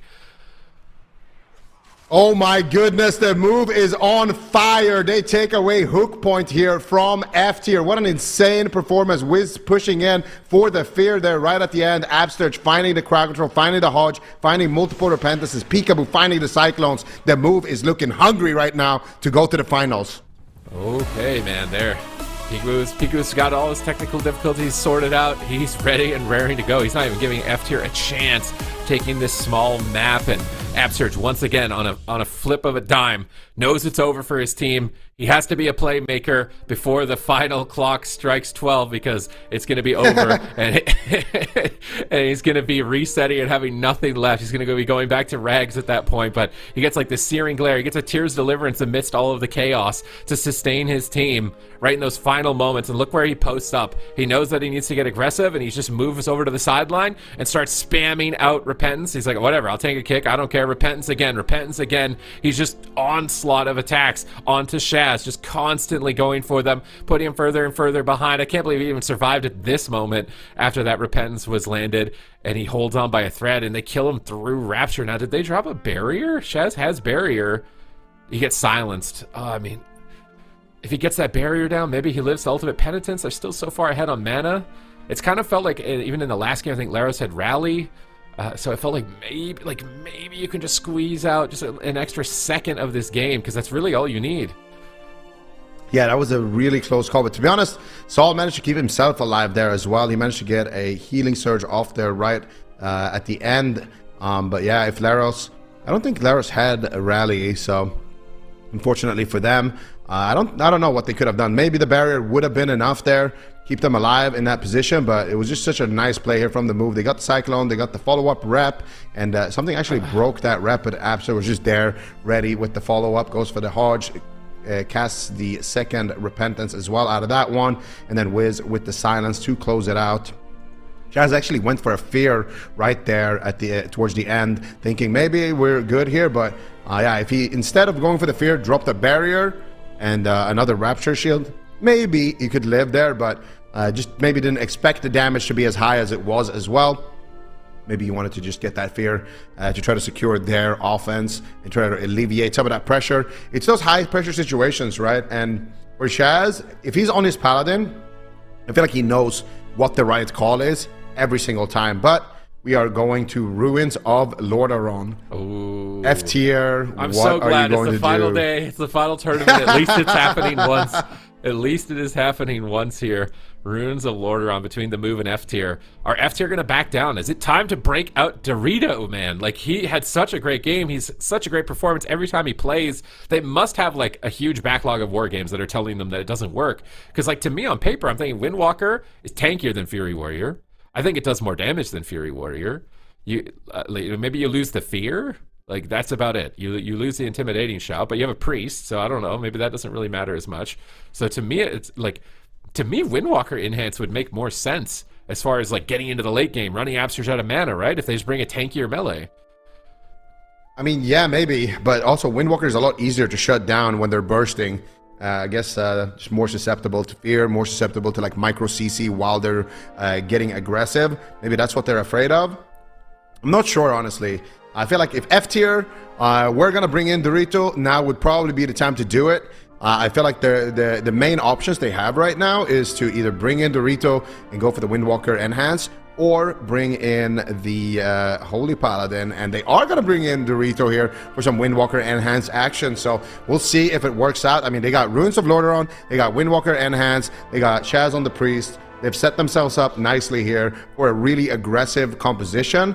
But is that going to work against the move? I feel like the move right now, you can tell these guys are absolutely hungry. They've gotten so close in the past to win a big tournament. I don't think they ever have won a big tournament. They've just second place Andes over and over again. And I feel like this could actually be their tournament. They have won in the past against Welcome to the Jung. They're looking good against F tier. We saw it in Europe as well, kind of battling through the lower bracket on the side of Echo. And I feel like the move could do it as well here. They just got to battle through F tier right now, and then they're going to get that rematch in the grand finals, and anything can happen there. So for the move, if you're a fan, you definitely want to keep yourself seated. And yeah, I don't know what's going to happen here, man. It's going to look rough in this matchup, I think, for F tier if they can't maybe land like a long CC chain and burst somebody down. I mean, Peekaboo, he's been grinding. I remember he was a teenager in New York at the regionals for 2014. He's been grinding that long to get a major tournament win. So that, like, we're looking at almost a decade now, trying to get a major tournament win. This could finally be the move's chance. It's got to be their best chance. Like, they're looking so good on this Feral Shadow Priest. The fact that they beat Welcome to the JUNG in Cup 4, the fact that the technical difficulties seem to be sorted out, now. And even with those difficulties, they took one game against JUNG yesterday. So this is like the best that the move have looked. They've got a meta composition. It's no longer just like, why are they playing RPS? Like, this is not going to work. What are they like? RPS is back. They have a comp that looks like it can go the distance. So if you're a fan of the move, like, this is finally their chance to satiate their hunger to get that major win for themselves and their fans. F tier bring in Dorito, who has an amazing track record though as a Windwalker monk, and on paper I feel like because they're getting so close to winning on mana, I think the monk is likely going to be able to get them that little bit of extra on the stretch. I'm really hoping that they play double dwarf between Dorito and Saul. I think dwarf would be way better. You get an extra defensive cooldown and it's an offensive cooldown. You can play the Dark Iron and get a main stat boost at the same time. So I'm really hoping they play like a double dwarf melee DPS here for their setup. Predictions not looking good as far as perfect predictions here for anybody, unless F tier managed to swing this back. Maybe Dorito is the X factor. He just had a really good game, exactly when his team needed him, right? Against the Silk Tigers, Dorito comes in, he delivers. Now we're here against the move. Can he deliver again for F tier and continue taking these games here against the move and stay alive in the tournament? It's Runes of Lordaeron. It would be a fitting final resting place as it is a cemetery, and we're already starting off. Oh, he said the thing. All right, let's see it. F tier versus the move. Match point. Who is going to take it right now? Whiskey looking to load up some dots. Dorito sitting through a Hammer of Justice there for a second, but it does get dispelled by Chaz. Chaz now caught up in a silence. They're looking to swap to him, but he pre-dispelled himself there actually, but now gets caught up in a full maim stun, gets reapplied with the Void Crash with those dots into another stun, but he does manage to stay alive there. Had to use his Dwarf Racial in that position. Good swap there from the move, but it's not going to be enough here. Now Whiskey could be in a lot of trouble. Dorito's doing so much damage on the Windwalker, but the Vampiric Embrace of Whiskey is doing a lot of healing here in this situation as well, helping out Abstitch, keeping him alive, but it's still a lot of damage. The Desperate Prayer gets popped there as well. Ulti Penny raining down from the sky here for Chaz as Whiskey fades, gets around the corner, but it's still hitting him. It's still doing a lot of work here for F tier, and they are looking like they're setting up for the kill right now. Full Fear connects onto Abstitch. He's going to trinket out. They're going after Peekaboo. Leg Sweep connects. He's behind the pillar. Oh my goodness, Peekaboo could go down right there. Big lay on hands connects though and saves the day. Oh man, Dorito is looking so good here in game number 3. Look at this pressure on the WizK. They're likely to force a dispersion if they can stay on target, but they get Psychic Scream silenced. Beautiful combo by WizK to peel the damage at that moment because the stress is building. Searing Glare hits Dorito, and it looks like he's just going to go all in with that Tiger's Lust, trying to stay on target. Saul's making his way over, but he's falling behind. He stone forms off some bleeds. He pops his wall. He wants to push for that dispersion. Absterge is getting put into a paralyze, and I think Shaz wants to fear him. They've got a new strategy. Paralyze into Psychic Scream, and Whiskey is forced into the dispersion. Peekaboo fakes a kick, goes for a clone, gets grounded on it. He's forced back into bear form. And this new strategy, the paralysis into Psychic Scream, is exactly what F tier need to win.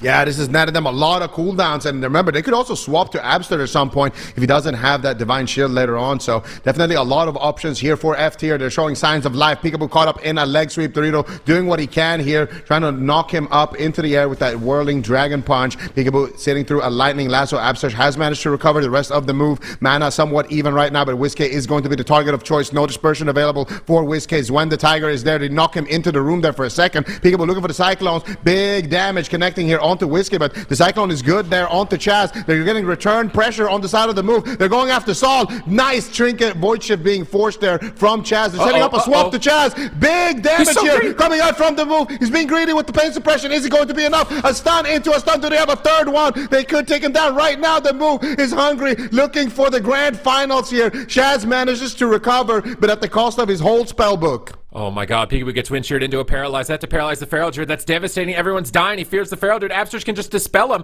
Peekaboo is about to run them over with a freight train right now. Peekaboo jumps over to Saul. He astral shifts right away, right before the bash. Is he going to survive with this? Whiskey's in position to just deal devastation with that Psyfiend. Saul is running down another full stun. Dorito's rolling back to try and help Shaz. He kicks the clone from across the map. Dorito MVP kick right there, but Peekaboo goes for another clone, and he gets it. Saul has nothing. It is match point. He's gust of winning for his life right now, but it is not enough. The move are through. 3-0.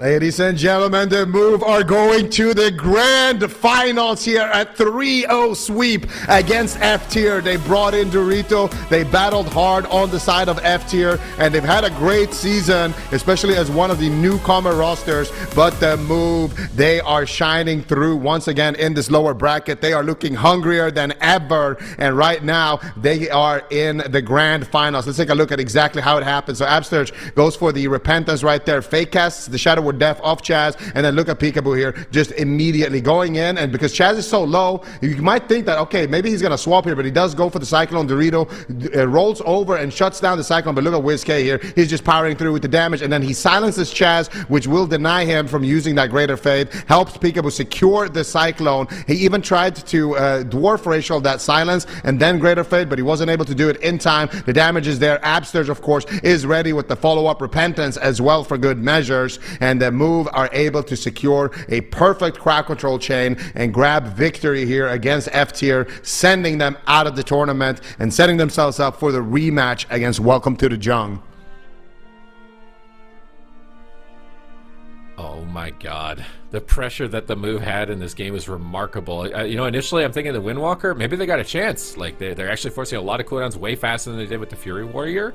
But then, surprisingly, like, defensively, the Shaman just is a liability. They just take him down so easily in this matchup. So it did not work out for them. I'm glad that they tried it. I feel like it wasn't working with the Warrior. You had to try something different at this point, and given Dorito's performance in the last series, I think it was better than continuing to run the same thing in against WizK and Peekaboo. But the Move are on another level. They're maxed out. They look like Echo in Europe right now. They look like Echo, just like, yeah, we got knocked down, we had some technical problems, but we're back, and we just want to speed run right into that grand final. Yeah, I was honestly kind of a little bit worried about after how yesterday ended, just kind of what the mental would be for the Move if they were going to be able to bounce back. And I think that they definitely proved that they were capable of that. That was an extremely convincing win from them, 3-0. I know that a lot of people were on the side of the Move for winning that, but I don't think anybody thought that it would be that overwhelming on the side of the Move. And now they have that match against Welcome to the JUNG. F tier finishing off in third place. We can see the predictions right now. See, everyone thought it was going to be a game 5, but they were actually able to clean sweep it 3-0. Now, on the side of F tier, though, Zico, if we see this team continue, I first of all, I hope that they do stay together, because I feel like they keep ramping up and we see them just get better and better every time we see them. And this is a team that I feel like if they stay together could continue to stay at the top. Absolutely. I mean, this is just a team that has been looking better and better and better every single time we see them. Going from being a team that weren't really even qualifying for the cups in Dragonflight to being a team that were able to have that really, really deep run to make it into the gauntlet, but still fall through. And then in their season here, they've actually been a team that got one of those guaranteed qualification spots and locked themselves in as a top 3 team. So they are a medalist here now. Definitely a team to watch out for, and it just goes to show, the incredible competition in North America. Teams like Team Liquid, not even here this weekend, just watching from the sidelines. We got new formed rosters like Welcome to the JUNG. We got F tier, we got the Move. All of these teams rising to the occasion, and for the Move, man, they've had even themselves a really, really rough journey this season. They started out, with some terrible results in their first couple of cups for their own standards, and then slowly but surely they started finding their stride. They started proving the haters wrong. They started showing that Pika Cat is actually a real cat, and now he's looking like a full-grown tiger ready to battle it up against Drake in the finals.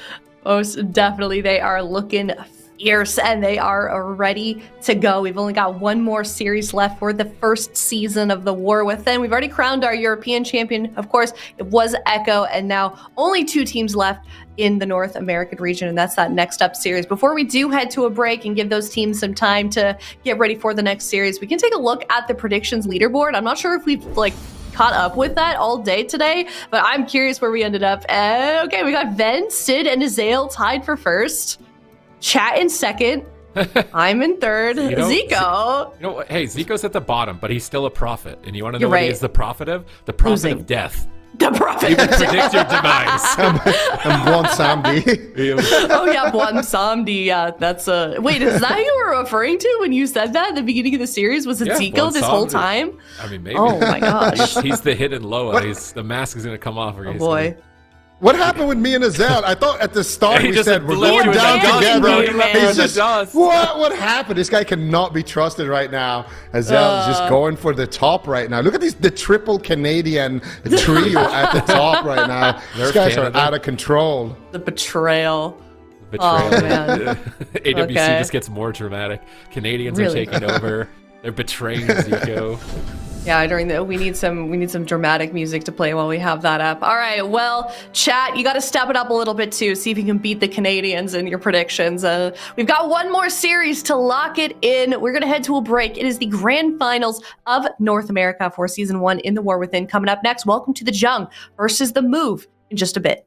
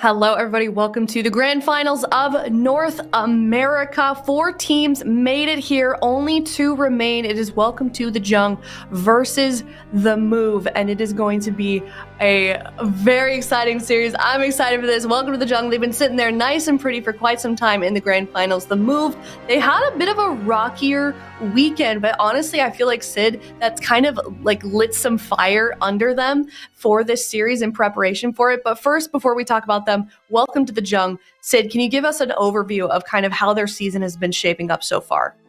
Well, they came in as the favorites. They've got really legendary players on their roster, I think particularly between Drake and Prev, because when they were on a team the last time competing in the AWC, they just left a huge legacy in their wake, and they were just beating everybody. They were winning every AWC. They were basically the equivalent of Europe's Echo right now back then. So Welcome to the JUNG is an absolutely crazy team to really keep your eyes on, and they've picked up a new healer to the scene with Zhang Bahai on the Paladin, and he's been multi-classing a bunch of different healers for their team. So he's definitely been a really big MVP, stepping into that plate and filling that seat in those shoes of Brain really effectively. Because, you know, for a long time we were talking about Brain as the best Paladin ever basically in the world. So Zhang coming in as the new healer for the roster, he's had to fill those shoes, and he's done a great job so far. Welcome to the JUNG is looking like an absolute monster. They were dominating most cups. You know, cup number 1, Cubsy got that kind of win with the Arcane Dream, and then the Move came back with a nail biter finish in cup 4. So I'm imagining that Welcome to the JUNG, much like Echo, they're ready for this rematch. They want the Move at full power, and it looks like that's what they're going to get, at least based off that last series. They're getting the Move at full power. I think they certainly are. The Move, they've completely turned it around today. They have been playing to near perfection, and it's so obvious that they put in quite a lot of work between now and the last time that we saw them, Ven, and sort of swept, you know, all of the bad juju from yesterday aside to perform their best today. Yeah, I talked to Absurge a little bit yesterday. He said the universe is really testing us. They want us to go through, you know, the most difficult path possible with all the, you know, dealing with Peekaboo disconnecting and things like that. I feel like the Move for them, this is their opportunity. We talked about it. I mean, they have not gotten a first place finish, you know, in a big tournament like this before. So this is really important to them. I know it means a lot to them. Welcome to the JUNG. Obviously, you have Drake and Prev. They've won a bunch. They've won many, many tournaments in the past. They're looking to create an absolute legacy. But for the Move, they finally want to get that win, that championship win. And this could be the year that they do it. Yeah, it's kind of wild to see. Like, this is a team that's always right there. They're right on the cusp of glory. You know, we've seen them win individual cups, but this is probably the farthest that they've come, and they really have a chance to make a difference here. They've struggled this weekend. They had an incredible day so far today. Here's some of the games that we've seen from them already. So I feel like they're feeling good, especially, you know, Ven, considering what you heard from Absurge. So I could not be more excited for the series. It's also best of 7 Supatis, so I'm kind of curious if this is going to be an extremely back and forth series, which we've kind of seen before a little bit today already.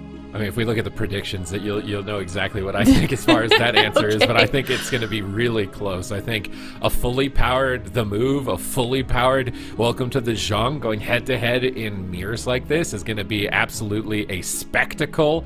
The Move, they want to grab their first major tournament win, so if you're a fan of The Move, like, you've got to be here for this game. Like, this is a decade for Peekaboo building up. He's just been waiting for this chance to be able to get this, and he's getting as close as he has in the past. I mean, he's been in this spot a couple times at BlizzCon against Method with Seadu's team way back in Battle for Azeroth. He's been in that spot a few times now and just hasn't been able to get it all the way. So this is it. This is another chance. Played through an entire season, rough, rocky road at the start, figuring out what comp to play, working through traveling, sickness, and illness, and then everything that's gone on from Saturday, but they're back, everything's sorted out, they're ready to go, and all that's left is to really see it play out.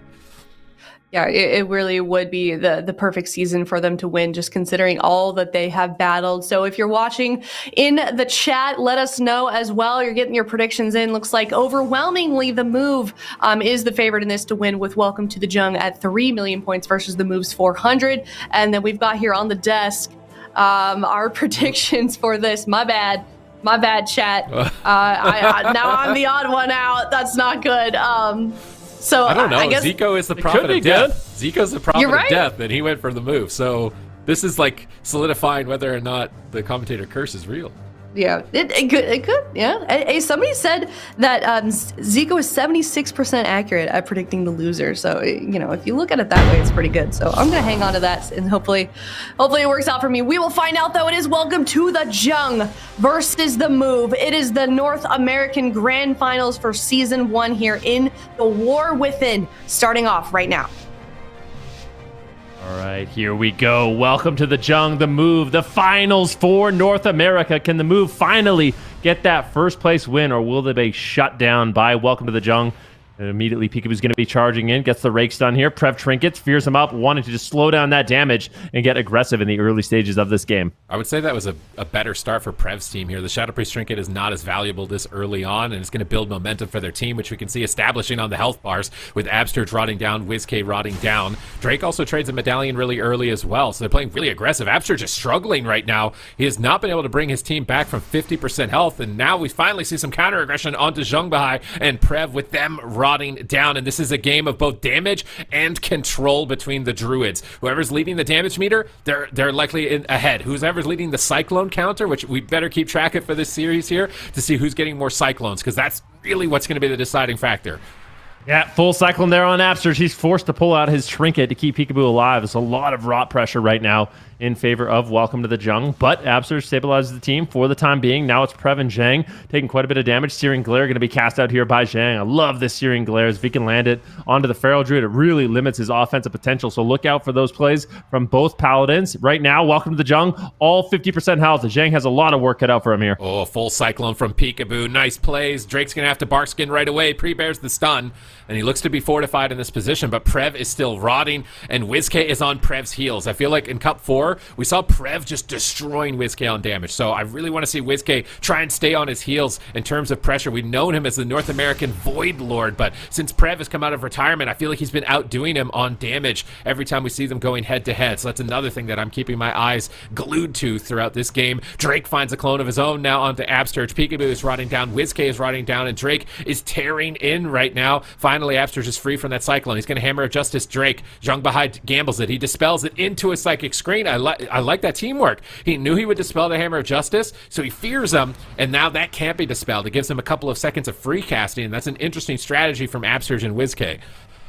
Really like to see it. It is Peekaboo on the back foot just a little bit. Trades out the bark skin. Doesn't want to leave Prev alone for too long. This is the thing, as the Feral Druid, you really have to walk that line. You want to go for crowd control. You want to rot up the Feral, but if you leave the Shadow Priest alone for too long, this is where the damage is overwhelming. Welcome to the JUNG on the back foot. Big heals coming in from Zhang, topping off Prev. Drake a little bit low. Beautiful repentance there by Absterge, but it is going to be a full silence incoming. But the Move, they have all the pressure, all the momentum. Drake is getting low, and that is the survival instincts as well as his trinket, and he is still not recovered here, Sid. Oh, Peekaboo is just destroying right now in terms of damage, man. He's doubling Drake. Peekaboo came to play, man. It's been a decade. He wants this more than anything. A major tournament win in AWC. And WizK is on Prev's heels. Only 10 million damage behind at this point. He's just got to stay within spitting distance of his damage. And Peekaboo's lead should be more than enough for them to be able to take a Game 1 victory. Another Repentance Absterge is outperforming Zhongbahai as well. They're outperforming on two fronts. That forces the Divine Shield and the Lay on Hands. As long as Peekaboo Absterge keep this advantage and WizK stays close, they're going to be able to nail this, I think, Ven. Yeah, this is looking like a great game here for the Move so far. Prev is low, but Drake is on a mission. Going after WizK right now. He's a lot of defensive cooldowns to Move. They still have many answers in this game. The one thing, both these Paladins are about even on mana. 3.5 minute in this match. Cyclone coming out here from Peekaboo as he moves towards Drake, trying to get a setup here. Hammer of Justice. He gets gripped by Prev, but he's in a lot of trouble. Zhang might have to trade out the Blessing Protection, but he greeds it. He wants to wait for the Incarnation. That's up in about 40 seconds. So having that answer for later on in dampening is going to be really important for these Paladins. And Zhang still has 2 of those where Absterge has none.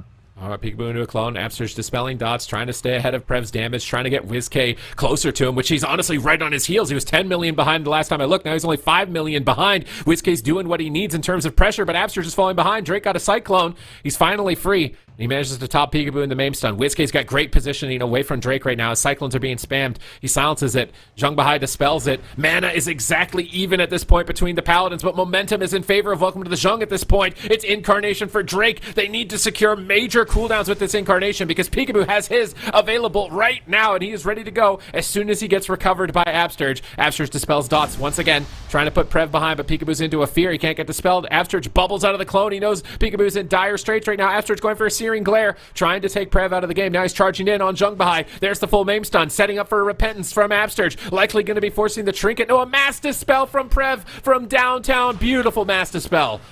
Yeah, this is the power infusion, though. Peekaboo has a lot of damage fully loaded up, but he's left Prev alone for far too long. Prev is just on an absolute tear right now, putting out a ton of damage on that Shadow Priest. Wizkid, desperation, trying to shut him down with the Psychic Horror. Peekaboo gets feared away as he's looking for a Cyclone. Can he find it? Searing Glare here now on to Peekaboo. He's getting stunned up. Bash comes in. Right now, the move is flailing to survive. Welcome to the Jung. They've recovered. They still have 2 Blessing of Protection. This game is looking good for them. Oh, man. Prev just passed everyone on the damage meter, and you can see it on the health bars. Absterge has so much work ahead of him here, and he's trying to play it efficiently. He's only using efficient heals. He's not spamming out Flash of Lights. He's still just trying to dispel dots, and he's gambling with the health of his teammates to try and extend his mana as long as he can, and it's a really risky gamble that he's making right now, but he has to, or he's going to fall too far behind and ultimately lose. But Drake's jumping over. Full maim stun, looking for a Cyclone. Wizkid pre-Mass Dispel, but he got kicked, it looks like. He fakes the kick. He gets the Mass Dispel, but Peekaboo is still getting devastated in the midfield at the moment. He manages to get a Shadow Meld re-stealth. He stuns up Drake, slowing down his aggression, but Incarnation comes up for Drake in 20 seconds, and Peekaboo's is 40 seconds away, and I really think Absterge needs to get ready. This Blessing of Protection is his major last line of defense to deal with this Incarn in 14 seconds, but they do have momentum at least. Prev is falling behind. Yeah, definitely. Full bash here on Peekaboo. Everyone is low. Prev forced into dispersion at the same time. Wizkid is falling behind. They do have cooldowns to trade. Both Absterge and Jung Bahai have the Blessing of Protections. They're going to have to make it count. Drake with this Incarnation is absolutely ripping in. He gets the Blessing of Protection here onto Wizkid. Turns his attention onto Peekaboo. Peekaboo is in a lot of danger. He's fully stunned up. There's no Barkskin. Repentance lands here from Zhang, and it looks like Welcome to the Jung could claim game number 1. Is there any follow-up? Absterge pulling off miracles to keep Peekaboo alive. He's fully on retreat. Welcome to the Jung. They're all full health. They are pushing in for the win. Can they close it out? He dispelled dots at 5% health. Absterge into a full Hammer of Justice. No trinket available. I think he's going to go down. There's nothing left for him. Wizkid void shifts just a centimeter of health back over to his healer. Everybody is dead. Prev is ramping completely out of control. They're losing in the early game, but they are dominating in the late game. Welcome to the Jung. Bring it back. Oh my goodness. I mean, even just look at Zhang. He's got Lay on Hands coming up in 2 seconds. Sacrifice, a Blessing of Protection, Divine Shield, Trinket. They could keep going for a while. I mean, Welcome to the Jung. They had tools to keep that game going. And I think a lot of this just came down to Absterge making early trades. So it looked like the move was way ahead in terms of pressure, but it was Absterge trading out these major defensive cooldowns early on to try to negate the Incarnations. But in the late game, they just didn't have any answers left. Yeah, this last Incarn, Peekaboo's is just on cooldown for too long, I think. He can't, it's not mirrored exactly. He's like 40 seconds, maybe 20 to 30 seconds behind on his Incarn timer as far as being able to flip this around. Like his just came up right when Drake's ended. So they just were able to get so much momentum off the back of that. Look at this Void Shift. Wizkid Void Shifts, it's like a centimeter of health, but it's better than nothing. He's like, I know this isn't a lot. It's all I've got, Absterge. I'm giving it to you. Hopefully you can live in this situation, but really, there's just no way you're coming back from this. Like, Absterge knows, like, he can't heal, so he's still just trying to dispel, and, like, maybe there's a chance, but just look at the difference in health bars. It's, like, it's so crazy, because for the first 4 minutes, I'm like, Peekaboo's owning. He's, like, doubling Drake's damage. They're farming. Like, Welcome to the Jung, you're gonna get owned in this game. And then for the last 3 minutes, Prev just climbed the ladder so fast. He just got completely out of control, and Drake caught up to Peekaboo. Like, he was at, getting doubled on damage, but now he's like maybe only like 20 million behind. So I don't know if they were kind of like holding their energy, knowing like, hey, it's the early game. We're running like a double hybrid comp. It's kind of a slow game. So maybe they're kind of like slow rolling the first 2 minutes and kind of taking it easy. And then they decided to turn up the heat when they knew that dampening would give them an edge. Yeah, I mean, that was crazy. I feel like as soon as Peekaboo started going after Drake more in the game, like, I think it's good to put the bleeds on Drake, but I feel like they were trying to do a lot of Pharaoh Druid swaps in this game, and it just left Prev really open. And then you see it on the damage board. Like, he managed to pull way ahead after being behind in the early stages of those games. But this is a best of 7. Welcome to the jungle. They need to win 4 if they want to close this out. They're up 1 here in this first game. But that was a great match. I mean, these teams are so evenly matched at this point. But welcome to the jungle. They strike first blood, and they're going to be feeling good. And I feel like this is the comp we see. There's only going to be one matchup for this entire series. There's just no doubt in my mind. The move. They're pushing for their first major tournament win. Prev and Drake come back. They were just dominating. They owned the entire region. They were just reigning lords of North America, and they've come back to take that title into their own name. Will the move be able to make their rise and finally get that big win, or is Prev and Drake just going to be a dark cloud returning back to North America with pickups with Nick and with Zheng Bahai here on the team? Because that first game, Prev just looks like he is a damaged lord. I think WizK tweeted it at the end of the last cup, even when the move won, because Prev did top damage every game. He's like, shout out to Prev, the damaged lord, I think, something along those lines.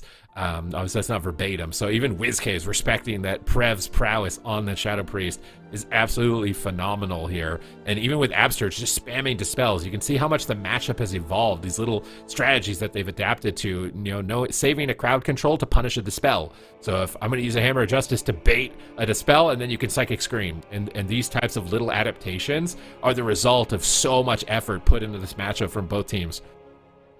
Yep. All right, here we go. What are we going to see them do? I feel like the move, they made the early trades, which did not give them the late game advantage.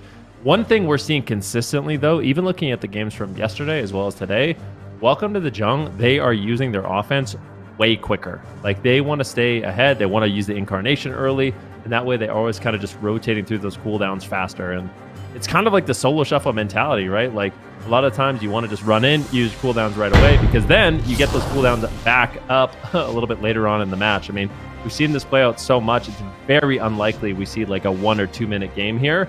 This is like, these teams are going the distance. 4-5 minutes here, multiple incarnations. So just getting it rolling early, I think, is really important. So Peekaboo, Prev loves this Trinket Fear strat, but it looks like Absterge was there to actually dispel it. No, Peekaboo just trinketed the Fear this time, so he's playing all-out aggression. He wants to get some early momentum and build a lead, but Drake is the one who seems to be just skyrocketing at the moment. Prev is rotting down heavily, but he's looking to be able to recover with Zheng Bahai in the background, and Absterge still dispelling dots and staying out of line of sight, so they can't punish the dispel. Really good positioning on Absterge. He's doing a great job. I feel like in the earlier cups, he was really struggling with mana. He would just be way behind other healers in a matchup like this, but that first game, it was so close. It was neck and neck with Zheng Bahai, and that's a result of just so many games of practice put into this. And both Paladins are posted up really far away from the engagement. They know that this can go the distance, so they're playing a bit more conservative in the earlier minutes.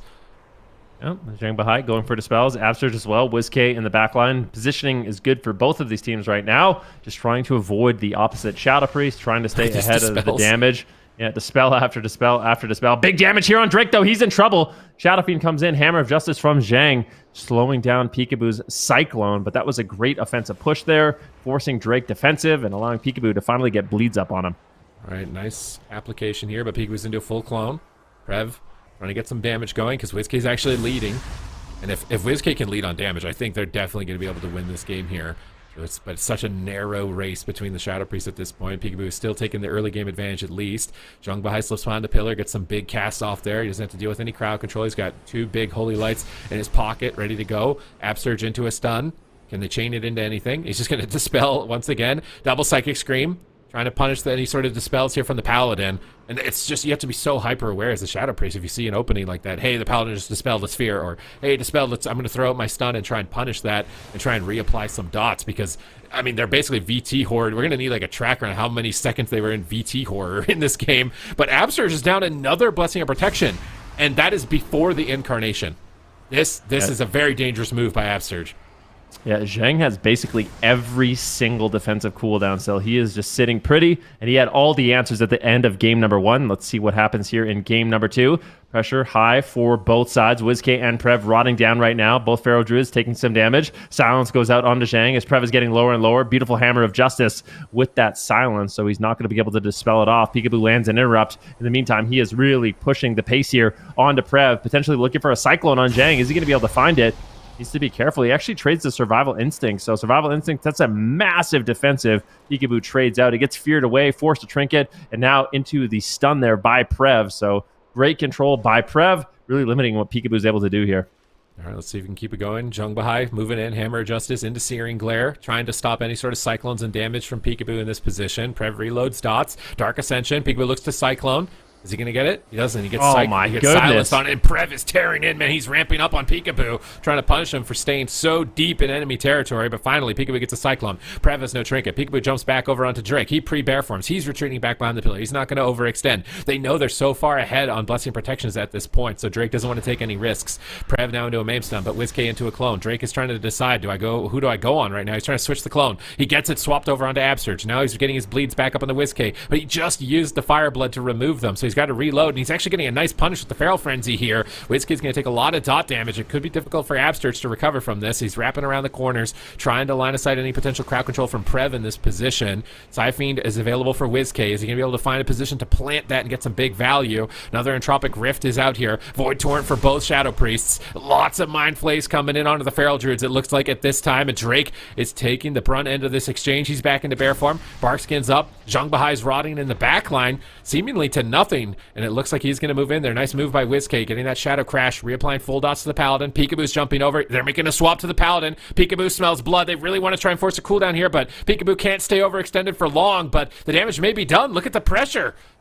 Yeah, this is great pressure here by the move, but Zhang still has the answers. He is so unbelievably greedy. He's willing to just let his entire team get low before trading a single defensive cooldown. Dampening is now almost at 20%. Searing Glare comes in there by Zhang. That's going to deny Peekaboo a lot of damage. Drake comes back, trying to get the damage rolling. Lance is stun here on Peekaboo. He immediately trinkets. Peekaboo is not messing around. He wants to keep the pressure up, but Drake needs to be careful. Doesn't want to overextend. Trades out the survival instinct. That should be enough for him to survive. Zhang might have to finally trade something. I mean, sacrifice a blessing protection, something. They're getting greedy. Drake gets knocked away. Beautiful knock there by Peekaboo. Can they sneak away with a win? Lay on Hands finally comes in, but that was a great play there by Peekaboo, really punishing that positioning.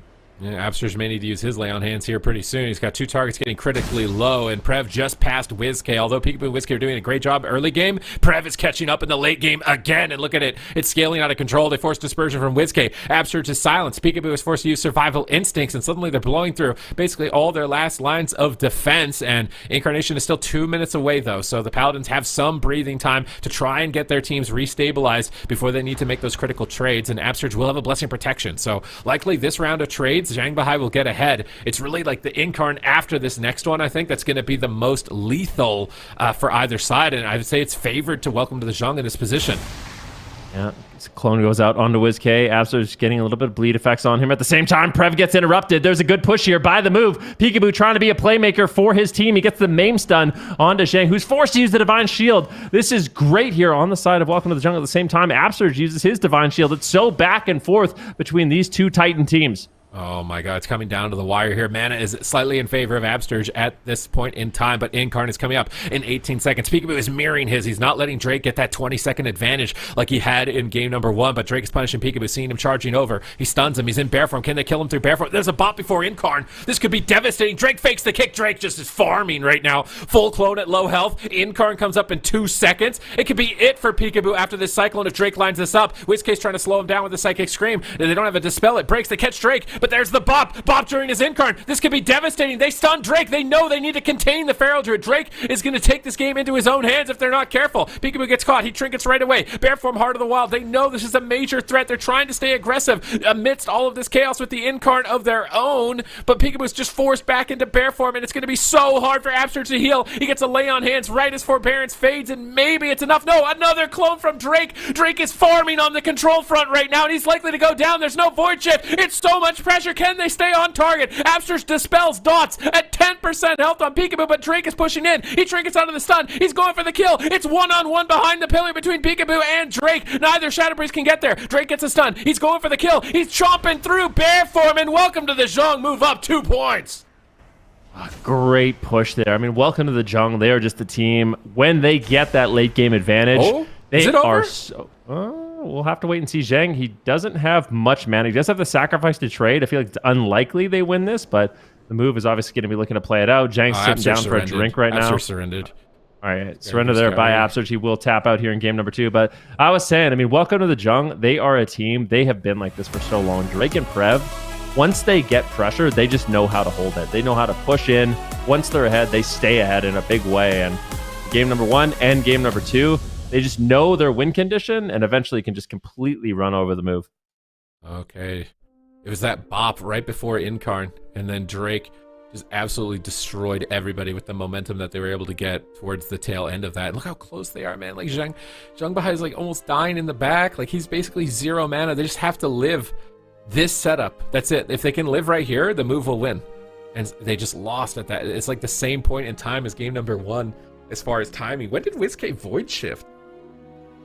I don't know. I don't know the exact moment, but definitely would have been nice to have it in this situation. I mean, he's so ramped up on damage. Everyone is just dying, but unfortunately, Peekaboo falls first. Prev has a dispersion to follow that up, and that's just a bit unfortunate there for the move, but they're just having to trade out those cooldowns. Even right now, Zhang still has a Blessing of Protection. He has Void Shift. What? So he does it out of the clone? See. Right here on the Hodge? Oh, they overlap, play on hands and Void Shift. That is really unfortunate. That actually cost them the game. Yeah, exactly. They live. Like he can Void Shift now and disperse. And then I think if WizK Void Shifted and then Upsurge actually had to lay on hands, like that would be... Right. Either one. Either one is totally fine. But that mistake, that one mistake, and I just want to say, like, watching these games, these are exhausting matchups. I mean, the way it plays out, like, think about it. You're the point of view of a Shadow Priest. You're just sitting there getting destroyed by a Feral. That enemy Paladin is just dispelling your dots the entire game. He's getting chain interrupted and stunned. Every single one of these matches is going, 6-7 minutes, and it is just it's a brutal matchup to play through. I mean, it is definitely a battle of who can outlast. Okay, this is not a sprint. It is a marathon. For both of these teams, can they go the distance? It's a best of 7 grand finals. The Move have put in so much work to get here, so much improvement. They've expanded their roster. They finally found a comp that was working. It got them Cup 4 victory, but now here in the grand finals, they're leading on damage, but they're still losing. It's all coming down to just critical calls, just critical defensive calls at the last second, because everything else is there. They've got the throughput. They're actually outdoing them mechanically as far as that front. But it's just a big blunder at the finish line, and they can't close it out. So they got to keep it tight the entire time. These games are going the distance. They're going 7 minutes plus. You have to be focused. You can't drift off. You can't panic. You can't undercalculate. You can't overcalculate. Everything has to be perfect at this level of play. There's going to be no more room for error here. They move up 2 points. We're locking in the same matchup. We're going to Tiger's Peak. Can the Move actually deliver on this? Can they keep it together for 4? They have to win 4 maps. Yeah, I mean, it's a lot. It's a lot of games, but we'll see. The Move has come back from worse. There's no doubt about that. They're a team that can definitely rise to the occasion when their backs are against the wall. But welcome to the JUNG. They are definitely looking fully powered up. I mean, Drake and Prev, this is a power duo. They've been, just completely destroying in the North American AWC team for such a long time. Bringing on Zhang Bahai was obviously an incredible decision for them. Been such a solid healer. Then of course they have Nick on the bench. Nick has a 90% win. He won a cup just coming in, winning literally every single game on the Frost Mage.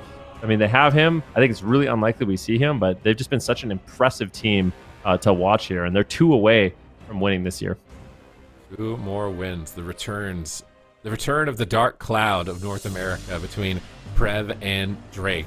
Are they going to take the region once again, or are the Move going to deny them of taking that throne back and gain crowns of their own for the first time in a major event? Peekaboo for a decade has been grinding. He was a kid, he was a teenager, trying to get big wins in the AWC, and he's once again in that position where he's so close to it, but it's looking so tough. They have to play perfectly for so long in these grueling matchups against each other. Just immediately charging across the map, ready to go. Does Prev Trinket Fear instantly? He does. Same opener, but Peekaboo's he's sitting through it. Abstract actually snuck it to spell in before that silence. That was really nice there in the early stages. Peekaboo barkskins the stun onto himself. Is he going to trinket the clone with his Incarn? No, he already trinketed, so his Incarn's getting shut down a bit here as Drake is pushing forward. Barkskin trades. Both teams are playing for efficiency in this matchup. Your medallion does not matter for surviving. It matters for doing more damage in this matchup.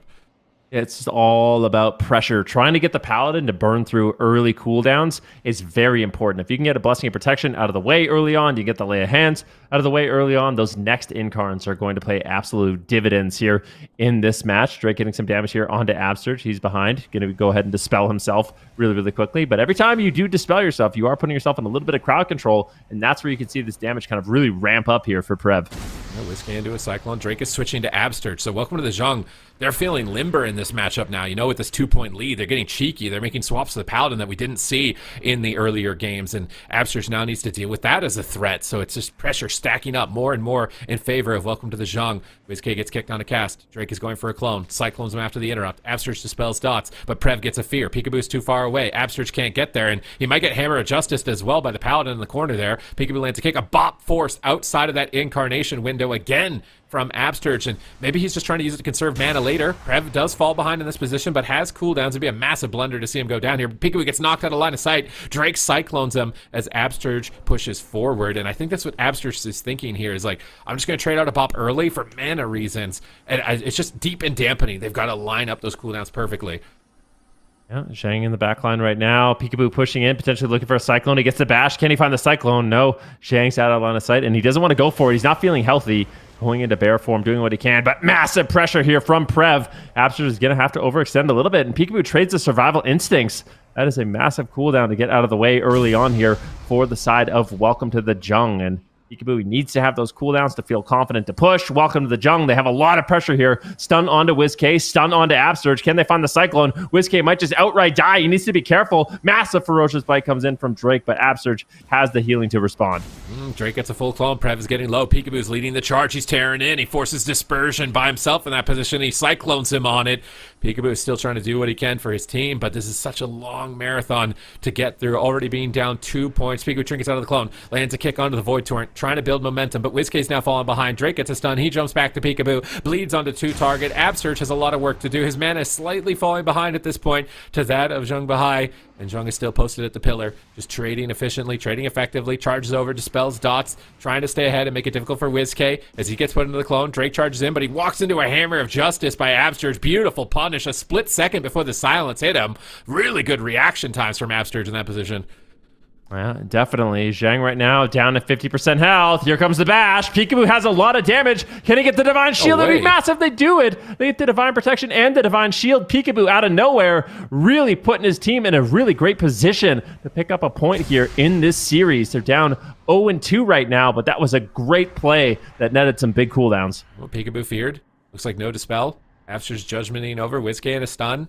It looks like welcome to the JUNG have the move under control into a Cyclone now on Peekaboo. They know he's been the major threat, so they're putting a lot of crowd control on him. Prev's in a good position in the corner. Peekaboo jumps in. Is he going to regret it? Zhang Bahai's there. He gets the Hammer of Justice. Void Torrent through for a Searing Glare on the Dispel as he's trying to line that up. Beautiful crowd control chain right there from Zhang Bahai onto Peekaboo. Peekaboo's just having no fun. Drake is now moving back as well to pressure him, and the damage is just continuing to build out of control. Prev is in the lead this game, and that is bad news for the move. Yeah, definitely do not want to have Prev sky high on damage. He's got a lot of cooldowns. The Dispersion's rotated back up. Mana even for both of these healers. But this is one of the first times we've seen Absturge ahead in terms of defensive cooldowns. He almost has 2 Blessing of Protections. That being said, Zhang has Lay on Hands. Might need to make the trade. Prev's getting low. Peekaboo going for a Cyclone right now. Is the Psyfiend that is immediately sniped off there by Peekaboo. So I'm not going to be feeling too threatened, but Drake comes back to get a stun. However, a counter stun on Prev at the same time is not going to allow them to really get too much done with that Sunlock on Peekaboo. Oh, nice Master Spell on the clone from WizK, but Prev is there. He punishes it with a Psychic Scream. Now he's getting dots out. He fakes the kick. Dark Ascension, Void Torrent. Prev is ramping. He's going to do a lot of damage here at the moment onto WizK. Looks like as he Shadow Crashes to reapply dots, Peekaboo's going after Drake, but I think Prev is a bigger threat. Look how much damage he just got out of that exchange where he's free casting. WizK's rotting, but so is Drake. Back into bear form for a moment as Zhang Bahai is silenced behind the pillar. Prev is getting pressured. Peekaboo is still trying to turn up the heat in this position for his team. Drake jumps over to Absturge, lands a maim behind the pillar, looking for the Cyclone. Does he get it? He gets the Cyclone. This could force the Trinket. Peekaboo's dying to Prev now, losing that 2 versus 1 on the side of the balcony. Drake's moving back, looking for another Cyclone. Doesn't get it. Denied by the Typhoon. Into the maim stun. Peekaboo's doing a great job. WizK sneaks in, gets a Psychic Scream, but Peekaboo's now feared back and away and can't really capitalize on it, unfortunately. And the game will just continue to move on. It seems like the 7-minute mark is the enrage timer for both teams, where any mistake will lose you the game. Yeah, no cooldown overlaps. That's what we're going to be looking for. These teams to make efficient trades. Prev, though, getting low on health, might need to use Dispersion. Trades out the Fireblood racial, and that will remove all the damage over time effects. Peekaboo looking for a Cyclone. Can he find it? No, just going over to Drake. Gets the full bash, loading him up with bleeds, but Drake preemptively uses that Bark Skin to reduce all of that incoming damage at the same time. Now, Prev once again is under fire here by Peekaboo. Whiskey in a prime position to get dots up. VT on everybody. He has a lot of damage loaded up here. Mindful Insanity's coming in, and Zhang is going to start to really struggle to heal through this pressure. The move is looking good. Drake is low. Prev is low. Zhang is low. I don't know if they're going to be able to recover a full Cyclone potentially on the Dispersion. Prev gets out of line of sight, but look at Drake. He is just not going nowhere but down. Peekaboo is carrying. That forced the lay on hands and Dispersion with that control that Peekaboo just got, but now he's in a Psychic Scream. They're trying to punish him. They find him in the Rake Stun. Absurge is in the silence. Peekaboo gets gripped to safety by Wizk into a Blessing of Protection. That is the play that we saw in Cup number 4 that got them the win in that situation, and they're repeating it here in game number 3. Look at this damage. Look at this carnage, and the move come back, putting a point on the board. Yeah, Peekaboo just really carrying the damage there in those final moments. That Blessing of Protection just put him in such a prime spot where even when Peekaboo was in a little bit of trouble, as soon as he got that Blessing of Protection, he could confidently push in and close out the game. The move strike back. They put a point on the board. Not going to be getting swept out here by, welcome to the Jung. And I think this is a really great game by the move. Really good game for Pika. He got so much momentum for his team time and time again in a lot of these positions, and they were trying to punish him, but they just couldn't. He was just constantly pushing forward, pushing the pace, forcing disperse, cloning the Paladin when he realized the Shadow Priest is going to line of sight, switching back onto Drake, keeping pressure over onto him. And Peekaboo was just able to bounce between all 3 targets. And when he gets this triangle positioning where he gets to attack all 3 or clone all 3, like, that team is just at such an advantage. But there's that life grip into Bop. And we saw that play, I think it was on Robodrome in Cup number 4, which then allowed the move to push in and close out the game. And it did exactly in this position. We're getting to that 7-minute mark, and that's exactly when you pick your timing to make your big play. And they were able to do it. That kick also onto Prev. He had Void Shift. Like, oh my god, everything came down right that last split second perfectly for Peekaboo. Yeah, and that's what we're talking about. I mean, the games are grueling, right? We're going 6-7 minutes every single time. The pressure is high. Everyone's rotting down. And what it comes down to is just not overlapping defensive cooldowns. As you can see, Zhang, I think he actually had a Blessing of Protection as well as his Sacrifice, and Fred have the Void Shift. So there was answers in these final moments, but unfortunately, they just could not get them off. We'll watch exactly what happens once again. So Peekaboo gets the Blessing of Protection. He pushes in, goes after Prev. Zhang dispels. He has Blessing of Protection, but he gets silenced, so can't access that right now. And if he had just used it a little bit sooner, maybe he could have lived. Maybe he was anticipating the Void Shift as the next cooldown trade, and then when he got interrupted, it was just too little too late. But those are the mistakes you really can't see if you want to go the distance. Okay, I was starting to get some concerns that it was just going to be a blowout. It was going to be a 4-0 like Europe, and I was like, come on, no, there's no way, come on. The move, like, they've been leveling up. They've got to have some fire left in them, and they absolutely do here in game number 3. They're going to put a point on the board. Welcome to the Jung. They want to go to the big maps, and that's telling me that Welcome to the Jung feel more confident in the late game, whereas the move are going kind of like more neutral-oriented maps. So let's see if they can get it going here for their side. It's not to say that the early game is completely irrelevant, because I think if you make a blunder, that you can definitely lose the game. Pharaoh Druid overextends in a bad spot. Shadow Priest gets caught in a weird position. You can still lose the game there, but it's about, like, you need to play efficiently without making any major mistakes, so that in the late game you have more resources, is the name of the game in this matchup. Yeah, this is that was the confidence booster for the move, right? Like that mentally. You're down 0-3, that's a rough spot to be in. But now you come back, you put a point on the board, you're like, hey, you start believing you actually can do this. Although you lost the first 2 games, you're not on match point just yet. And if they win this one, then they're going to be feeling really good. So I feel like in terms of confidence and mentality, this is a very important game here for the move. Welcome to the Jung. They obviously want to bring to match point, and the move needs to avoid that at all costs. And the move have leveled up. Wizk is getting closer to Prev, beating him at times in the damage meter, which wasn't the case in Cup number 4. So definitely a much improved team for the move. Fully powered, ready to go, staying alive in the tournament, getting a win. And welcome to the Shang. They want to snuff that out. They want to just get 2 and be done with this and wrap things up. So the gates have opened. Both Feral Druids like they can just sprint in immediately on the opposing Shadow Priest. And the Shadow Priest, they trinket, they Psychic Scream, but Wizk sits the stun. So a little bit of a different opener here, which does mean Drake and Prev will get more momentum initially, though. Yeah, Peekaboo right now going for some damage. Upsurge getting loaded up with damage over time effects. It's all about efficiency like we've been talking about. Just getting that early game damage so you have those trades earlier on in the match. But if people don't make any trades and you get a big swell of damage, if you completely drop the ball, this game could end early. Good pressure here in favor of the move. They're getting some damage out onto Prev. He gets cycloned up. Great offensive cyclone there by Peekaboo, continuing the pressure onto Prev. Drake is also rotting down low, so pressure heavily in favor of the move at this point. Yeah, really good cyclones and stuns from Peekaboo. Drake's getting punished for pushing in.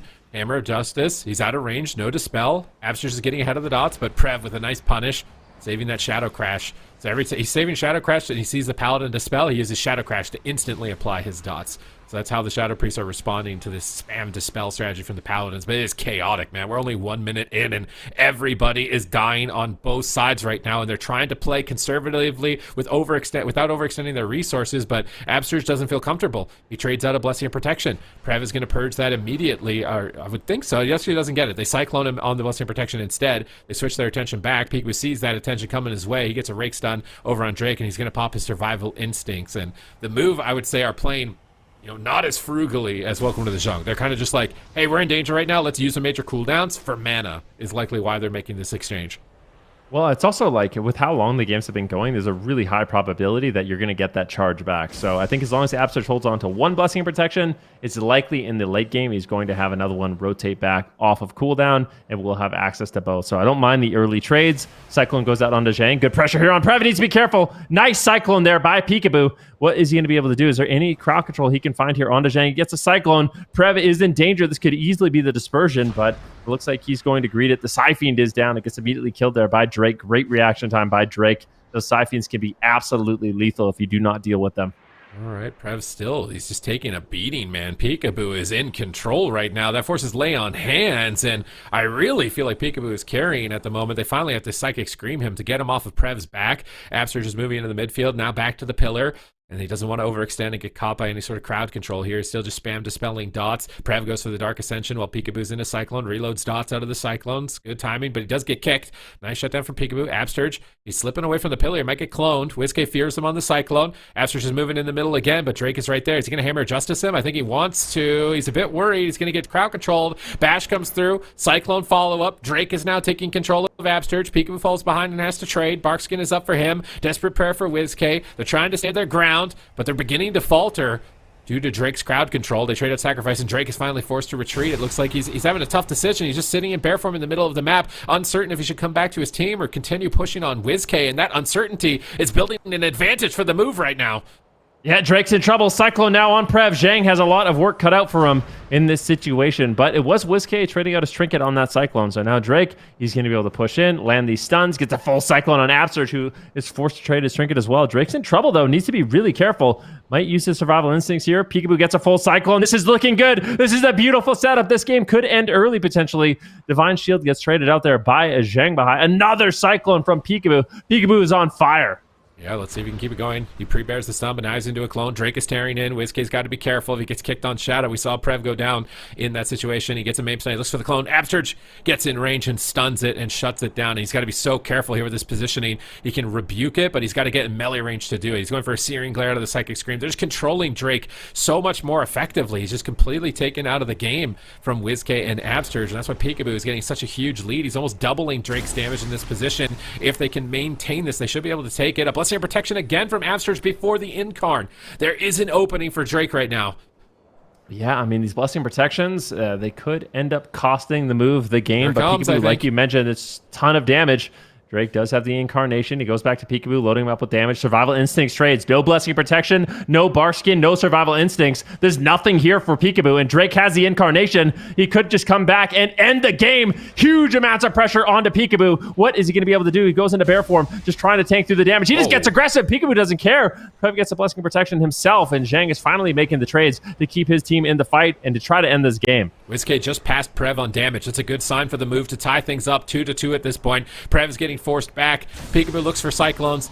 And it looks like Jung high's out of the fight, but so is Absurge. Absurge trinkets out. Drake's put into a Psychic Scream. He can't get dispelled. He's getting feared into the corner. Another Cyclone from Peekaboo. Peekaboo is going clone crazy. He gets feared by Prev. He knows he's a threat. He's trying to take him out of the match. Is Jung going to get the Searing Glare out of that? It looks like he's not going to be able to. He gets Psychic Horde. Absurge, he's still kind of just playing midfield. He doesn't want to overextend for a Repentance just yet. They don't think they have the damage to finish it. He's going to play it safe for now. Tears Deliverance is up. He's trying to recover from the devastation thrown towards WizK. WizK trinkets under the bash. Drake looks to punish. Cyclone being casted. Absurge line of sights it. Drake goes for another Cyclone. He gets stunned by Absurge. They're still just shutting Drake down so effectively. He trinkets out of the fear. He goes for a clone. He finally gets the clone. There's no trinket for him. They swap back onto Peekaboo, I think. He doesn't have a lot if he gets the stun out of this. There's the stun coming through, and another Blessing of Protection is forced from Absurge. And Incarnation is coming up in 50 seconds. Can Peekaboo get a kill before that timing?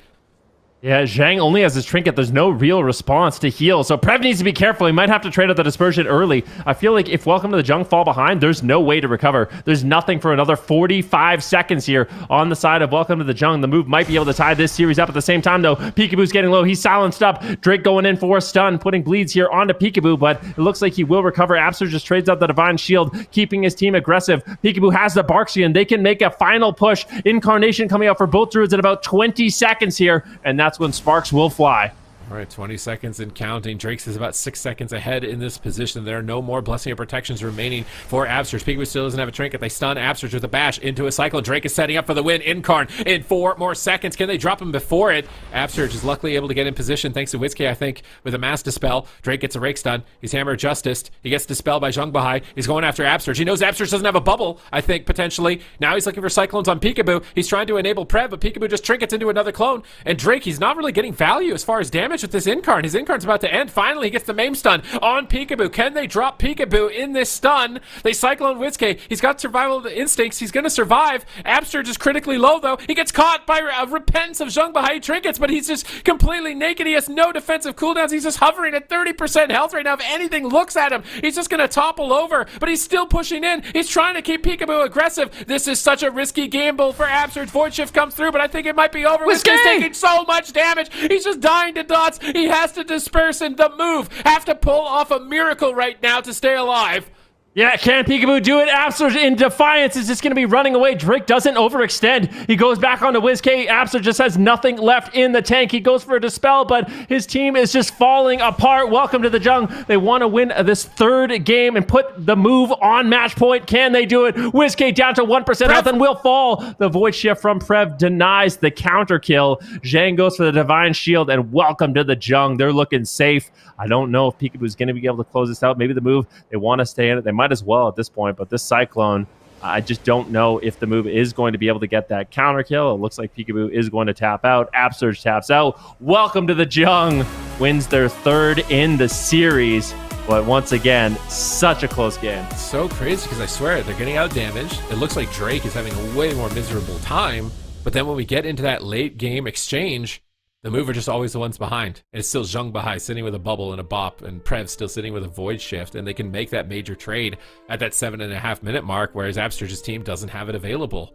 So I don't know if it's just a matter of being a little bit more patient with the second bop. Maybe you can kind of just throw your first one willy-nilly, like, hey, yeah, it's kind of a lot of damage, I'm going to bop you for efficiency. But when it comes down to that second Blessing of Protection, it just seems so critical to save it for a big swell of damage at 7.5 to 8 minute mark, because you can't swing the game back.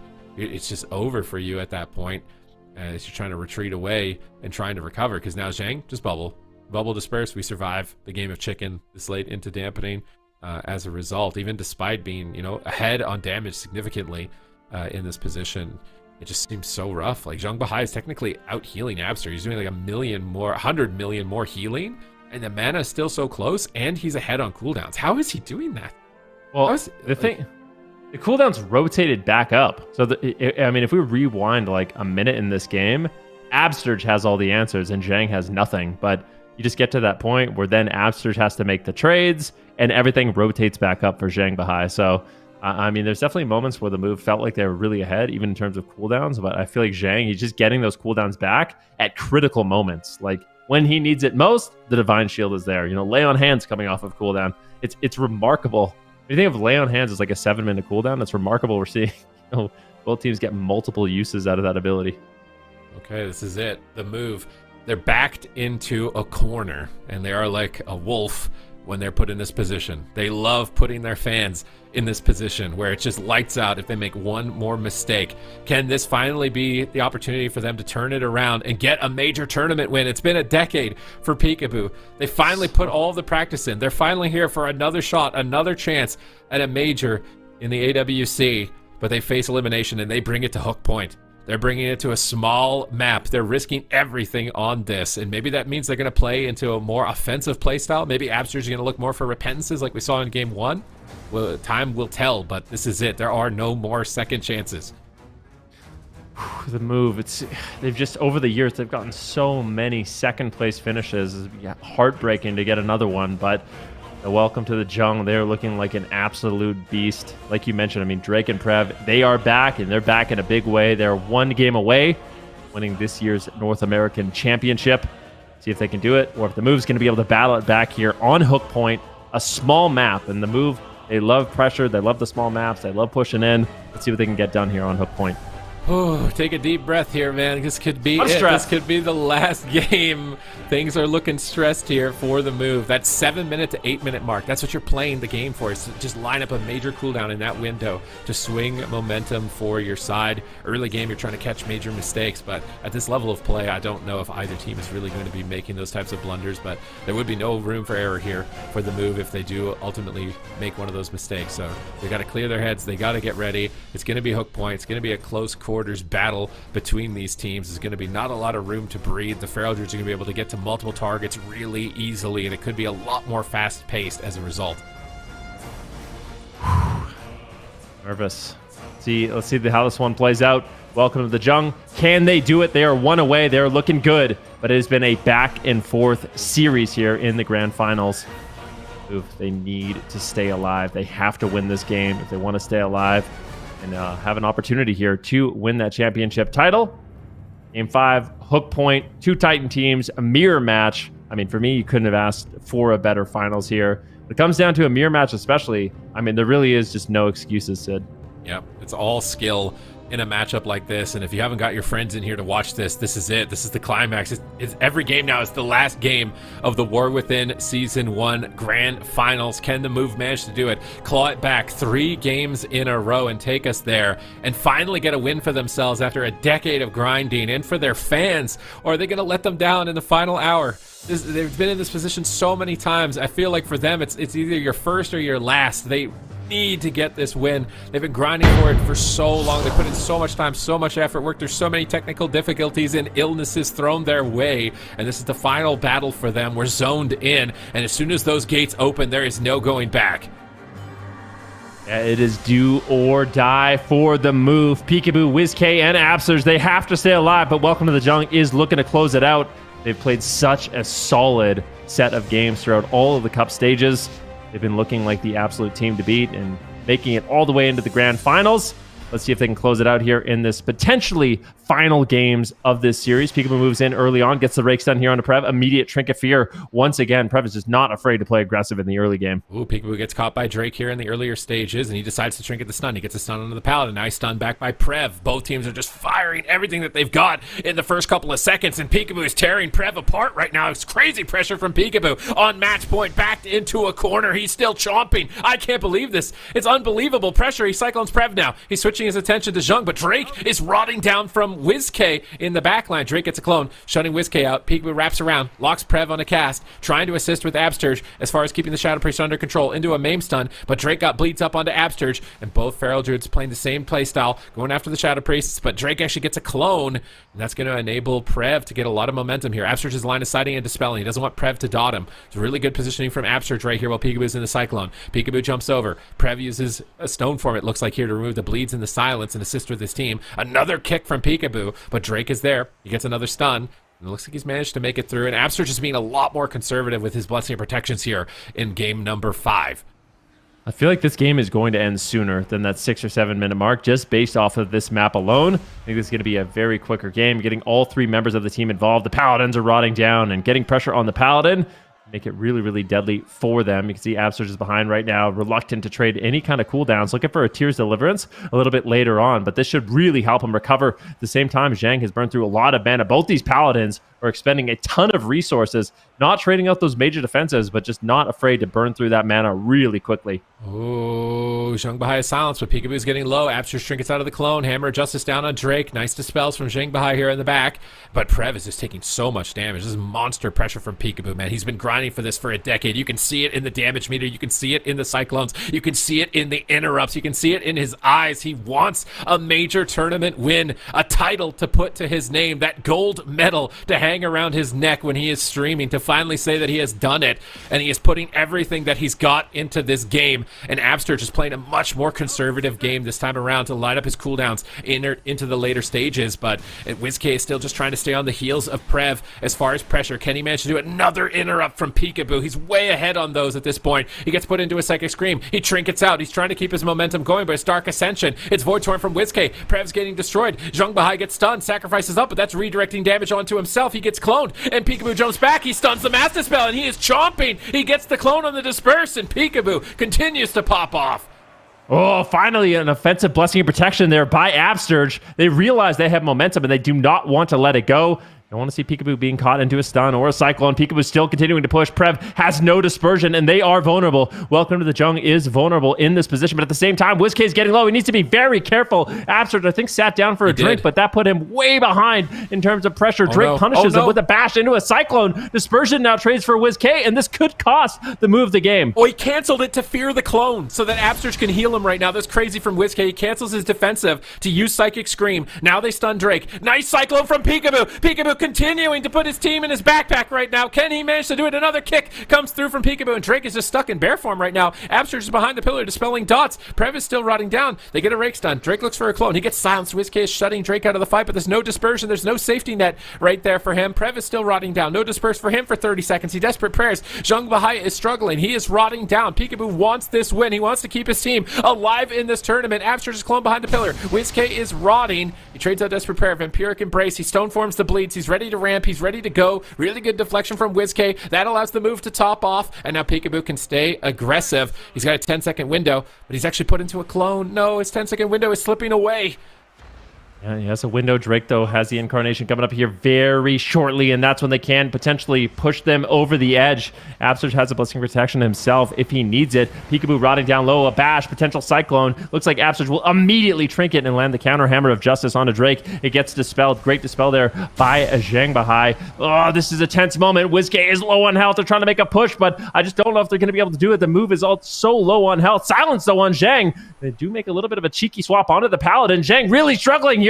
Trades out his sacrifice to try to keep Drake alive in this moment. WizK getting low on health at the same time. This is do or die, Sid. Oh, welcome to the Zhang. Can they hold on? They just need one more win, and they will take back their crown, the Dark Cloud of North America, the deadly duo of Drake and Prev. If they can hold on to the late game, they've been winning every single time at that stage. Can they manage to do it? Zhang Bahai is holding on by a thread behind the pillar with Avenging Wrath, managing to recover in this position. Peekaboo is stunned up. Absurge can't dispel. He risks it at the last second. Silence over onto WizK. Nice interrupt from Peekaboo. He's still trying to carry the game. Look at that damage meter. He's almost doubling Drake. He's doing anything that he can to get this Game 5 win, but they overlap cooldowns. And once again, a blunder like that can cost them the game unless Peekaboo can close it out.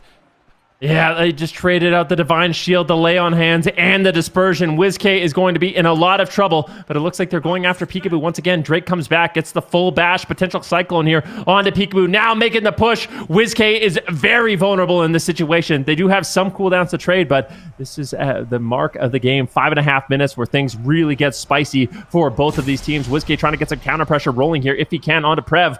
Prev just going to deflect that attack. Zhang in the backline, just no threat on him whatsoever. Welcome to the Jung is pushing in. They don't want to totally overextend, though. Prev decides to pull back and just get the damage rolling once again. All right, Prev ramping. Zhang Bahai stunned behind the pillar. Trinkets out. Hammer of Justice behind the pillar. And it looks like he's struggling. Peekaboo's tearing another skull bash from Peekaboo. Absolutely farming, but he gets feared on his clone. Oh no, he actually got the clone right before the fear. That's really good for Peekaboo here. Absurge dispels the dots. Zhang Bahai's trying to drink. He knows he's falling behind, but he got another Avenging Wrath. He's got big heals here. We're getting to that 7-minute mark. This game doesn't go anywhere but forward at this point. There's no turning back, and Prev is getting destroyed right now. Zhang Bahai Divine Shields, Drake Survival Instincts, Prev disperses, and now they all overlap their cooldowns. They need to win with this Incarn from Drake. He's trying to go after Absurge, but Prev is falling. Peekaboo is carrying once again. How is he still alive at this point? Sacrifice comes through. Drake gets cloned at low health. He trinkets. He is still rotting. Absurge needs to push with his team. This is the moment. They have to close out this game here and now. This is their chance to finally get a win in Game 5. Whiskey gets a triple fear. Drake is stunned up, and Absurge is there. Repentance has landed. Prev blocks the kill for a moment with Void Shift, but Peekaboo is there, swapping back onto Prev. He knocks him on his heel. Peekaboo goes in. The bleeds are ticking, and Prev is holding on by a thread right now to stay alive. Desperate prayer, but Zhang Bahai is totally tapped, and Drake gets a kick on Absurge. He's actually alive. Prev is actually alive, but the momentum is so far in favor. Just keep the gas pedal down. Keep it down to the floor right now. It should be over for Prev. Another triple fear comes in for WizK, and how are you alive right now, Prev? You are not. The move, stay alive. What a push there by the move. As soon as they got that pressure, they just did not give it up. The triple fears coming in from WizK just completely put them on the back foot. The move strike back. They are not out of it yet. 2-2-3. Still got 2 games to go, but that was a great performance by both these teams. There's definitely some sketchy moments onto WizK, but somehow Absurge managed to keep him alive and is actually going into the late game. Having that mana lead was just so crucial. Zhang sat down for a drink at one point, and that just put him so far behind, he just really couldn't recover. Oh my God. When that Vortex pulled Peekaboo back, when he was at 1%, I'm like, oh my God, Prev actually lived. Like, maybe they can turn this around, but they didn't have the cooldowns. And look what it did. Look what the map did. It changed the timing of the cooldowns. So the move, when they were in this position on the big maps, Welcome to JUNG had better positioning because the big map. But on the small map, they have worse positioning. So the move can actually close out the game. So this was so important for them as far as map selection to find victory. Also, Absurge's adaptation. He's not just kind of willy-nilly throwing out the bops. He's keeping them for that moment at the end of the game to push. And he knew exactly when to pull the trigger. He got all this crowd control on Zhang Bahai. Because if he's not CC'd here, Prev probably stays alive. That Typhoon to knock him away. This is the moment I was talking about. Like, I was like, I can't believe it. And Absurge is there too. He's ready to rebuke him, I think, along with that bash to try and close it out. It's so wild. This final moment, just picking that moment where you go all in. It's like you're on match point. It's like, we got to do this, guys. Like, we have to push. Like, if we don't get it, we're going to lose, but we have to push. Yeah, I mean, Peekaboo, we talked about those triple fears, but I mean, look at Peekaboo's damage. I mean, this guy really was instrumental, really a monster on that Feral Druid, making a solid push throughout the entire game, landing clutch Cyclones, putting out maximum damage, almost doing 100 million more damage than Drake in this game. So, I mean, that is a massive lead in terms of overall damage, just allowing Absurge to hold on to that mana, right? Because all that extra damage is damage that Zhang has to heal through, unfortunately, and that's going to be burning a lot of mana. I mean, look at this. 231 million to 144 million. That's a big difference. I mean, no one's gonna, if Peekaboo ends up winning this, no one's gonna say he was carried. I will tell you that. Like, the haters, they might try and come up with some excuses if Peekaboo manages to win this. Like, oh no, you just got carried by WizK. It's like, no, this is, Peekaboo is doing all the lifting. Now, I will say Absurge made a major improvement in that game. I feel like he was playing way better as far as cooldown management, and then it got his team to that late stage. But Welcome to the JUNG know that, and the maps change the timings. So they're picking the big map where they can play a bit more safe and extend their cooldowns that little bit distance longer. So will Peekaboo be able to find that opening as early as he did on Maldraxxus Coliseum? Woo! All right, here we go. The move, once again, backs against the wall. They've been in this position before. Welcome to the JUNG. They still just need one to close it out. They're definitely in a good spot here. They have to choose the large map, but it seems like stylistically, the large maps seem to be better here for Welcome to the JUNG, whereas the move, they like those smaller maps. So they're going to have to push through, figure out how to make this large map small, work together as a unit, and if they ever do find that pressure, really just push in, as a group. It's just so important. Both these teams, once they finally find that momentum, they're able to just kind of go in, end the game, really keep up the pressure. And once you kind of have to pull back like that and you're getting triple feared, it becomes almost impossible to recover. All All right, who's going to get the momentum, man? It's such a tense grand finals here for North America. The Dark Cloud, the return of the Empire between Drake and Prev versus the Move. They've been battling for themselves and their fans for so long to get a major tournament win, and they managed to pull a point on the board here. They're trying to take it to a Game 7. They just need to win 2 more maps, but they're still at a deficit. Any mistakes, and that is it for them. The gates are open. There's no turning back. Both Feral Druids immediately open. Prev, same opener. Trinket Fear immediately. Whereas the Move, they sit the crowd control. I think WizK likes using his stone form towards the earlier stages of the game to remove that first wave of bleeds and build up his damage with the intellect buff as well. We'll have to wait and see if he does use the stone form here, lined up with all the bleeds. Yeah, there's the stone form. So WizK's got a completely different opener. Prev Trinket Fears and WizK trades stone form. Yeah, I think it's good. I mean, it's going to rotate back off cooldown. It gives you that extra bit of damage with that Fire Blood ratio, allowing you to get a overall more damage. Cyclone now into Absurge. Peekaboo under fire. He comes back. It's the full maim stun here onto Drake. Great pressure here for the side of the Move. Both Prev and Drake are low, and JUNG is forced to trade out some big healing there. Now going into a rake stun. Peekaboo continuing to put out the pressure, and we'll see. I mean, Peekaboo, for him, it's going to be really important he's landing these Cyclones. He does get caught in a full Hammer of Justice across the map. Absurge charges into the middle of the map looking for a Dispel, but he gets caught into a stun, into a silence, and he is falling behind.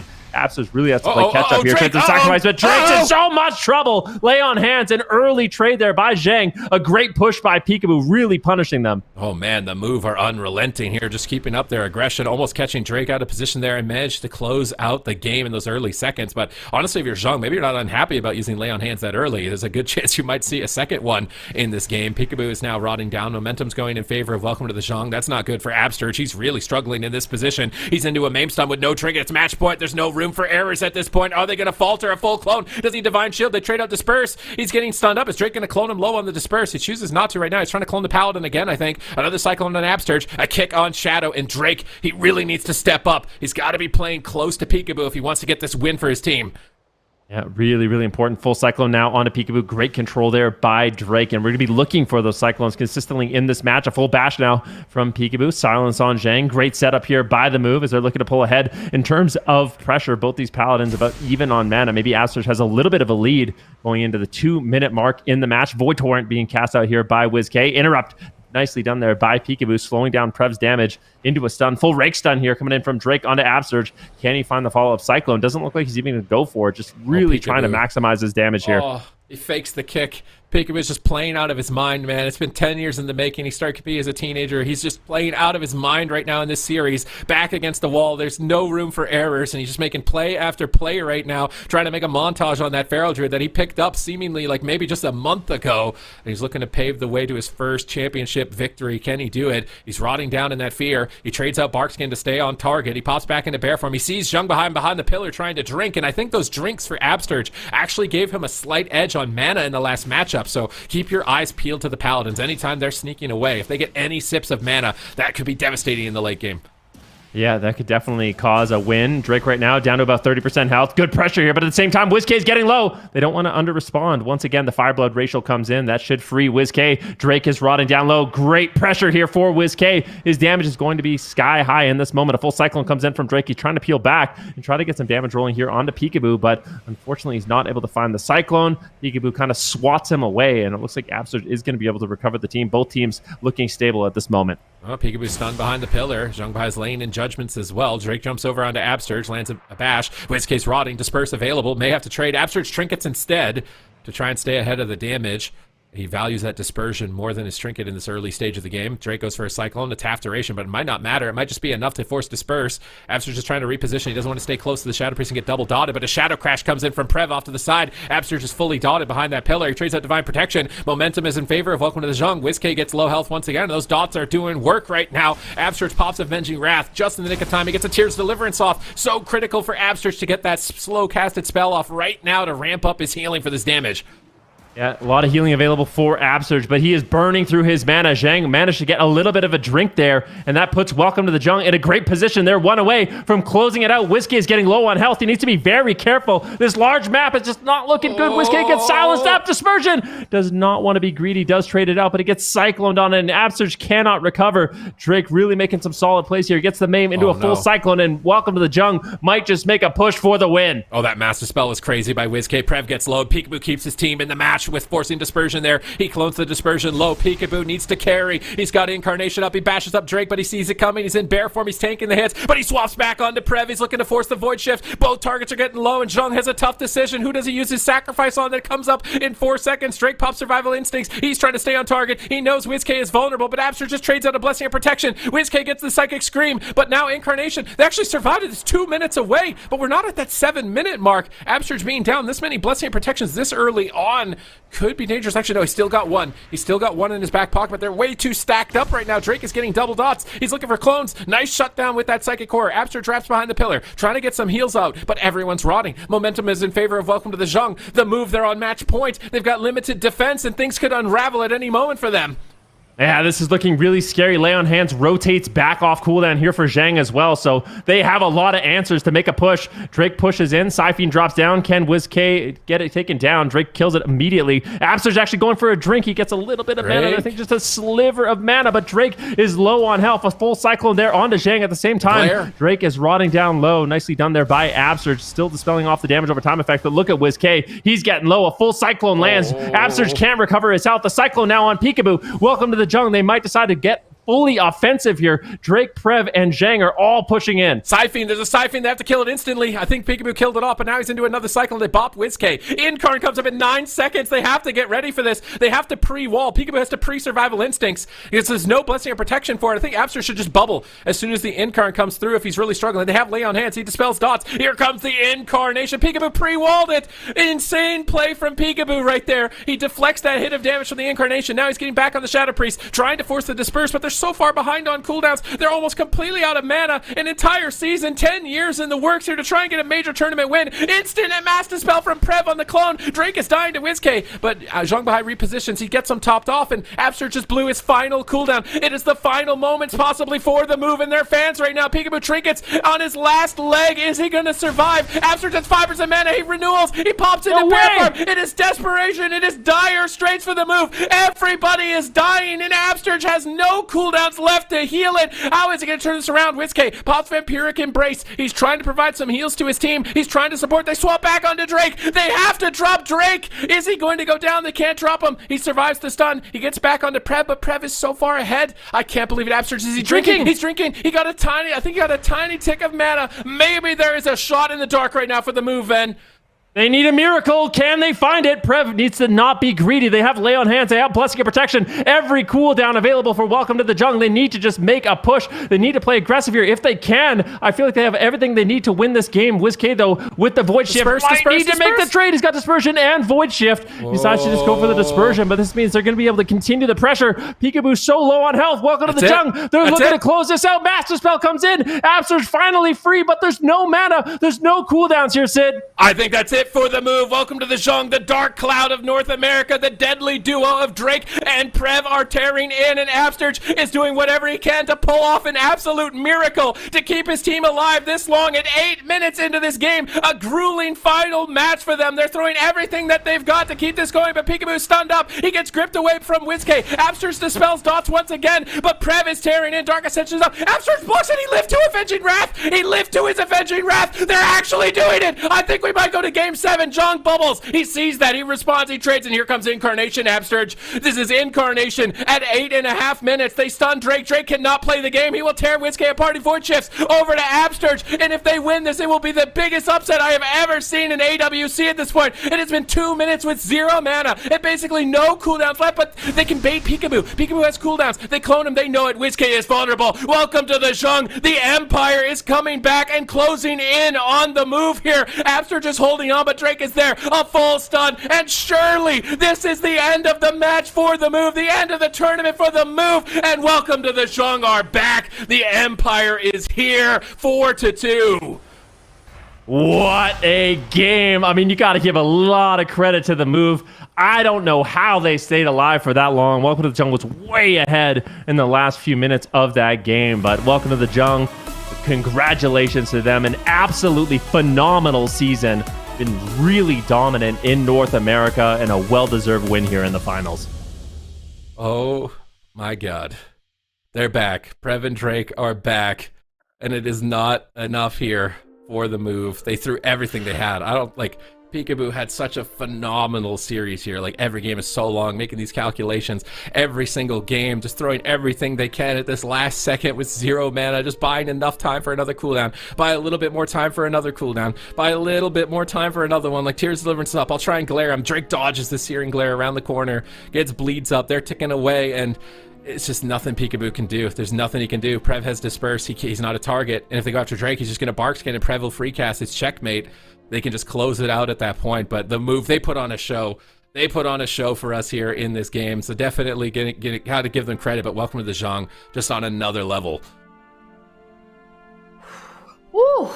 Are we all? Are we good after that? Is everybody all right? It sounded like we were losing our heads there. A little bit, maybe. Yeah, a little bit. maybe. It's good though. That's good. It means the quality of the games is good, right? Like, definitely. Yeah. if you don't lose your mind, then the games weren't that good. Yeah, that's a good measure for sure.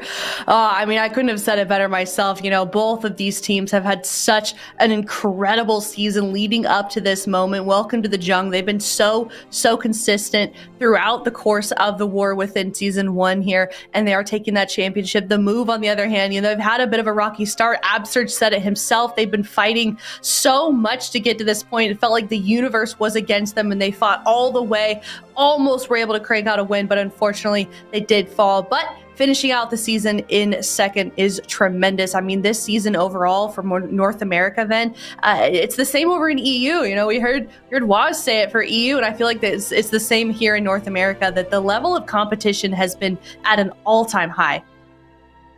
I mean, there really is just no question about it.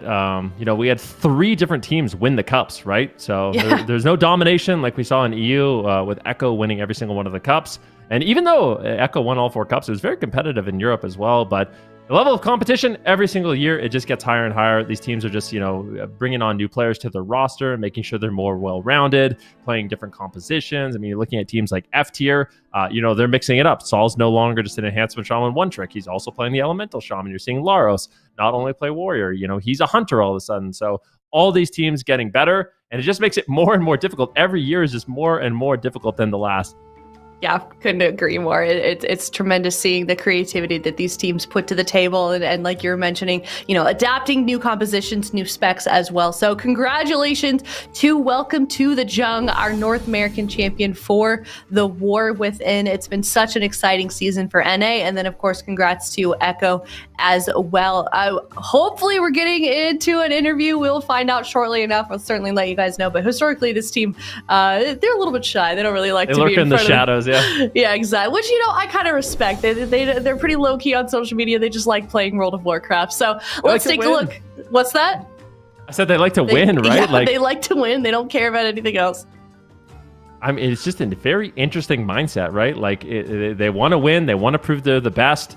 And I mean, I feel like at this point, they really have done. I mean, over the years, throughout multiple expansions, Drake and Prev, that duo has been an absolute terror. Coming back now and doing it once again. Yeah, $300,000 prize pool this weekend, so $70,000 to first place. So tremendous job for Echo, and welcome to the JUNG. There, those medals as well that they'll be getting for first, third, and second place on both sides of EU and NA. So overall, I mean, what have been your thoughts for this season, Super Tees, for EU and NA? I feel like it's been really exciting to watch. Like, this may be my favorite finals for both regions that we've had in a while. I mean, we had the wildest gauntlets, I think, from North America. Silk Tigers make it from the second round of the gauntlet all the way through. ILTU make it through the entire gauntlet, and they beat Echo 3-0. I was kind of hoping that final would go a couple of games back, you know? I was really me hoping too. it would go a couple of games back with ILTU, but obviously Echo had other thoughts, and they completely changed gears mentally for today. They went 10-0. I mean, that was a big mentality shift. They're going to give full respect, no overconfidence today, and absolutely destroyed the region. But yeah, this has been easily one of the best. Like, I'm trying to think, is there what AWC would really be better than this one here as far as finals? Because like, maybe if the final is a little closer in EU, that's like the only way I would like say that it could have gotten much better. Yeah, I think so as well. I'm trying to remember. Also, Ven, any favorite moments from you overall for the season? Honestly, ILTU, I feel like their gauntlet run and making it to the finals, that was definitely a highlight to me. it's always nice to see a team that, people, I don't want to say they don't believe in them, but a team kind of come out of nowhere and really show what they've got, because there are so many phenomenal players in World of Warcraft. A lot of these players have been competing and playing for such an incredibly long time. So whenever there's like new surprises and newcomers kind of rising to the scene, it is great to see. But also, I mean, for Echo, just seeing them play, I really like watching Echo play, because they're just so incredibly dominant, right? Like, for them, it's all about legacy. It's not about just winning one tournament. It's not about, being the best rogue or whatever for Waz. He just wants to be the best player. And I feel like their entire team has that mentality. So just watching them have that consistent success, it really is nice to see. Yeah, this certainly is. And it sounds like a surprise. We actually may be getting an interview in. So in the meantime, perhaps we can talk about predictions, hopefully. I think we do have that updated. We can let that interview get in. You're happy about that last one, aren't you, Aya? Oh, yeah, I am. I was the only one that rooted for Jung, wasn't I? All right, well, we flipped things around a little bit. We've got Zico up at the top here, because we all know that he's the real winner. For the correct predictions of who will lose. The prophet of death. He's confirmed after that last one. Exactly. He's confirmed the prophet of death. He is Bonsomdi. he is indeed Bonsomdi. Just erase Zico. But we can take a look at the actual predictions here and where we did end up. Ven, Sid, and Azale, the Canadians up at the top. How does that feel to have that victory? Feels really good. I mean, honestly, I was near the bottom for the other predictions, so I'm glad we reset here for the finals, and I was able to lock in. Honestly, I feel like one of the I just kind of went all in on ILTU in the gauntlet, so that definitely paid off for me. That did, yeah. That one, I rooted against them voted against them every single time except for the last one with the finals, and yeah, I learned my lesson. So ILTU, I'm blaming you for being down at the bottom, but Zico's got some work to do, and me and Chat. We're buddies. We're buddied up. You had perfect predictions at 4 too, Ven. Jeez, I think you might be the new prophet. I don't want to say that, but I had a good weekend, so full humble here. The prediction leaderboards I know is very serious. Yep. But I told you, Chat, I was coming for you, and I saved it for the finals. So glad that we were able to pull when it counts, right? Now you're the prediction. Exactly. Champ. Yeah. Absolutely. I've been talking smack to Chat the whole time, and I'm finally I'm happy we could pull ahead. Yeah. I mean, they're never wrong, except for this time, I guess. They had a great season, not gonna lie. Chat did? Yeah, they had a really good season for right. predictions. They won. They beat us all. Maybe that's what we should do, is we just wait until Chat puts their points in, and then we just vote for Chat. And then we'll all be winners. Isn't that rigged? I feel like that's rigged. No, we don't need to tell them that we're doing that. You kind of just did, I mean. Yeah, you're right. Okay. You keep that low key, I think. Okay. All right. Well, hopefully we'll get that interview ready soon. But in the meantime, of course, thank you so much for everyone that has been watching. This is kind of the end for AWC for season 1. There's been so many people that have been behind this production, making things happen. Admins, mods, production, the observers, replay. There's so many people besides just the casters, of course, that are making things happen. So if you did enjoy the production this season, definitely put some hearts in the chat to appreciate the people that have been working behind the scenes, because that is not the end of WoW Esports. There's quite a bit coming up as well. If you're a fan of PvE, or if you want to see more competitive World of Warcraft gameplay, we also do have the MDI coming up. MDI China finals come on November 19th through the 20th, and then we've got MDI Global finals November 22nd through the 24th. So it'll be here at the same place, twitch.tv/Warcraft, as well on YouTube. And if you'd like some more updates as that goes along, you can follow us at WoW Esports. It's always, I feel like MDI is kind of a nice, like, chill thing to watch. Maybe that I'm gonna get flamed for saying this, but I don't know. I like to put it on in the background and grill some steaks. Aren't you like grilling meat? Yeah, I don't know. What's that? I was gonna say, you got your grill out for it. You're ready to go for it. So yeah, I mean, it's the finals. I'm sure that things are gonna heat up for them as well. With the China finals happening in the middle of the week as well, to keep between the regions. Yeah, it's been interesting seeing kind of how that's been developing over there. But I mean, overall, just the war within, it's kind of changed the vibes of how WoW Esports has been developing. It's cool to see a fresh slate with AWC as well as MDI. All right, well, unfortunately, Nick is DCing, so we're still gonna get that interview in here it's better soon. to But DC out of the interview than out of the game, I guess. that is so true, dude. I was talking about it a little bit earlier, but the lengths that Peekaboo went through to fix his disconnect issue. He, first of all, I'm not quite sure. I don't even think he really knows what exactly was wrong, but it sounded like he took some power cords all the way from his kitchen and put it all the way into his office because it sounded like the breaker was wrong. Here's a tweet from Carlos. Nothing but love for Jung as they waited and even allowed us to maybe switch comps for game one while Pika sets up a laptop in his kitchen. GG's, see y'all tomorrow. That was a quote retweet. What is this? I haven't seen this. What a fried day, LOL. Pika's breaker is screwed and flips every 10 minutes or something. DC 2 seconds before G3 against F tier. DC first game against Jung. DC again before we start first game. Having Giants log on Druid and sit in stealth. LOL. 2 delay. Yeah, just DC after DC after DC. So definitely impressive how they were able to at least, bounce back from that and play to their best of their abilities today. Because honestly, I wasn't really expecting that. I think that's one of the things about the move, right? And why people like them so much. I mean, especially Peekaboo. It's just like good vibes, chill, whatever happens, kind of happens thing. And they always kind of have a positive mental attitude. So it's not a big surprise that they were able to battle back. But yeah, definitely unfortunate yesterday for them, but I'm glad everything was good for today. Who do you think the MVP on that team is? Oh, that's a hard one. I mean, it's so hard not it's always you just want to say Peekaboo. Yeah, it's like he's the one making the flashy plays, right? But I mean, I feel like all of them had a really really good. Say Peekaboo's finals. Electrician, or maybe not. Maybe it's the opposite of Peekaboo. All right. Anyways, we can stop filling. We've got Nick here. Welcome to the Jung. Hello. Can you hear us? Yeah, hello guys. Hi. Hello. How you feeling? Great. Awesome. I mean, overall, this has been a pretty good season for you guys. Did you expect to make it this far and win the grand finals? Yeah, definitely. We knew it would be really hard though, so I'm excited we were able to come out in first. Definitely. Go ahead. I was gonna say, Nick, you've obviously been around for a long time. Phenomenal multi-classer. You played Mage. You had a great cup. You guys ended up winning. I just want to ask, what is it like to join Prev and Drake? Because obviously they've been like that dynamic duo. They've won a lot of tournaments. Like, how have things changed for you joining their team? Like, what's the practice schedule like? Are things different than in the past for you? Yeah, it feels amazing to be on a team with these guys. They're insane.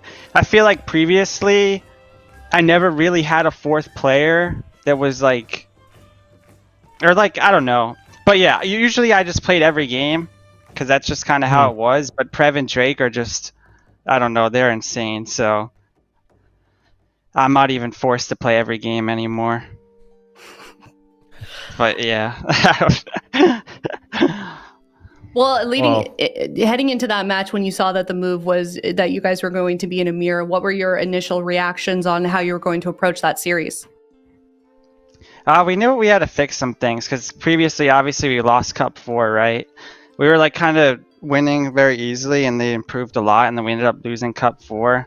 So we did a lot of VOD reviewing and just to find what went wrong, and we just improved on some stuff, and it ended up working out. Kind of seemed like you made some adjustments as well to some of the builds on your team about midway through the series. Did that make much of a difference? I think we kept it the same throughout, if I'm not mistaken. Sid? I'm pretty sure everyone ran the same talents and everything. Okay. We don't really get to see a lot of you guys as far as social media or as far as streams and stuff like that. So for me, I'm kind of curious, what is the vibe of Welcome to the Jung? Is it good vibes? Are you guys super strict on trying to just be strat calling and stuff like that? Is there a tilter on the team? What are the vibes of Welcome to the Jung? We're definitely really chill. Prev definitely gets kind of mad sometimes, but it's not anything.